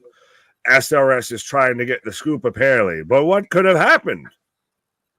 Yeah, what could have? I don't know. Well, Punk's not there to fight anybody, so I thought we were all supposed to get along, right? Yeah. There's no issues. There's no problems, right? Because all the problems have left. Did Maddie and Nikki get in a fight over who gets to sit on Uncle Tony's lap first? Like, he finally saw his graphic where he's just like, on the fucking poster and shit. And he's like, I hate that. Carlos saying that 6% needs to be checked on. Yes, that's how we get it. That's how we point them out. Get them, folks. Mm-hmm. So we've got the yes chance flowing. So again, that's how you go. This is how you can pull yourself quickly out of that pothole of Mercedes Moné. You've got Danielson with Final Countdown and the yes chance, and everybody's out here. Yes, yes, yes. That's your quick pull back, everybody. Your fucking attention. So, yeah. Yeah. Oh, he was a. But I'm trying to figure out what they're chanting. Oh, we won. I don't know. Yeah, I heard that part. Well, again, everybody's got K2 tape on their fucking shoulders. Is everybody dealing with neck and shoulder injuries in this fucking company?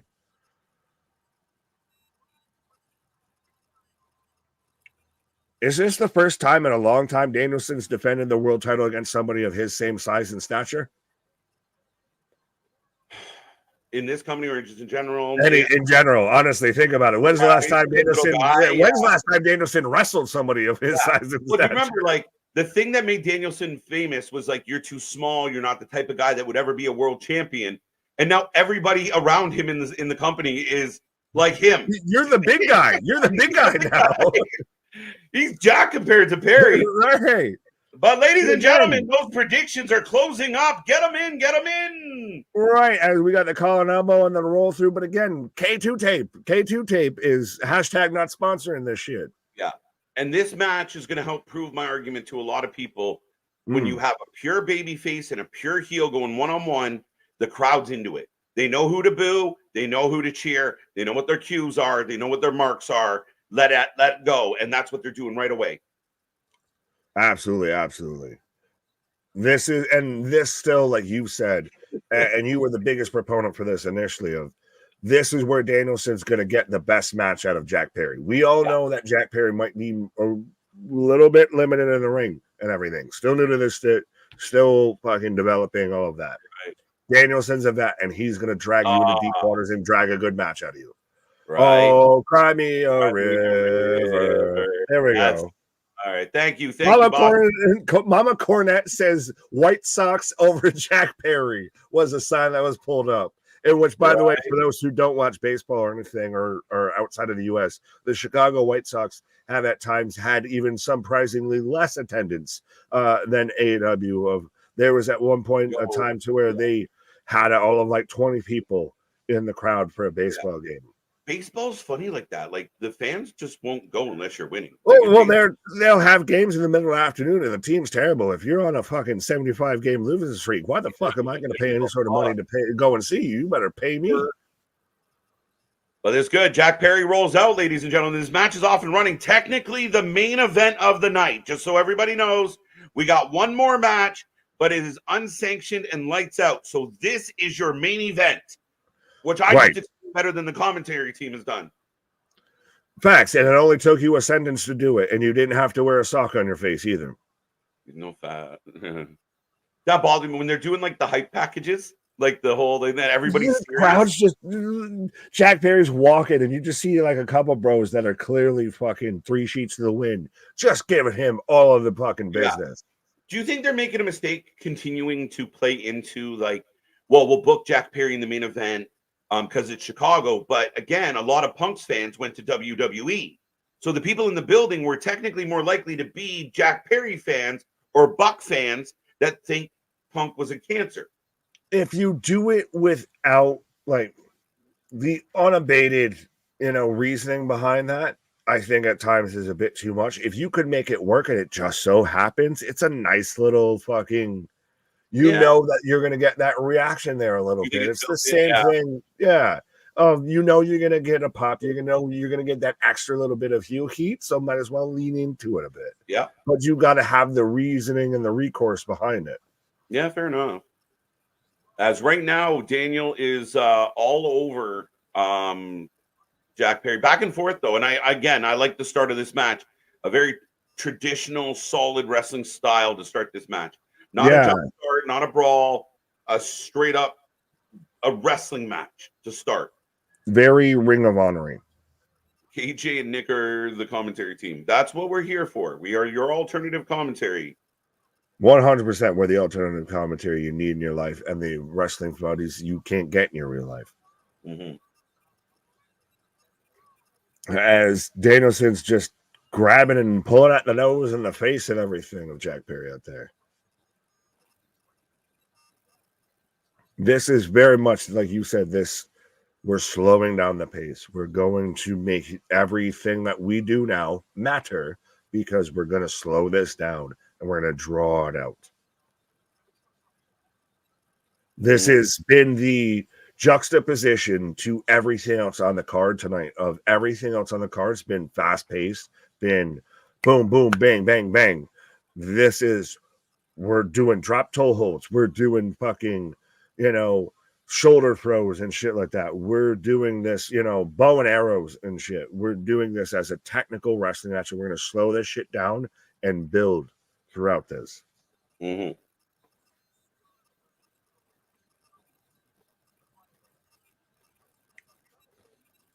Oh, we're getting the stomps.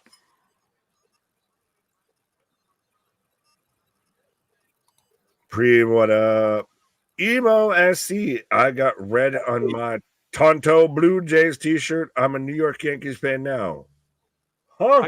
I got rid of my Toronto Blue Jays t-shirt. Are you Canadian and you did that? I don't know, but she got red of red Tornado. Yeah. The Tornado. She got red Tornado. You say tomato, I say Tornado. I say Tornado. Ketchup or ketchup? All right. Who says ketchup? C. Montgomery Burns. He died. No, I'm just kidding, pal. Welcome back, pal. Maggie shot him. Yeah. Nice drop kick there. Apparently, he suffered the worst ankle injury in the history of ankle injuries. I think there's no. Where does he come back even? Like, what do you put him in? What right now? Super kick. Maybe what right now helps Adam Cole? What right now gets Adam Cole over? Oh, DDT onto the floor. Maybe he joins the Elite. Oh. So then the Undisputed Kingdom's even more of the Undisputed Cuckdom. Oh, fuck. Yeah, no shit. What's up, Prem? You two guys are probably my favorite pro wrestling YouTube live streamers. Probably. No, I'm just kidding. What the fuck you mean, probably? No. Yeah. No, we appreciate it. And again, we just do what we do, folks, and we're glad anybody enjoys it. Almost 200 people here still tonight, and nothing but love for it. So we probably have another hour and 20. I think we end. Do we end on Saturday or do we end on Sunday? We're at a 10:46 p.m. Eastern Standard Time for those who might be not watching us live. We still have the lights out. Drop kick of Jack Perry into Danielson in the corner or in the barricade there, but we still have the lights out cage match. All of that. We've still got the finish of this match. Do we end up going at the close of the show in Sunday morning? I guarantee we're going to hit midnight, you and I. I don't know about the show, but we're going to be very close. Fair enough. Well, right as I say that, like a fucking clockwork, we hit 200. So let's go. Hey, let's go. 100%. But then now it's going to be interesting with the post-fight presser and everything. Yes. I want to know, Anthony, if you're out there, Anthony, keep on your Clark Kent and keep us posted because we're doing this. But let us know if anything else pops up, sir. Right. No. Well, and then Gordon saying they are the best YouTube commentary. Absolutely. Again, often imitated, never replicated, never duplicated. We do what we do because other people can't do what we do. Facts. And some people keep trying to do what we do, but they don't do it nearly as good as we do it. Haterade. See, now the crowd was quiet for Mercedes and that. Now the crowd's a little quiet right now. I would like to hear a little more heat on Perry. Like, Perry's in control. This is a perfect match. Like Jack Perry, the heel, takes out the baby face and he takes control. But you are supposed to. It's like the away team taking the crowd out of the game, right? A bit, yeah, 100%. And then, Jesus, you guys are the only pro wrestling live stream I watch. Wrestling for life. This is when you need to do the soundboard, sir. All right, KJ's on it. Did you not hear me at all? I missed the last part, sorry. Okay, I was saying, Stoner Jesus out here saying, you guys are the only pro wrestling live stream I'll watch, Wrestling for Life. And then I started doing the for life. And then that's when I said, you need to hit the soundboard. And I was like, all right, he's not on it. He's not paying attention. over here. I have one job. One job. You had one thing. Bad timing. Preem saying emo went to follow JC, KJ, and JK and Nick. Say a what? We're doing big pimping. What? Can I hit it in the morning? Barbie, you know. You guys are awesome. We appreciate the love, guys. We really do. We really do. It's amazing. Nick and I talk about it all the time. Like, we're flattered. Some people act like you owe them something for showing up, but we owe everything to you guys. 100%. Literally, this is absolutely a Channel 4 fans, my fans. Christ, I was in the fucking chat and then popped on here and everything. So this is the definition of self-made. Yes. We're just throwing elbows on the Jack Perry. Yes, chancing both men up. Oh, we're gonna suplex. Damien, if you're still in the chat, say hi. I feel like big back body drop. Yeah, you might have fucking smoked out his hopium. Well, no, he's there. Gilbert Burns lost to Sean Brady tonight, so he's letting us know about, you know, UFC, and everybody's also seeking up of letting us know of where they're at. 10:50 in Albany, 3:10 to Yuma, 10:40 p.m. in New York. All of that. 10:48 here in Kentucky. Absolutely. I think that's hilarious. No, I think this show, not us, this pay-per-view will not end in the same day it started. And we will start off at the press conference at like 1 of the ass crack dawn in the morning. The only reason that All In ended the way it did was the UK was like, literally, get the fuck out. No. Now, do you make good with Jack Perry if you got part of your match cut at All In, and so now we got to add more double leg, roll through after the SKX 1, 2, bridge through. Oh, he fucked that up. In a label lock. I still stand on the fact that Osprey Pac is the match of the night. So far, yes. So far. Get there. You got to crawl a lot, though. You got to crawl a lot to get there. I like the fact that Daniel's making him fight a more technical wrestling than just running around and doing this is what I like about this match just as a whole, is this is different than anything else we've seen on the card. And that's what separates you of 100%. We've seen the flips, we've seen the tricks, we've seen the pops, we've seen the surprises. Now let's get technical. Now let's get down to the nitty gritty. Let's out here fucking choke outs, wrist locks, takeovers, you know, headlocks, everything like that. This separates you from the rest of this card. Yeah, 100%. English speaking, are you how? Yeah. Surprisingly, Big Dog, that's probably one of your most coherent comments of all time. He just said what you said. 100%, but it's still at least coherent for him. I love this comment from Curtis. We appreciate it, guys. Gonna make me all emotional up here, making us blush. Yeah, you got all the stars. I've been following your commentary since mid-September 2022. I can honestly say nothing. And he does mean nothing. It is better than the Wrestling for Life. See, even doubles it up on the back end. Nothing. Anything. And I do mean anything. Everything. Fucking, little fucking submission here from Jack Perry with a bridge over with, you know, the chicken wing. How you doing? Yeah. On Danielson. And again, the crowd's cheering at the right spot. They want the baby face to get up. I don't want him to get up with his crack in the fucking camera, though. But other than that. All right. Well, you just got yourself that.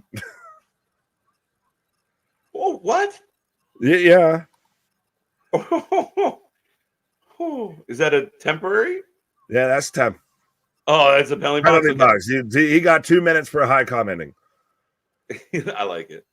I'm from Minnesota. I've never been to Minnesota. See, is Minnesota an anything? Or I thought Canadians is an anything.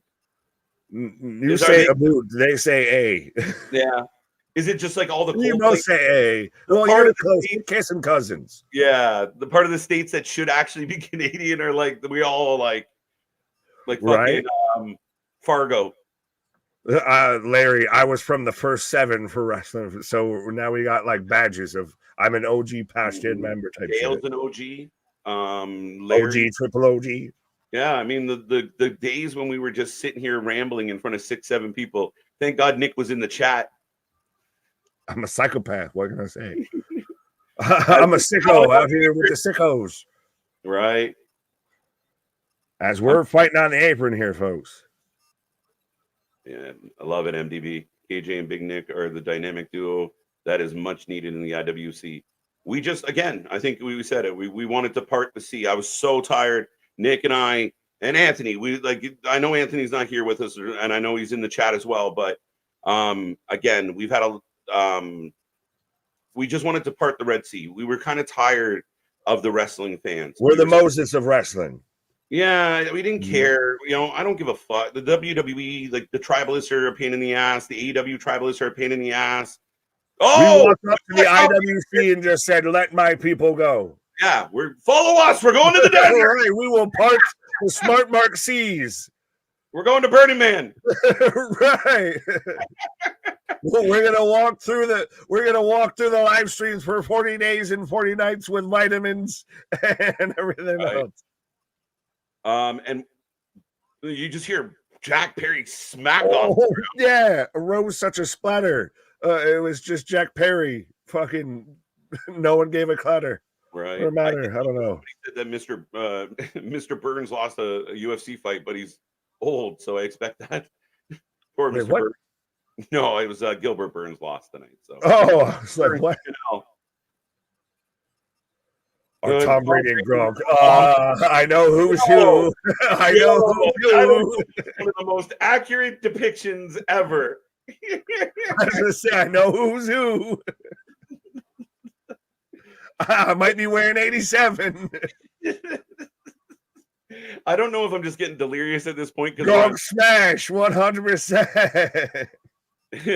Me no. I take that 100%. You can have that. Oh. We're getting the yes kicks right now here. Yeah, we're tapping at 4.5 hours here, so we're getting partially into that delirium stage. Ridiculous amount of days in a row. We've covered multiple. This is the culmination. This is the fucking Thelma and Louise of this is a hell of a way to fucking send this off of. We've literally been going, honestly, like 17 days, close to it now, straight in a row. This is the first weekend we haven't had a brunch with the boys on it.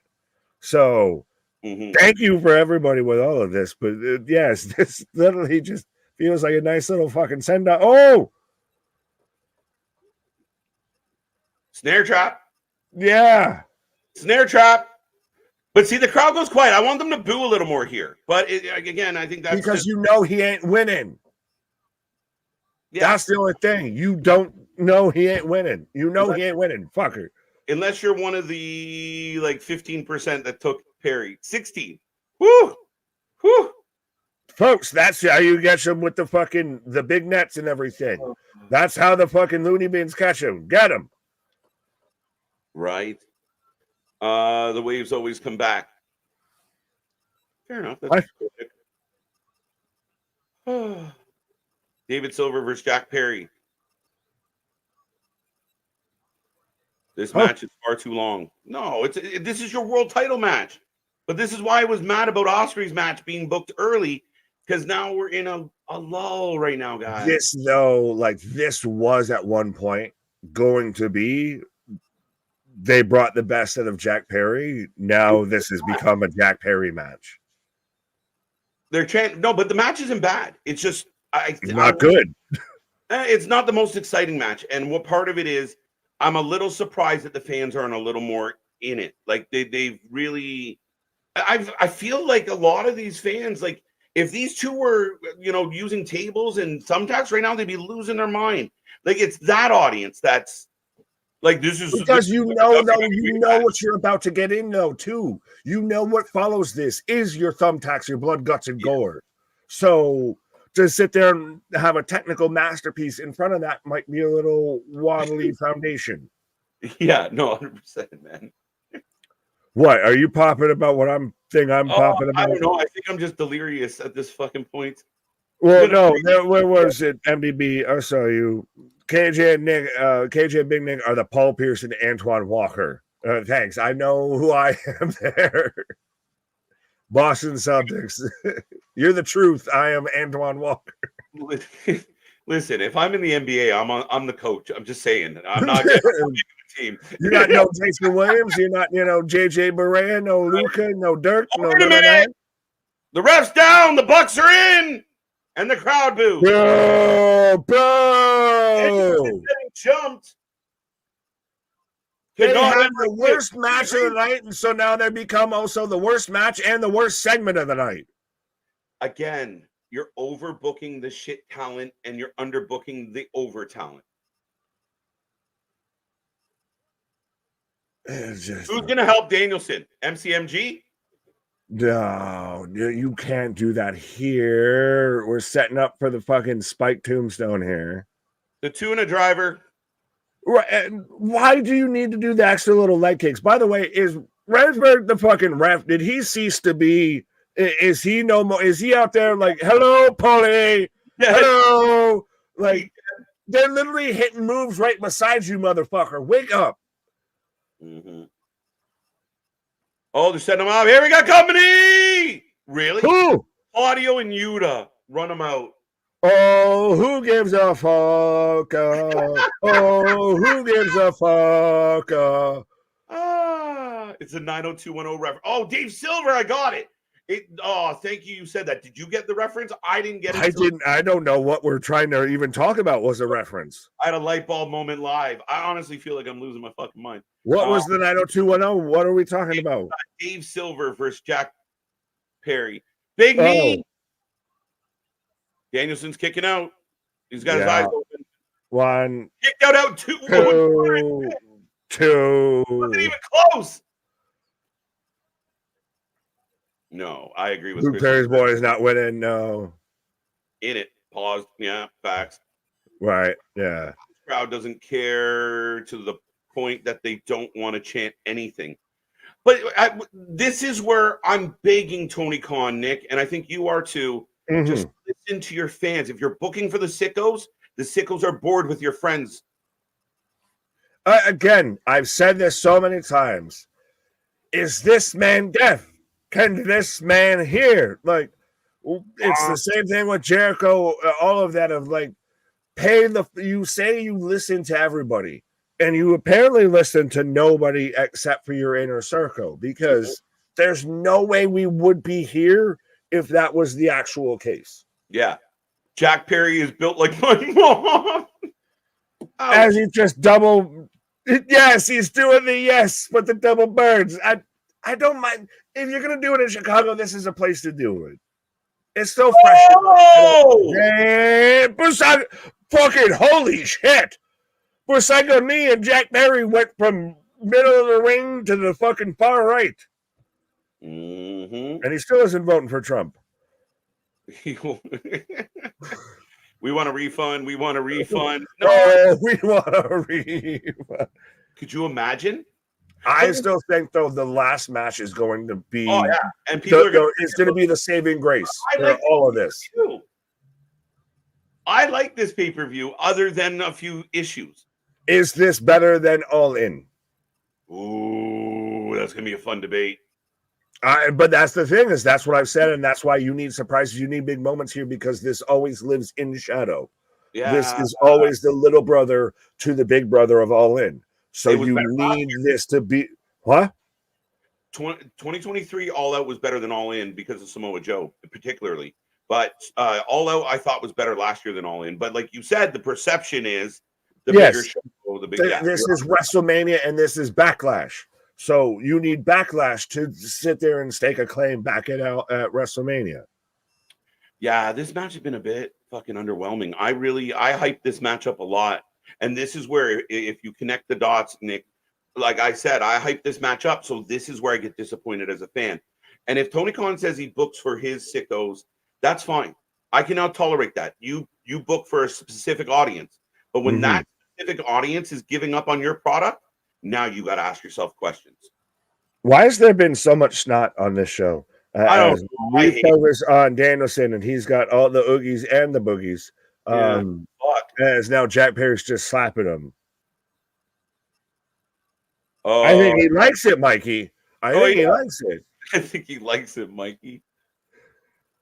Oh, fuck, dude. Just reminded me of my dad. He used to crack the Mikey jokes all the time.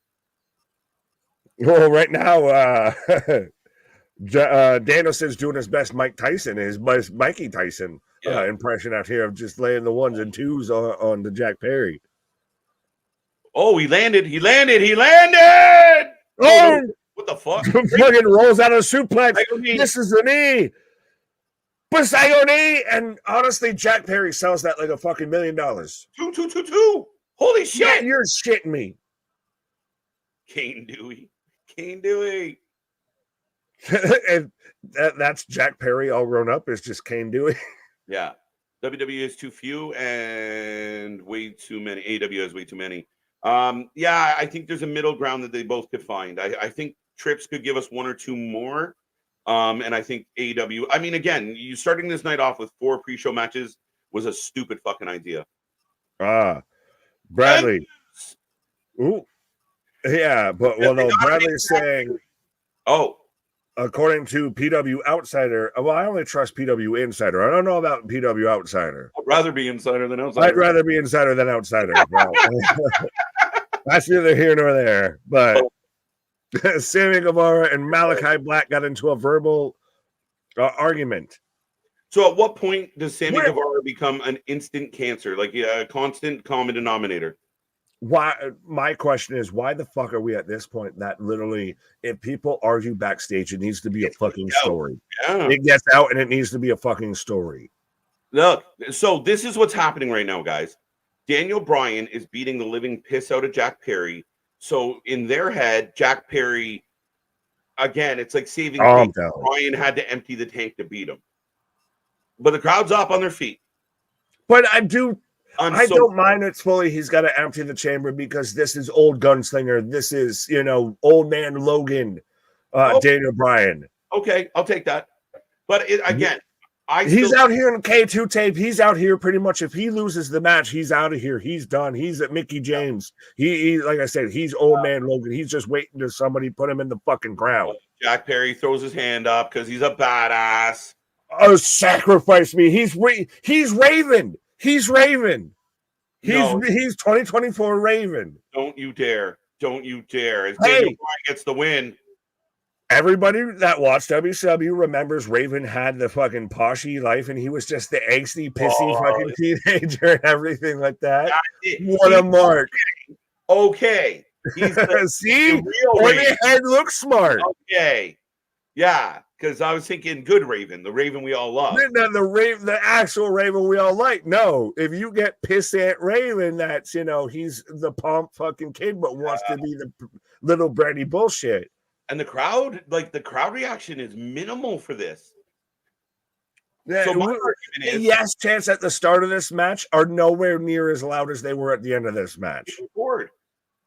Daniel Bryan gets the win, folks. And we've got fuck all on this card as far as surprises or anything. We even got the Mariah May shit was on the pre-show. Look, even Brian's like, come on, guys. Yeah, something, anything. Yeah. The other thing. We've got 201 again. 200. Let's go. When it comes crashing down and it hurts inside.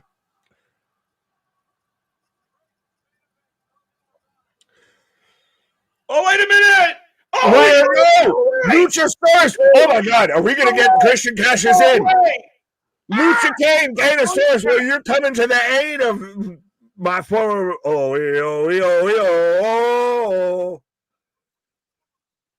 See, and even fucking Sock Puppet Excalibur, the former tag team partner. I wish Malachi Black kicked Sammy right in the face and get fired. Fired Malachi. No, he just gets suspended like Andrade. He gets suspended. Here he comes! Here he comes. We called this, Nick. Yo, Christian's gonna cash in. But why would you? Lucha came just destroy the fucker. Why are you so fucking caught up? Because you looked at Jack Perry, because you looked at Jungle Boy, which, by the way, anyone that wants to know what Kill Switch looks like without the mask, go and watch Big Brother, and he looks like if you fusion dance Roman Reigns and Seth Rollins together. No way this happens, Nick. There's no fucking way this happens. Oh, this might be happening. Oh, wait a minute. We got Moxley. And he's gonna stop. Now he's on the side of. No, he's gonna fuck him over. He's gonna fuck him over. He's gonna let him do it. He's gonna let him do it. He's gone so. See, that's the thing, is because you're setting this up. You're making everybody believe that he's gonna be his friend, and Moxley's out there. We got more. Claudio's back. So the BCC. Who? Claudio. Claudio. Oh, so the Bastard Combat Club has united, and apparently you just need to wear a white t-shirt and dark pants. What the fuck? So we're going into, you've got your, street fights. Everybody's back. Why is Moxley back out here of Mr. fucking Combat Club? This is so again, though, this is what I worried, what I feared that the Moxley thing was actually going to be, and it's just going to be faction warfare. So we're getting gang warfare, just like we got in fucking WWE when you had the Nation of Domination, the fucking, there's DX, you had, fucking the oddities, you had all this bullshit. That can't be it. That is it. But he just came back as well, I don't know. It's interesting because now you've got Moxley hugging. So this is still where it gets. Was that all a bluff? No, Moxley's gonna turn, dude. Moxley's gotta turn. Has to something. Oh. And the crowd goes quiet. He's just randomly patting Pac on the ass and shit. The fuck? Why is this? There it is! Claudio turns. What? No, Moxley's got a bag! What in the fuck? Oh, and you fucking plastic bag. Oh, Pac. And Pac's sitting there holding back Yuta. What the fuck is this? Oh, fuck. And Marina Shafir, so this is literally, they're just copying the goddamn fucking Osprey movie with fucking Yuta's crying. Fucking Russell Crowe. No, you can't do this. Marina got into MJF spray tan. Yeah, but so we're literally committing murder right now on screen. We're committing murder. Yeah, that's murder is what we're committing. And wait a minute. Yuta's is a trios champion with two of them. So this is crazy. This is all dumb. Crazy. It makes no sense. Stop killing me. Why? This doesn't make any fuck all bit of sense. Why? Why is any of this? Unless here comes the money. So wait. It's like Pac is saying, just let it happen. Just let it happen. So does that mean Pac's aligned with Moxley? It seems, it very much seems like that. I'm waiting because so many people have said it in the goddamn chat. I'm waiting for it. But yeah, they just committed fucking murder on screen. What is happening? No, Yuta's not out. They really just copied Romper Stomper. That's all this is. Danielson. But Yuta's not officially out. They're doing that whole you're still with us, kid. And he's now he's going to be conflicted. Weeping Yuta. We're going to run it back like the fucking Moxley Yuta match. This is bullshit. Oh, we got the oxygen tank again. They're doing the sternum rub. Honestly, can we fuck off personally? For the Danielson might be literally on life support, fucking cell jobs and everything like that. Why the fuck do we need to keep doing that type of shit? Low hanging fruit. We're doing the sternum rub on Danielson. That's That's scary shit to see. So Pac, Claudio, Moxley, and Marina are now a group? Is this the new BCC? Yeah, you know me. This is WCW, I feel at this point. How about Jim Ross getting thrown on commentary because someone made a comment that he got paid to do fuck all, so we're going to throw him out here just because. For a lights out match? I don't even know. Has he been out here this whole time? Have they had 4 commentators this whole time? No, I don't think so. Have we outdone 4 commentators? So here's a question for everybody that's listening right now, and we've been 200 plus a couple times. Yeah. Why wouldn't Moxley should have let Christian take the belt then, and then you beat him up. Like, why would you save him to beat him? Let him lose the belt. Why? It's you had the tease for something to set up a return, like to set up a heel turn for no fucking reason. What you had happening? So go ahead. This is trash. No, I'm sorry. I was just going to answer your question. I didn't mean to interrupt. No. So Yuta was not part of the plan. So they didn't turn on Yuta. Yuta's going to be in that position of, hey, kid, you're still with us if you want to be. Now, I think Yuta's going to try and run away and become babyface Yuta. Probably best. But Yuta wasn't, they didn't beat Yuta up. And then Claudio went over and tapped him on his head because they're still trios champions. Yeah, but if Yuta runs away from this, then this is like he goes Garcia territory at best. He ends up, street rat, riffraff. It's all still convoluted, overbooked bullshit.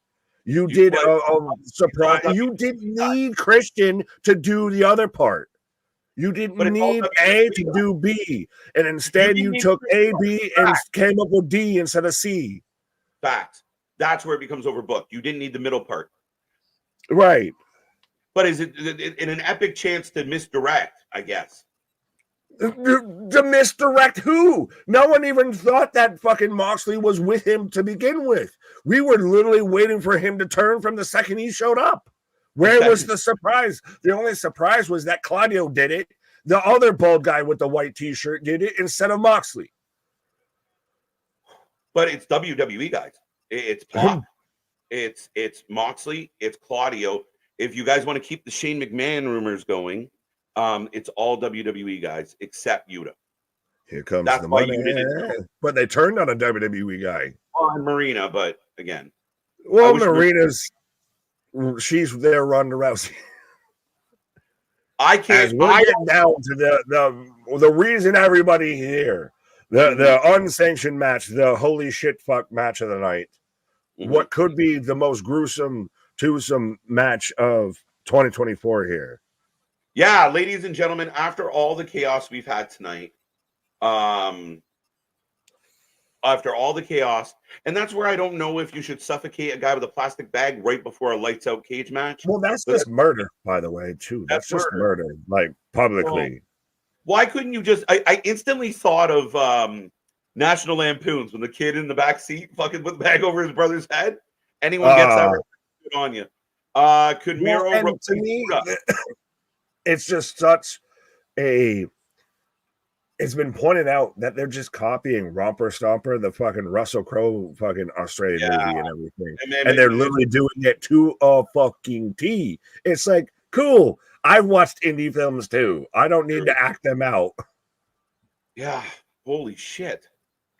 Pac was Neville in WWE. Well, no, then he used a clear bag.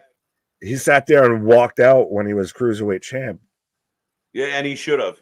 He was the best heel in the company, not just in the cruiserweight division. He was the best heel in the company, and he had a reason to be frustrated. Right, as we're getting the start of this match, as I'm surprised even Justin Roberts is announcing it. Little tip here, Tony. It's a lights out steel cage match. Justin Roberts doesn't announce it like this. No, but the lights are out. Blink, blink. By knockout, pinfall, or submission. So the cage means fuck all outside of it's there. There's no escape the cage clause, anything like that. It's just an obstacle in the way. Right, but here we go, folks. This is going to be insane.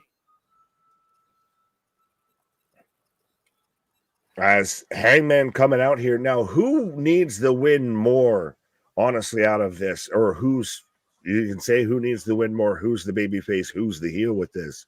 With Hangman now flanked by security, by the way, and just looking like a fucking bat. Like, that's a hell of a way. They included that shit into his entrance. That's dope as shit.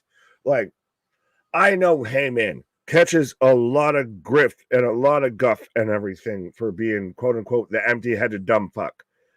And that moment.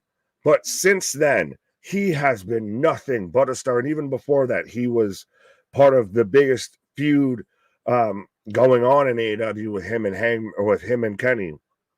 And since then, he's managed to rise above the elite bullshit and actually been really well and been one of like the best.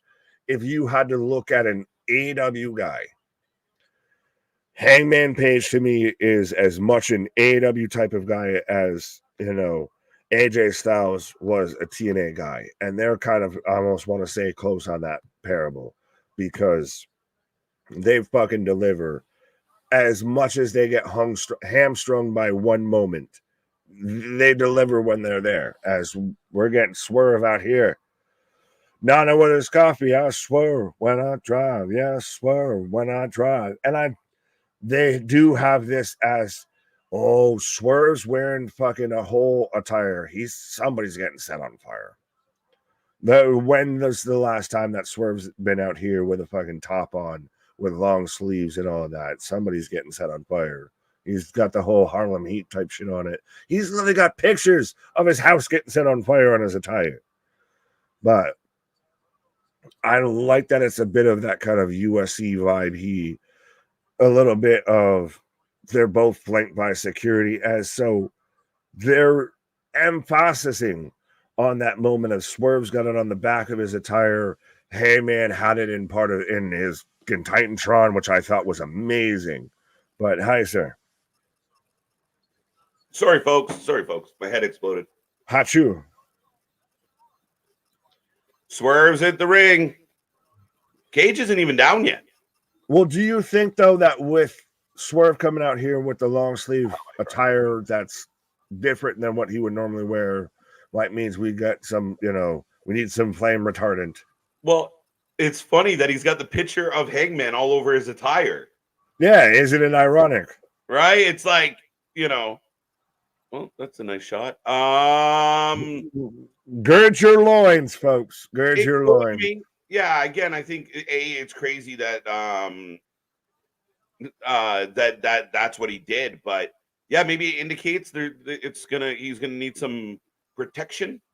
Maybe I feel like that might be a case. Well, it's still we have the cage. The cage is just more there at this point to be an obstacle, and to be something for them to use to play off of. Than exactly for that to be a deciding factor. So we're off. Cage is low as we're underway here. Yeah. Ooh. We're fighting on the outside here. Are we just going to end this match if somebody doesn't move out of the way of the cage lowering and they just get crushed? I hope not. Oh shit, maybe. Maybe. Well, we've got a fucking like. But why wouldn't the cage whole carpet of bullshit just waiting in the corner, and we've got another bag of we're throwing shit into. I like this. We're throwing stuff into the ring before the cage goes down. So once the cage goes down, now we got shit to play with. Yeah, but it's just stupid shit. It's picky shit, but we're okay. We're rolling. But the cage should have been down before the match started. I think it's fine. This is going to go for a minute. I think this is fine. The cage is down before entrances, bro. I don't mind it. And they got a light up cage, by the way. Yeah, light bright. No, she's on NXT. Do we have, red light, green light? It goes a certain color when somebody wins, when somebody hits cool moves.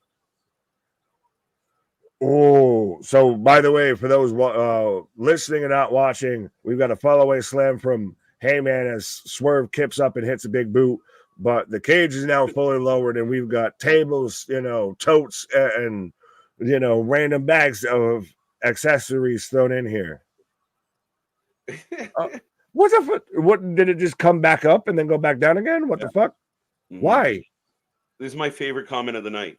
Dude tried to say beard dudes and said bread dudes. Bread dudes. I could go for some bread. Some people make my head hurt. Stupid is as stupid does, especially late on a Saturday night. Right. Kind of like service for the win. Did I see Misfits comment? Thanks for being helpful. Did you see Misfits comment? I didn't. I don't know. Dun dun dun. Swerve and Hangman should have wrestled in the House of Fire. Yeah, there you go. Inferno match. Yeah. Is Danielson siding with TK and BCC not? We don't know, bonkers. Like, this is. I hope there's some answers coming. But I don't even know if those are exactly even the questions that need to be answered. Like, we don't even know where to fucking start with this. I feel a little bit. Yeah. It's just so out the blue a little bit. Oh, I didn't. By the way, predictions are up. Make your prediction. Do things. Yeah. So my apologies, but these predictions are as unsanctioned as the matches. So 100%. If you get them in and they count, then the lights out weren't in Georgia. It's been a chaotic night. A bit. At times, anyway. Right. Yeah. Let's just get rid of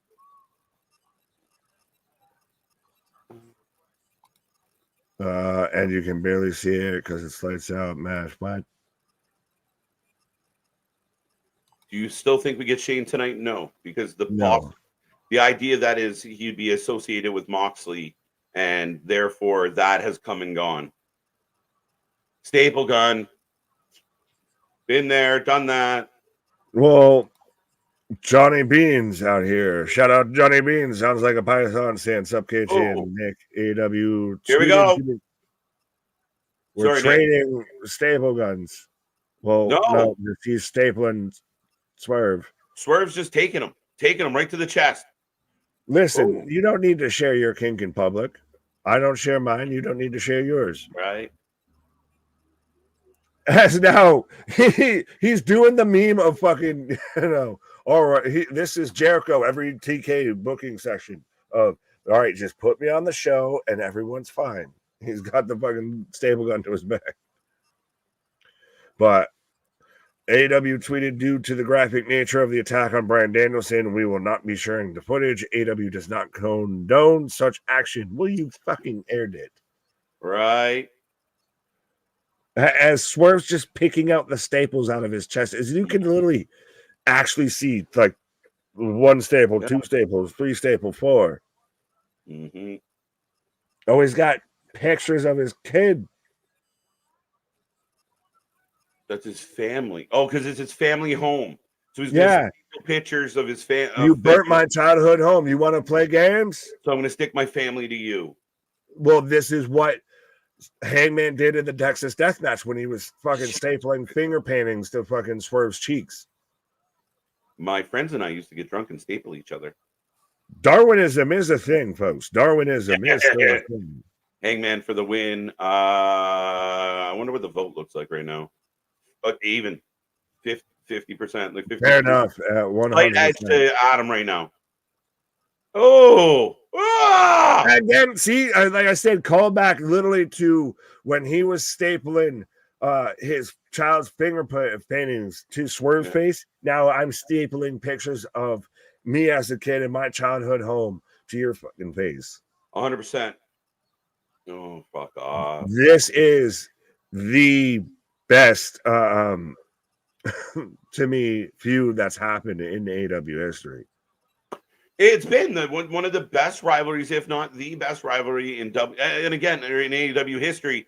And I think because it has extended so long, it has been graphically violent at times. I'm hoping that this match delivers. We'll see. I'm not impressed. I'm not like, oh my god, wow, that they're stapling each other. I'm not. It's not the most exciting thing ever. Fair enough, but is this AEW's Austin Rock? Both guys are top guys. But I'm saying within AEW context. If you grade on a scale in context, yeah, I get what you're saying to an extent. No one's saying they're the same, but I'm saying within context. I get you.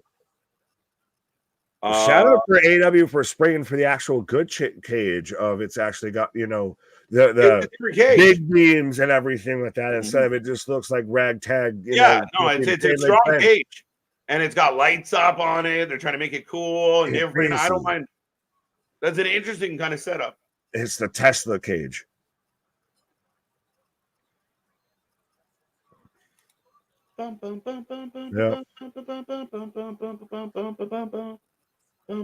Shards of glass could be Swerve just tossing Hangman into the cage right there as Hangman's busted. Right. Yeah, 10. I'll give you that. What if Mox interrupts the main event? KJ and Nick. Well, that's kind of past us already, so yeah, you wouldn't run that back after this. Like the only way you would do that, like, could you imagine? No. That at the end of this, here comes the money. I could see, but is there a potential to like a Bobby Lashley could potentially show up here? Either get involved in this to help Swerve, Bobby Lashley. No. It'd be fucking stupid. Just no. This is a lights out fucking grudge death match. Why the fuck? And Bobby Lashley in AEW makes no sense. Bobby Lashley's leg weighs more than half the talent. We were gonna get Jack Perry, Bobby Lashley. Fair enough. And how many times can you headbutt my junk match? As we're fighting up on the top ropes here now. Lots of rumors about The Rock returning very soon. Damien, you are accurate in that. As we assumed, he was gearing up for WrestleMania season and Netflix. Yeah, as Swerve dropping balls. Hang them high and hang them low. Swerve. How you doing? I want a little more action. Like here we go. Yeah, like some moves. Like, oh, that was all right. A clothesline. I want a little more like standing still. A lot of stationary shit. No, not a pun on the staples and the paper being used. Mm-hmm. But here we go. They're banging him off the cage. Yeah, no shit, chair.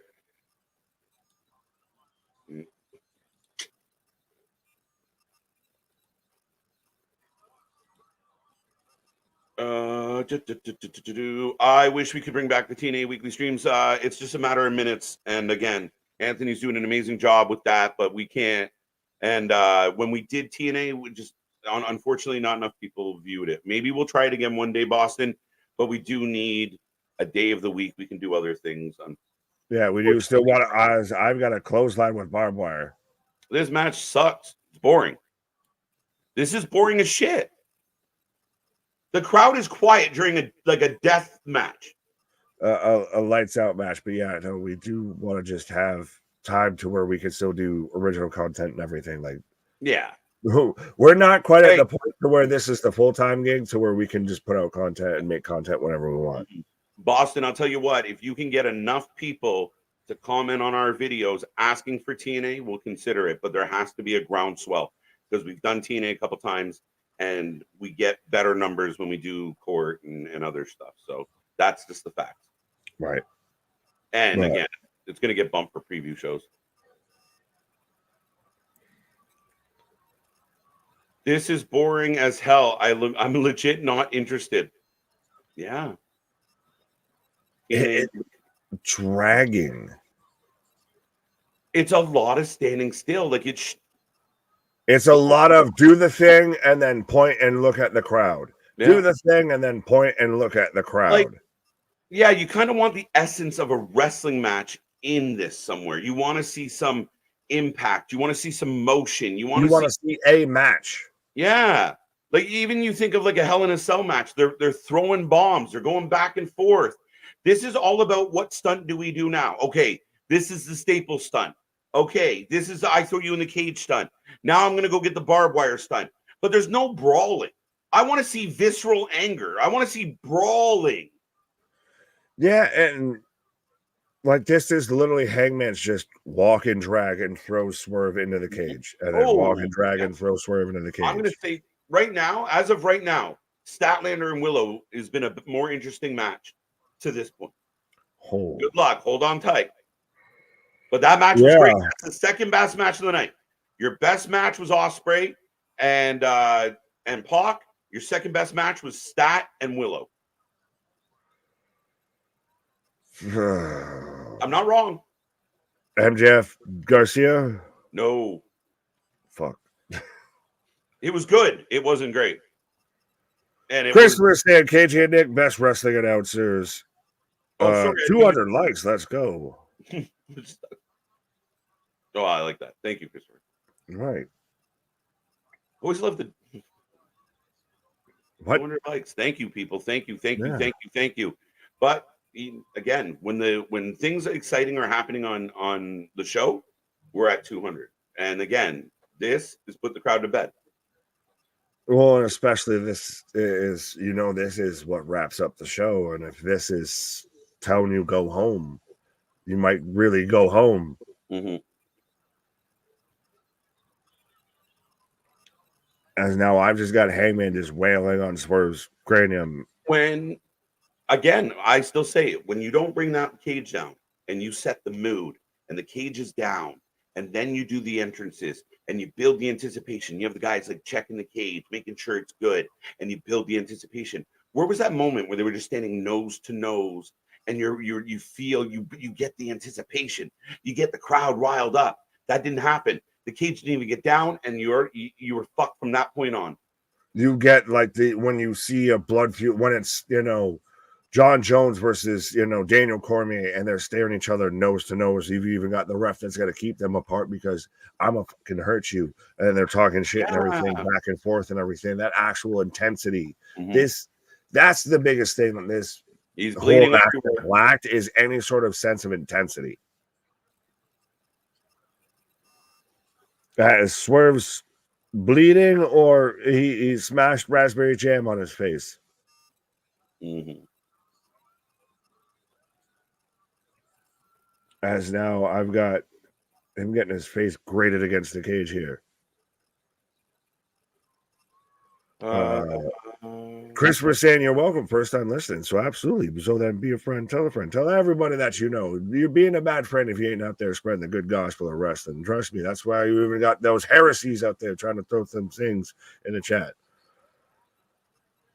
I don't think they know what to do. They have had several death matches this year. They are out of ideas for these two. So then don't do the fucking match.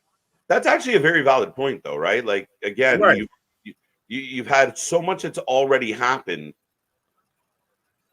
But this has been the worry of good. This is the worry of if you don't have something that lives up to the literally I'm drinking your blood and doing the Triple H, hot tooey with the shit and everything, then it wasn't a good match. This still, I mean, honestly, this wasn't a good, so far has been a good match, even period. But this is now like extra bad because we expected so much more. Well, we had high hopes. And and listen, if people think we're being critical right now, and Robert, I see your comment, this is awesome. Listen to the crowd in the building. There's 8,000. JR's burying it.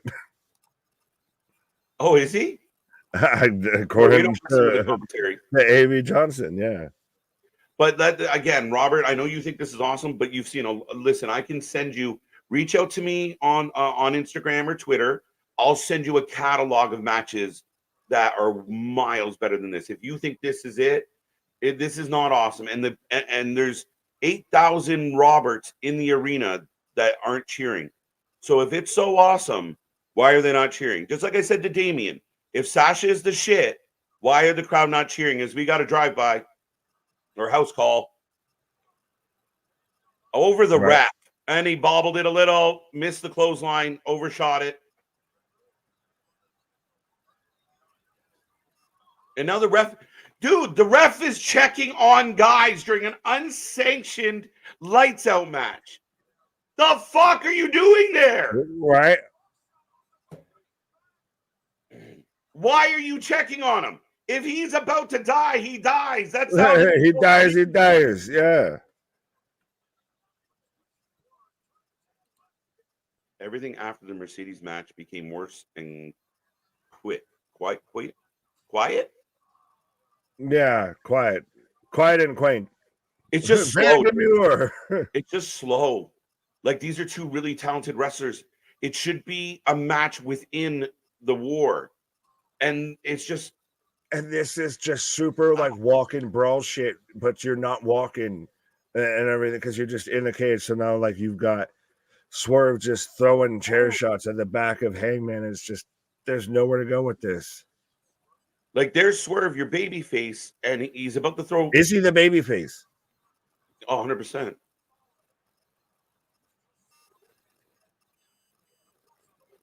Or the closest to it.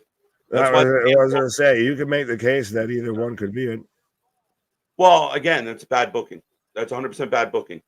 Everybody should be, and that's why only a handful of people dance along with Nana nowadays, because they don't know if they're supposed to cheer or boo, and that's where you're fucking all of this up. Right. And I've been defending it. I've been defending this pay-per-view all night. I said 20 minutes ago, it's not a bad pay-per-view. It's a good pay-per-view.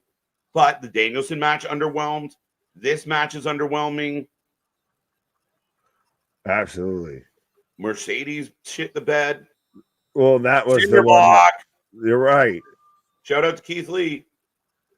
Yeah, but that's my signature weapon is a cinder block. Mm-hmm. See, now we're going on 5 hours. Anyone out there feeling that have broken it when he dropped it? Risky. Yeah, bold strategy, Cotton. Bold strategy. Imagine if that would have broken like fucking Cora Jade's skateboard right there. And just like, oh, fuck, now what do we do? Is that a shaved chair? Yeah, did you shave that chair? Oh no. Oh, no way. Oh, wow. Is he going to go for a dead eye on the cinder block? They missed it. And they showed the angle. Oh, and they fucking pulled. Why the fuck did you shoot it? The hair on your chins. Like, he at best grazed that. Like, he's got a scrape on his back because he grazed it. He missed it. And the cameraman, this is where bad production and shitty production make. They're focusing on the scrape. The scrape. Not that he broke the cinder block. They're focusing on the scrape. This is at the 0 hour when they're focusing on the who nobody cares. They almost know it at this point. Yeah. If they would have shot that at a better angle and it looked like he hit it hard, and then you show his back, we go, oh my God.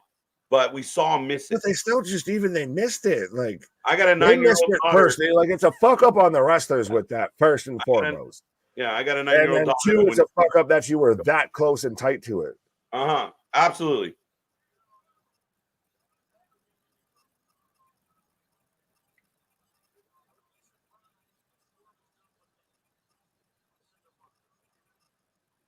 What are we going to do?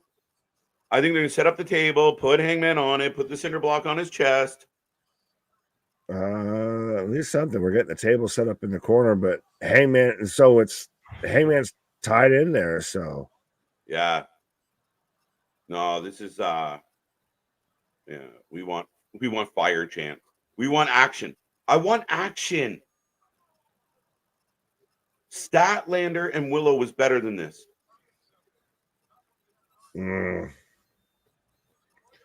I don't want to fully say you're right, but you're getting closer. I was highly entertained during Statlander and Willow. This is fucking boring. At the 5-hour mark, Nick, this is fucking cute. Like, this is where you turn fans angry. Of like, this is 5 hours deep, and now I feel exhausted. I don't feel excited. I don't think it's that bad. I will say that. I do. It's very much. It's a slow. It's a weird. It's a walk and brawl, but they're doing it with staying within the ring, so it's very super slow paced. Oh, we're gonna get the stomp. Dude. That was pretty cool. Oh. That was really cool. The stomp through the table. That's what I'm saying. There's things there, and I don't know, want to wish it, but maybe this goes a bit here, and we're slow playing. Got to pick up. And it's not the first time the women outdid the men in AEW. Okay, fair enough. I'd rather watch WrestleMania 35 than this, and that's saying a lot. Willow, I'm on KJ's side. I had fatigue for this show since Willow stat. Oh, Deadeye. Is this the usual steel cage? No, this is a different steel cage than we've seen. This is probably the best steel cage they've had. Darby set Jack Perry on fire. Yeah, fire spot would be a bit interesting if they did it again. And this is boring as fuck, according to ABJ. This has to end on something huge. This can't go this way. Like, this has been like arcing to at least a huge moment here. Yeah, and again, my gauge is always like right now, they're not cheering for either guy.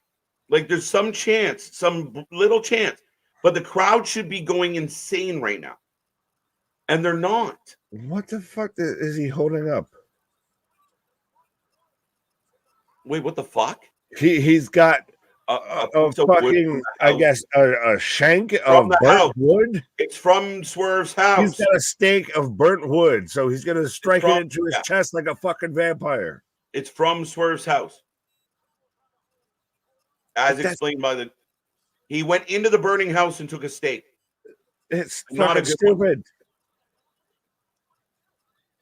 As the crowd started to leave, I don't think so. Someone mentioned that earlier. The lights came down because it's a lights out match. I don't think if people are leaving, by all means. We've got a stake, and he's trying to stab. Now Swerve took it, and he's trying to stab Hangman with it.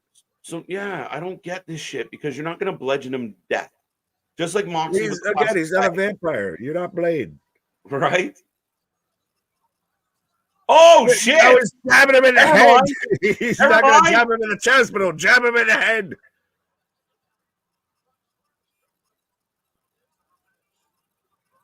Attempted murder number 3. Right, honestly. I'm running out of chances with AEW. Fuck. Man, I want this company to excel. I want it to succeed. But if us two schmucks can point this many holes in the system, come on now. And just, we're trying to like it, and we're trying to give you the pass, and still can't deny some things. Like, fuck me. Trying to kill people doesn't belong in wrestling. It doesn't. Like, again, you push the envelope of trying to hurt somebody, and, oh, there you go. Low blow. Whoa, whoa. Up next, more blood drinking. That would explain the spike, Buffy. Yeah. Wait. Oh, they got to help each other get up and drop some on the cinder block. He didn't miss that one. And he didn't break it, though. God damn. I bet that hurt. Oh, no shit. I bet that hurt. Because it was supposed to break, I think. Duh. Well, maybe this one doesn't break. I don't know. 1, 2. They didn't shave down the cinder block. That's why it didn't break. Touche. Yeah. Trying to step it up because now SmackDown is on you. I don't know if there's a direct correlation to that. They think they're doing amazing shit. That's all. I really do. I think they think this is groundbreaking. Tony's in the back right now, just fucking giggling till he's wet in the pants. Like, yeah, 5 hours for Tony's reading 3 tweets that are praising this match right now and just fucking having a whole fantasy fucking dream. But again, don't take our word for it, folks. If you think we're biased, if you think we hate AEW, tell me where we're wrong. Don't. I almost got through it. Don't take my word for it. Listen to the audience that's live. Listen to the fans that paid the money. Listen. As they start chanting, "This is awesome." I for half a second thought they were chanting, "This is awful." There's no way that this is awesome. No, they did it for like 30 seconds. A pocket of them. This is when there's only a pocket there, that carries a bit more. But this has been the worst match that they've had. Oh, power bomb into the cage. Oh, that was all right. Prison Championship Wrestling. But this is either going for a while or this is just this. I don't feel where we're getting to. We're not building to anything. House call into the cage. Swerve took that cinder block bump pretty hard. Yeah, again, and then, like, he's got a good point. I mean, again, there's risks, but you got to take educated risks and you got to be smart about it. That looked fucking brutal. Right. Dragon. Yeah. It's like fucking Godzilla. Fucking dragon. Dragon Ball Z. Do. Drive by. That can't be it. This can't be it, guys. Can house call. We were so excited for this match. This was what sold me on the fucking pay-per-view. This is what I was hitting. This is why we play the fucking game. 2 finishers, kick out. Does AEW pump in This Is Awesome chance? It was like a smattering of it. I don't know, because like I said, the crowd is quiet. So if you think this is awesome, why are you so quiet? I know we argued about it, and I don't want to say we're in any way, shape, or form right, but the crowd has been awfully quiet since Osprey versus Pac. Because you put the peak of the show in the fucking beginning of the show. This should have been the peak. Doesn't matter. We all knew Will Osprey and Pac were going to be match of the night. It should have not been buried third. And then you followed it with garbage. Other than Willow and Stat. Right? You killed the crowd by having the best match in the middle. You had the end of the movie in the third act. I feel like I'm Obi-Wan out here looking at Anakin fucking when he's starting to turn into Darth Vader and shit like that with this match. So if you were the chosen one. Big bump. I hate the ref being there, like, aiding this. Like, it's a non. Well, you gotta you've got to count a pinfall or a knockout or whatever. So he's got to be there, right? Yeah. When PCO did the cinder block spot, it was a bet of them. Yeah, 100%. You want to mitigate risk. Dead eye. We think 1, 2 count. Is it interesting that in a lights out steel cage match, pinfall is how you could win the match? Pinfall, submission, or knockout. Quit. Those are the 3 ways you could win. Yeah, being that this is unsanctioned and shit, there should be no ref. And again, it's pretty much a last man standing match at that point.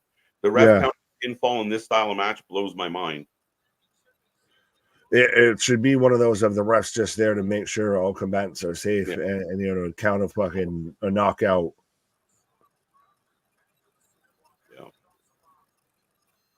Oh, I told you. Chair to the neck. This was. You were the chosen one. That's what this match was. And I'm sorry I failed you. Apparently, I didn't realize you were going to suck this bad. I thought you were going to be so much better. Mm-hmm. Will Cody and Solo Steel Cage be better than this? We'll find out. I think it might be. It's not a hard hill to. And they're not going to use cinder blocks, and they're not going to use extra stuff, Nick. They're going to, again, it's going to be a wrestling match within a cage. Right. Yeah, the ref should not check just for the pin. Yeah, that's it. The ref should be sitting back and just making sure. Again, are you really going to go? As Swerve's laughing now after he's been getting hit with the fucking chair. As he's throwing up the 2 of how many wins he's got over Hangman. Right. I hate you. I hate you. Yeah. I loved you like a brother. 100%. This is fucking Obi-Wan and Anakin. The sad part is think they think they're spitting right now. Yeah, that's the thing. Like, we're gonna hear and there's gonna be accounts like the fucking Drainmaker guy out there that are just going to tell everybody that this was the best pay-per-view ever, that this was the best, as he ripped his teeth out. The grill is out, Nick. Let me see your grill. Yeah, your grill. And now he's got, the fuck is that? He's got a hypodermic needle? What the fuck? Yeah, now we're crossing lines, bro. Yeah, no. What the fuck is this? This is no, you don't do this. You don't fuck around with. What it? He just stuck a needle through his cheek. I'm out. You lost me. I don't give a fuck what anymore. The fuck are we doing? He's shoving a hypodermic needle through his cheek, and everyone's gonna say this was the coolest thing ever. This is fucking stupid. GCW doesn't do bullshit like this. Mm. That's just fucking stupid. That you fucking randomly went from, Oh my god! Did you hear? Did he shave that one down? And that's how they ended it. That's how they ended it.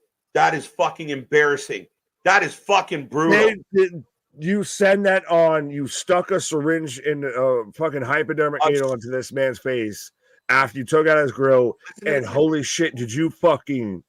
If that's not CTE, I don't know what it is, because holy shit, fuck. That sounded like a Mack truck hit a fucking skull. And I get that that's part of the fucking visual, but still at the same time, you can only gimmick some shit so much. An absolute flat fucking finish. Not a brawl to the end. A flat fucking finish. You hit him with everything, and this is one of the. I'm fucking mad, and I was so excited for this fucking pay-per-view. That fucking sucked. You made JR watch this? I like that. That was just, it already wasn't going great, and it started to maybe get a little bit of traction, and then you instantly just randomly course correct. Like, what he did with the fucking hypodermic needle, that wasn't needed, didn't come across at all any way that it needed to be outside of it. Was just getting stupid. Yeah. But yeah, and then now you just end that with I just cracked his fucking skull open with a steel chair and just walks off. The pay-per-view is ending with the arena silent. That's my biggest beef with all of this. And people can jump online and go on about. I don't even care that Hangman won.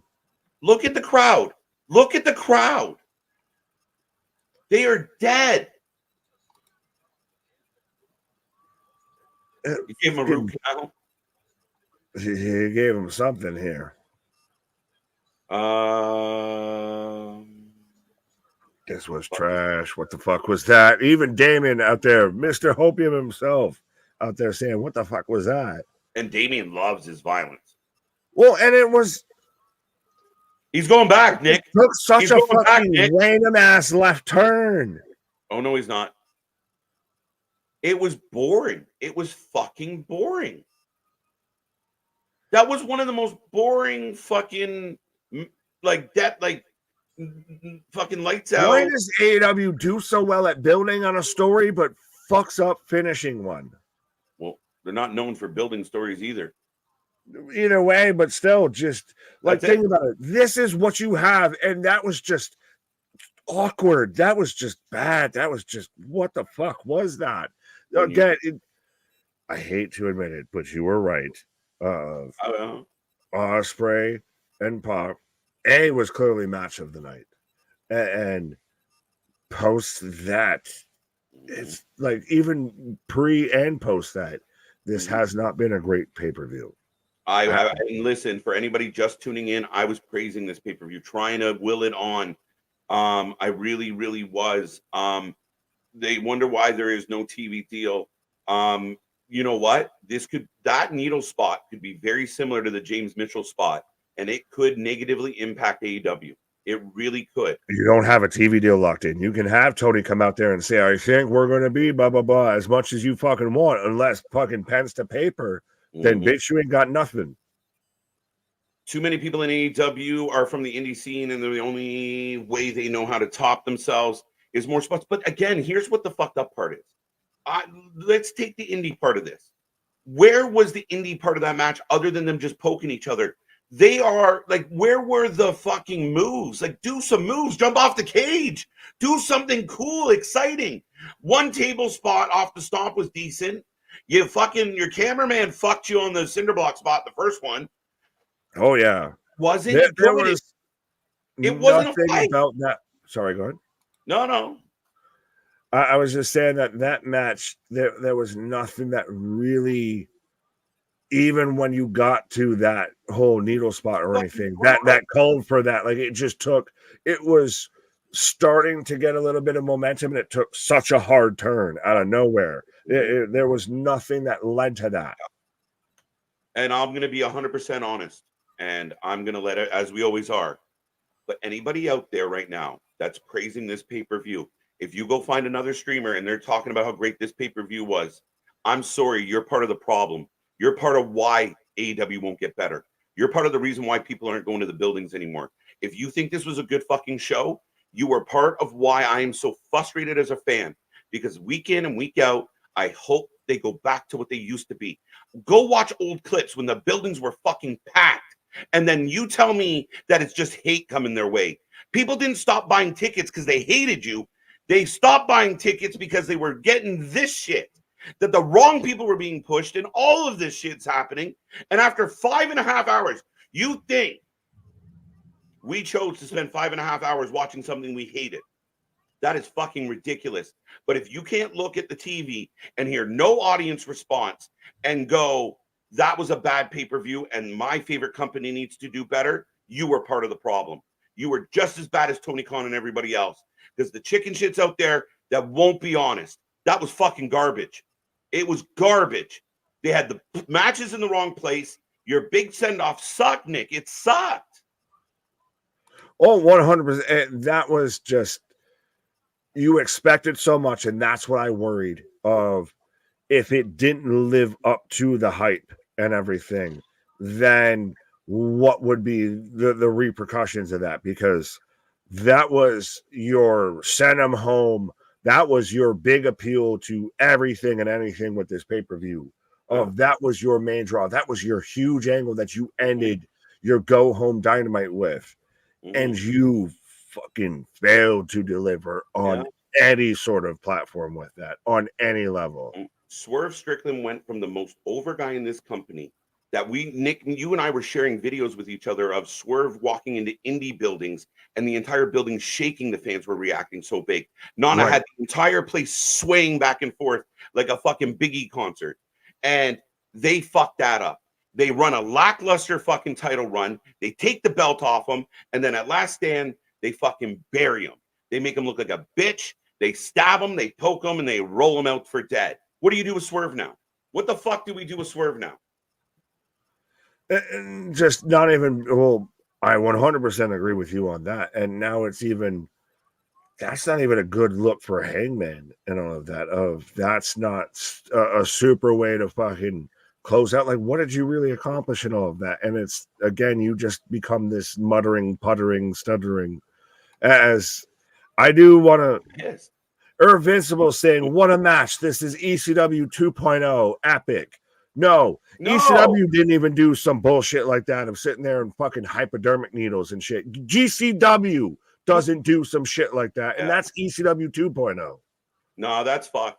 And again, you go watch. We maybe we need to do some ECW fucking watch-alongs because there was moves in there. Guys were going over the top rope. Guys were flying around. They were doing exciting shit and then doing their spots. Two men standing in the middle of the ring stapling each other is fucking boring. I want to see the Rob Van Dams. I want to see the Sabus. Go ahead, Nick. No, I was just going to say, if everybody remembers, ECW because of, the hardcore spots and everything like that, but you have your Eddie Guerreros, you have your, your Jerry But that's not Lynn, even my point. you get all that shit. But that's not even my point. Let's talk about the hardcore ECW. Let's talk about the New Jacks. Let's talk about the hardcore stuff, the Sabus, the barbed wire, the fucking matches. But there was shit in there between the stunts that made it a match, that made it a fight. This didn't feel like an intense fight between two heated rivals. It just felt like two guys, like, all right, you hit me now. All right, my turn. Like, that's what makes me mad. That was a fucking awful, awful, awful, awful match because it wasn't a match. Yeah, that was backyard wrestling on pay-per-view. Yeah. That wasn't a match. That was literally you and your buddy that think you can play backyard wrestler and you just staple each other and then, you know, you do some shit with a cinder block of, bro, you scraped me that time. Oh, my bad. Sorry. But yeah, there was nothing in there that was an actual match that was actually compelling, psychologically appealing, anything like that really conveyed any bit of story. Where's the momentum? Where's the momentum swings? Where's the back? Even the ending. The ending was like the Titanic hitting the iceberg. It was slow and monotonous. Where was the back and forth? No logic. Yeah, no fucking kidding. But where was the, like, at the end, like the big epic moment where the two, you know, the hero and the villain are battling it? Who's gonna win? At any point were you like, ooh, ah? At any point? No. Sorry, I was looking at Misfit saying Jerry Lynn versus RVD had like a chair spot and table spot. That was it. Are you fucking kidding me? Jerry Lynn and RVD had one of the best. He's right. He's right. No, Misfit's right. Like there were matches that weren't all about it. Like it was about the chair spot, but everything else was a match. Like that. That's what he said. Well, I was gonna say Jerry Lynn and RVD had one of the best feuds in ECW and everything, and constantly had fantastic matches. We were praising, singing the songs of this whole fucking feud going into this. Oh my god, I can't wait for this. Oh my god, I'm so excited tonight. And instead, this was just a turd and a punch bowl at the end of the show. Tonight, we saw guys snotting in each other's mouth. We saw people spitting in each other's face. We saw people. This is never going to get over, guys. This is never you hold on. You wonder why TV deals aren't happening, right? But like I said, when you do 90, you know, when you're watching your analytics, all of them, and I don't give a fuck what you feel about AEW. The numbers are the numbers. So when y'all are sitting doing fucking AEW wrestling shows out of a fucking gymnasium, then you understand why. Mm-hmm. Again, the fans have to speak up. The people in the chat, I'm sorry, in all due respect, Robert, giving this show a 9.5 is, again, it's not good. It is, fans have to step up and be honest. They have to let everyone know. And that's the thing. The numbers are dwindling because more and more people, like our buddy Anthony, who said it tonight, are giving up on this fucking product. Speaking of no one who's given up, though, but JD from NY saying he loved it. Of course he did. He jerked off all over himself while it was on. And then got his mom to get him a towel. Get the fuck out of here. Mom, meatloaf. Mom, the meatloaf. He loved it. Of course he fucking loved it. What was good about it? The best fucking match of the night went third. And the second best match of the night went right after it. And everything else sucked. MJF and Danny, thank you for a good match. Sorry about the horrible fucking ending. Valid. I'll give you that even. Yeah. This AEW's worst pay-per-view of 2024. Dynasty wasn't bad. All In was solid. Revolution wasn't bad. That was the end of Sting. I'm trying to remember what else has so far happened this year. Double or Nothing wasn't bad. This is my biggest disappointment as a wrestling fan in 2024. And I've covered a lot of these streams. This is the most I've been disappointed by something. We praised it. We were excited for it. We wanted to see it. And I don't care what JD from New York or anyone else out there says. You are full of fucking shit. And the building was dead silent. So if this was so cool, tune in on Monday and you'll see what a crowd does. When the crowd is going fucking ballistic and fans out there going, oh, this is shit and this is boring. Yeah, but the 10,000 people that paid money loved it. So if you want to be a part of the small pocket of sickos, fine, but keep it to yourself. Because at this point, it's fucking stupid. It is fucking embarrassing. And again, maybe that's all it takes is shoving a needle in someone's cheek to try and get over as a good fucking match. But there was no match to be found there. And they fucked up and fucked up. Even the Moxley angle, like you pointed out, they fucked that up by having Christian involved. They over-exaggerated with that. This is just... this is the definition of like that fucking pig flying with Homer of it's got a little Moxley, it's still good. It's got a little fucking fucked up cage match, it's still good. Oh, he just poked him with a fucking syringe, it's still good. Like that's, and especially you were instantly like, that's, you knew right there, that's it, that's done, we're done here, this is it. You have gone too far with this, and you nailed it on the head of 100%. That's why we don't have there's not TV deals fucking clamoring around here. That's why there's not advertisements and fucking sponsorships and shit like that floating around. I know, cool, we can have a fucking chair and everything like that to sit there and watch this bullshit in, and you can pay fucking through the fucking nose for it. But you're not having a pay-per-view that's on a fucking top network and everything. That's sitting there, got people getting stabbed in the fucking cheek with syringes, and then just getting destroyed with a chair shot. And that's the end of your show. After, like you even pointed out, there was no build to it. There was no match going on. It was throw you into here, throw you into there. I throw you over there, you throw me over there. That's all it was. I love the Mox angle. I would have saved it for Dynamite. Misfit. I don't disagree with that. I'm not a big fan.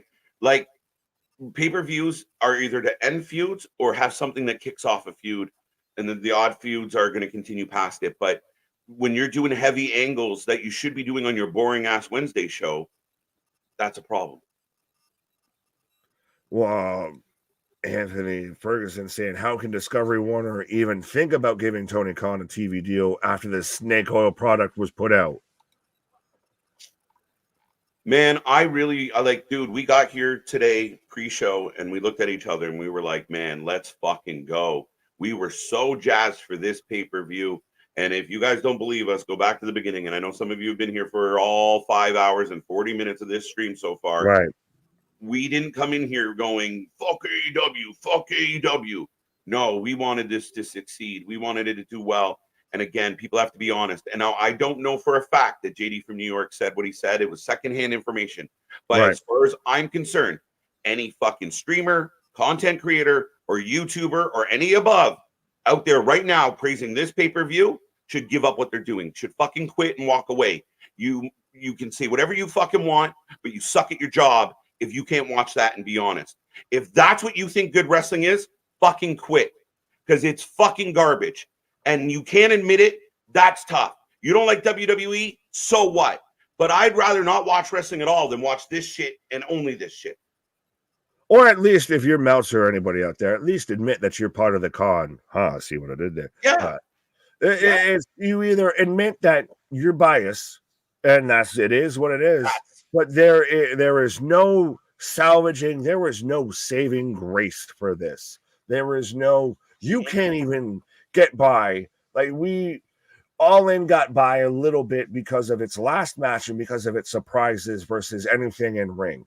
This show doesn't even have that to fucking fall back on. This has at best one match that is the saving grace. Like, I know you're a big fan of the Willow Statlander match. That's at least still debatable. The only thing that on this show is undeniable is one match, and we came into this expecting Jack Perry's Danielson's gonna get the best Jack Perry out of him and everything like that.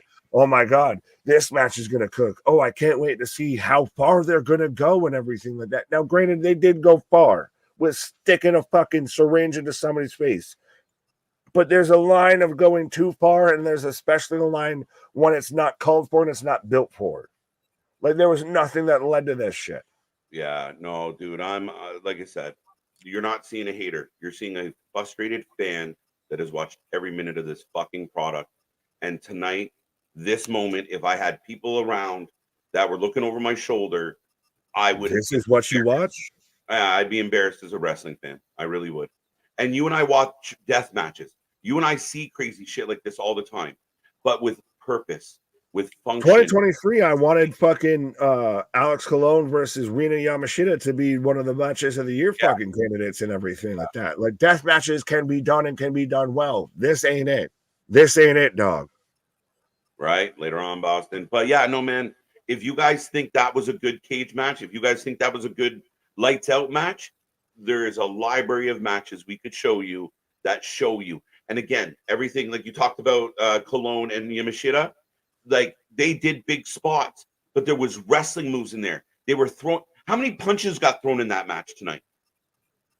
In the main event, you could maybe count it on a hand, if not, that's crazy. Maybe get two. Right? Like if me and you were fucking, if it's a blood feud and we hate each other, you think you're throwing punches on sight. No, here, man, take the stapler. Right, but that's where you do all that shit because you've done that in every match before because you get other chops in the forearms and everything in every other goddamn match. Listen, fucking somebody clip this and send it to JD. He should fucking quit if he's praising this right now. And anybody else out there that's praising this needs to go fucking get their fucking head checked. You're just, again, maybe it's just in 2024, people are just looking for those fucking quick clippable fucking, we're blood hungry fuckers.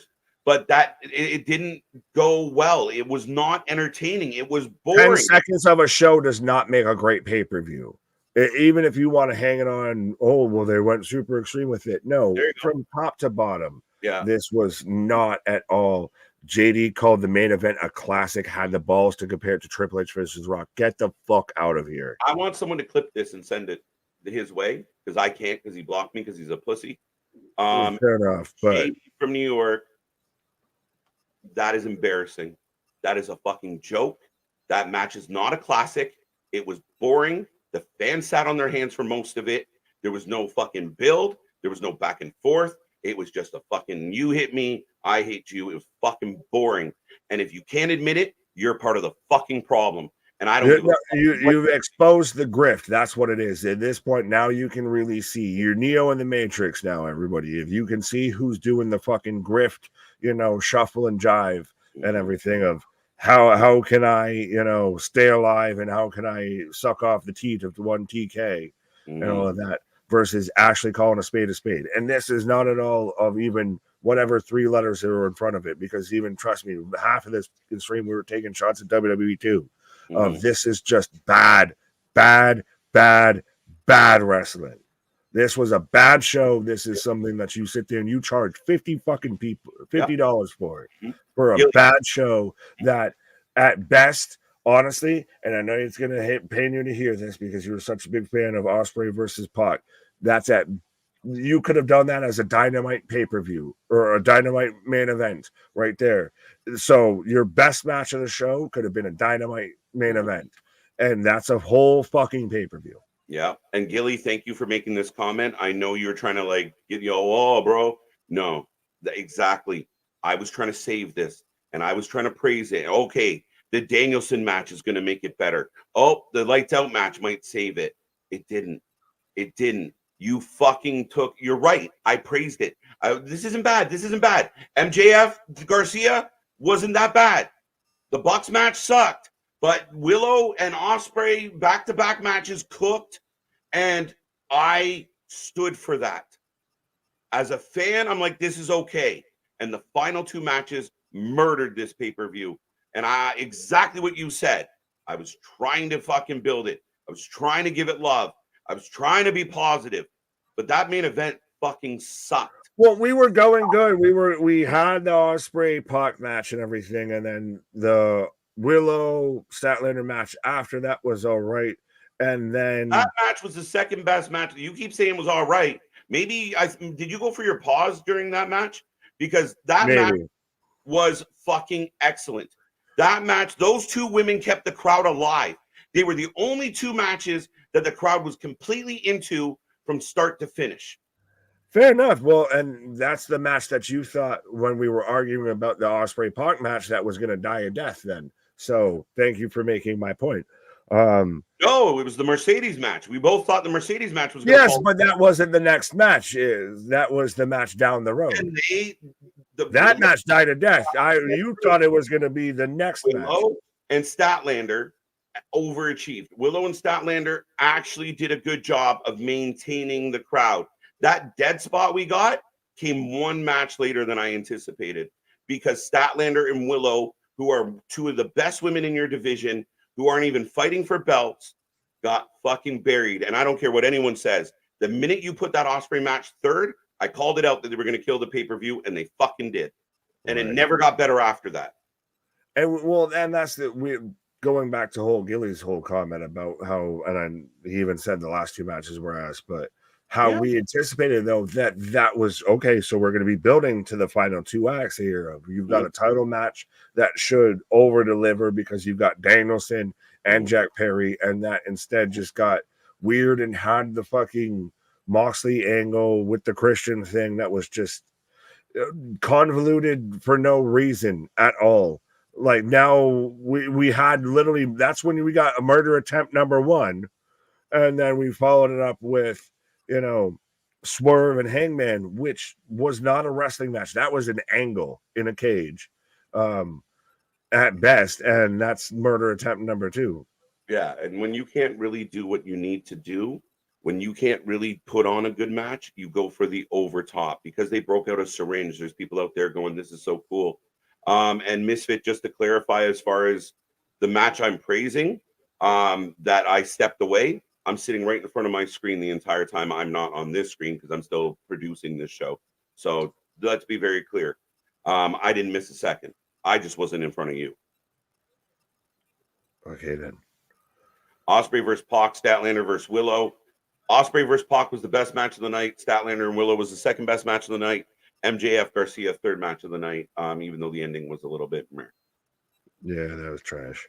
But the main event is a horror movie, guys. Yeah, it's horrific. I'll say that. It was boring. It was a boring horror movie. It wasn't exciting. Who was excited?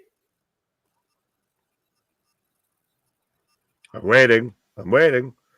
Yeah, get in the chat, guys. Get in the chat. We got over 100. Smart Mark out here with a good neck brace on here. So again, still so far we've just had Daddy Magic.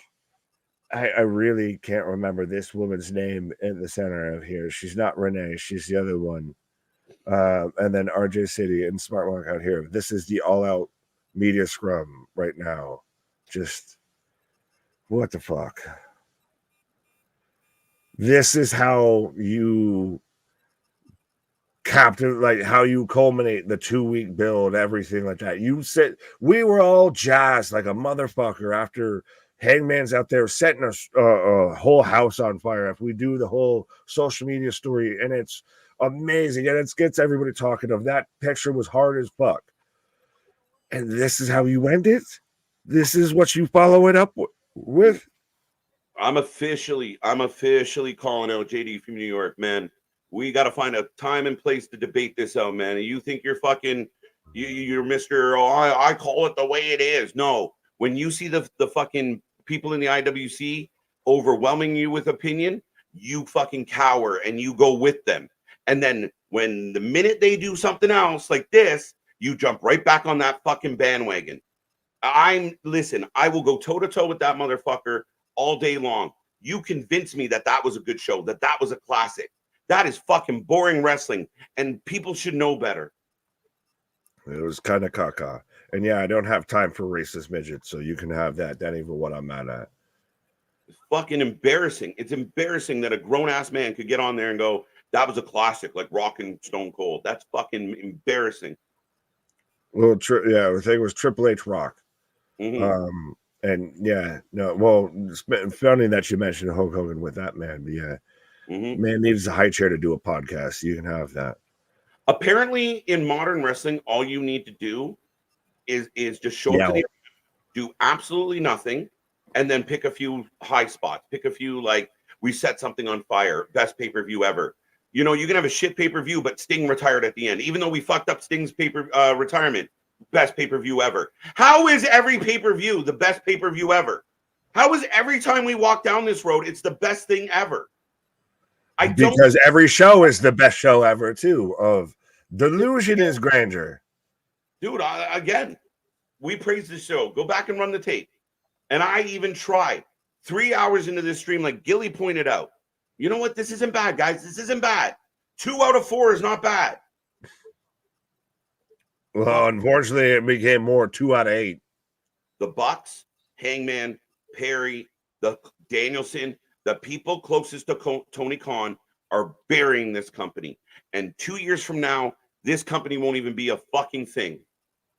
I don't think it. I would say that just because checks will clear. But eventually nobody will be in the buildings. Well, no, it's gonna be. Well, it's gonna be. It won't be aired on a network again. If I'm Warner Discovery, and we still haven't signed anything, Tony's out there, and I hope that I can say confidently we'll be on Time Warner, blah blah blah. But there's nothing on paper. There's nothing signed. And you pulled this shit out? We're gonna talk about some shit. You every day they strive further and further away from actually having a TV deal signed. Yeah, 100%. I mean, at the end of the day, man, it's fucking brutal. It's and again, sign the deal, and everyone's going, oh, that makes us the second most lucrative. Like again, you are throwing up shit that doesn't need to be said.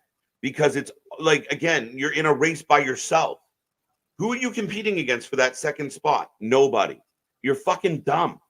You're winning nothing.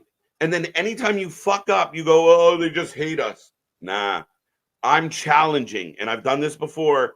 I'm challenging the guys like JD from New York and everybody else out there. Be honest with this product. I'm going to just put that up there. You guys on JD from New York, and there's somebody in here double dipping. I don't give a fuck. Bring it. I bring it. It's notoriety. I'll take it all. But they should be fucking embarrassed. And again, the fact that even we're at the point where we're even getting mentioned in that conversation, bring it. He won't read it anyway. He only reads his super chat. Well, he's got to see above, so we can actually fucking look at that shit. Mm-hmm. I'm fucking challenging him. Let's go. He blocked me because I asked him why he was wearing an AEW hoodie during a fucking WWE review. Get the fuck out of here. Pathetic. I should don't fuck with racists, so you can have that. That also is a problem. But again, I'm mad. But anyway, we can't beat this one to death. Well, 361, that's what he blocked me from Twitter and YouTube because I call him a lot, saying that Liv Morgan wasn't a good wrestler and he kissed Rhea's ass a lot. Kid Revo saying, man, I wish Swerve and MJF would have signed with WWE. They could wrestle, but AEW is committed to being a spot show, stunt show. Facts.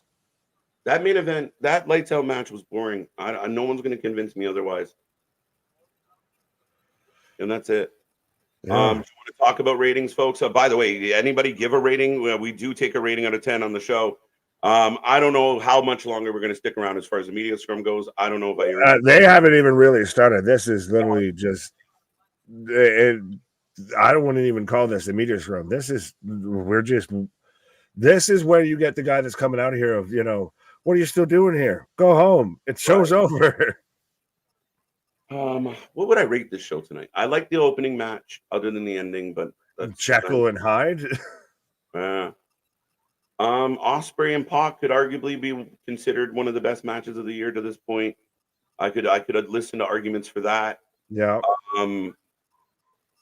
I don't know. I really, really like the Willow match. The Bucks are wasting our time. Mercedes Monet wasted our time. That was clunky, botchy, boring. What does that leave us with? Danielson Perry underachieved. And I told everybody for 2 weeks now that they were going to kill it. And I was wrong. Yeah. So where are you at with this? I don't even want to rate the show. 5? No, I'm not going to rate tonight's show. I don't have it. I'm disappointed. That the ending of this match, the ending of the whole show. I mean, I could give it a 2 or a 3 or whatever. I mean, what do I give you? 2 points for every match I enjoyed. So you're at like a 5.5 because I didn't fully enjoy one of them.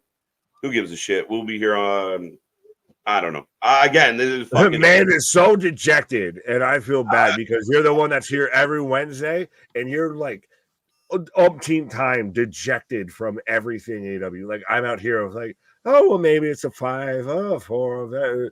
And there was still something salvageable, what have you, and just like, nope, fucking burn it all. It's over. Done. Fucking game over, man. I'm just so sick of watching being like. It's one thing if we watch the pay-per-view, but again, it's this like you watch this pay-per-view, and if you're a sensible, intelligent human being and you see all the voids and all the holes and a lot of what's happening, and then you got guys that go out there and just beat this drum of like, this is fucking amazing, this is so good. I will give I'll give 2 points for Osprey and Pac. I'll give 1 point. I'll give 2 points for Willow and Stat, and I'll give a half a point for MJF and Garcia. So I'll give this show a 4.5. But the back half of it fucking was zero. Fair enough. I guess I'll go ahead of you, and like I said, I'll go 5 times. Yeah. I can't give it a passing grade. There's no way. The 5 isn't a passing grade. That's a fucking like C. 5 out of 10. It's not a C. It's at 50%. What school? You did what fucking no? What is the education system in Canada to where 50 is a passing grade? 50%. What do you mean? In our school system, 50% is not a passing grade. You have to be 65 or above for a passing grade. In most things in life, 50 is where the mark is. 50 or higher. I didn't even think about fucking school. But yeah, I can't go above 50. I can't go above 50. Fair enough. Yeah, see, 50 is failing in America. What's that? Big Mike just saying 50 is failing in America. So yeah. I guess I was going to school and I didn't know you didn't know I was going to school. Again, yeah, no, 50% is is usually a passing mark in anything. But yeah, no, I thought it was brutal. Again, I'm going to give marks to the people that I feel like deserves it. Is this going to be the collective, like overall? Because we're seeing 2s and 3s and 4.5. Somebody feeling generous. MDB talking about you. Another 3, a 3, yeah. Another 3, a 2. Tony out there with that best of 5, a 2.5. Oh, Damien got hyper out there with a 6.5, a 2. Like. Mm-hmm. We have yet to see anything really crack that high here for any sort of a rating. So this might be the lowest rated show we've ever watched. In a lot of ways. And again, to each their own. But I don't know. Tonight just kind of broke me a little bit of, and again, the idea that there's people out there right now praising this like it was fucking wonderful. We're just not. Shout out Scott just popped in with a 10. Sorry, Scott. Scott, you trying to fuck with me? That was fucking awful, Scott. Oh, we were talking about double dippers, and I think I found the one. Yeah, you might have. No, that was fucking brutal. It was really fucking brutal. To the point where I'm pissed off that I sat here for 6 hours. One of the worst wrestling shows I watched this year. 2 good matches. Yeah, no, it's fucking a joke. That Let's go. This was just bad. This was, and I think the biggest thing of it is the expectation going into it. Yeah. It was such a letdown. Mm-hmm. Again, at the end of the day, this isn't 2 guys that hate this company that want to see it fail. What you see from me right now is a guy that has spent a lot of hours watching this product, and I'm very fucking disappointed because I was excited tonight. And I'm tired of being excited and watching shit not make sense. If you guys out there want to watch the wrestling and it doesn't have to make sense, and all it takes is staple guns to make you wet your pants and get all excited and think it was a good wrestling show, so be it. We're just not the same, and I'm sorry for that. But you do you, boo-boo. But there's no way that was above a 50%. There's no way it gets a passing grade from me. It was embarrassing. It was insulting to my fucking opinion. It was insulting to my intelligence. And again, if you like it, you like it, but I don't like it. And it was fucking bad. That lights out match sucked. It wasn't exciting. It wasn't entertaining. Daniel Bryan and Jack Perry didn't entertain us. Sasha Banks blew chunks. We could beat this to death. It was not a fucking. They did not achieve their goal. And you came so short of the goal. Willow. What flowed? Oh, I pulled that up and you read it as I was talking. The show flowed really well, in my opinion, says Scott. Yeah, right around the fucking. It flowed us right into fucking sleep. I wish it would have flown us off a fucking. It flowed really well down the side of the toilet bowl once you hit the flush and everything, because that's where this shit was.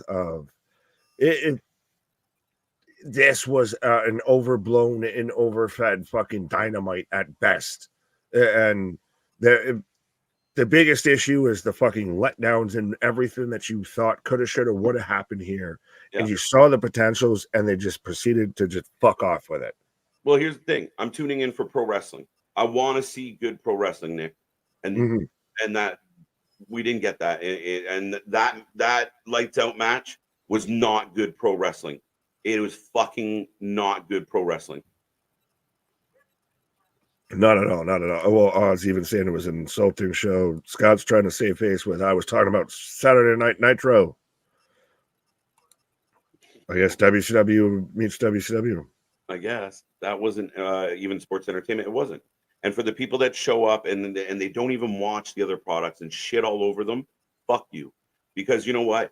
TNA is killing it. And TNA is getting better by the fucking minute. And they at least tell stories and have good matches. And if they're going to do a death match with like a PCO, it makes sense and it means something and it's worth it. And if you're going to risk a guy's life, if you're going to risk a guy's livelihood, if you're going to risk a guy's way of earning a living, make it worth it.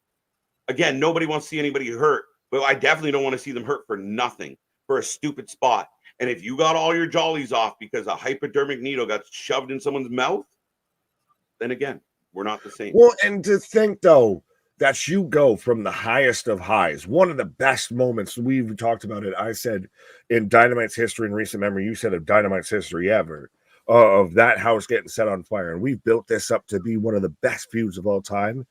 And that's how you close out that show. That is how far you have fallen from grace. You flew too close to the sun there, Icarus. Yeah. Like, would you not agree that the previous matchups between these two were better? Was that first death match they had where they were bleeding all over each other? Was that not more entertaining? Was that not more of a back and forth? 100%. Same thing with MJF Osprey. The best match was the second last match. The fuck are we doing? And guys, and that's what I worried about.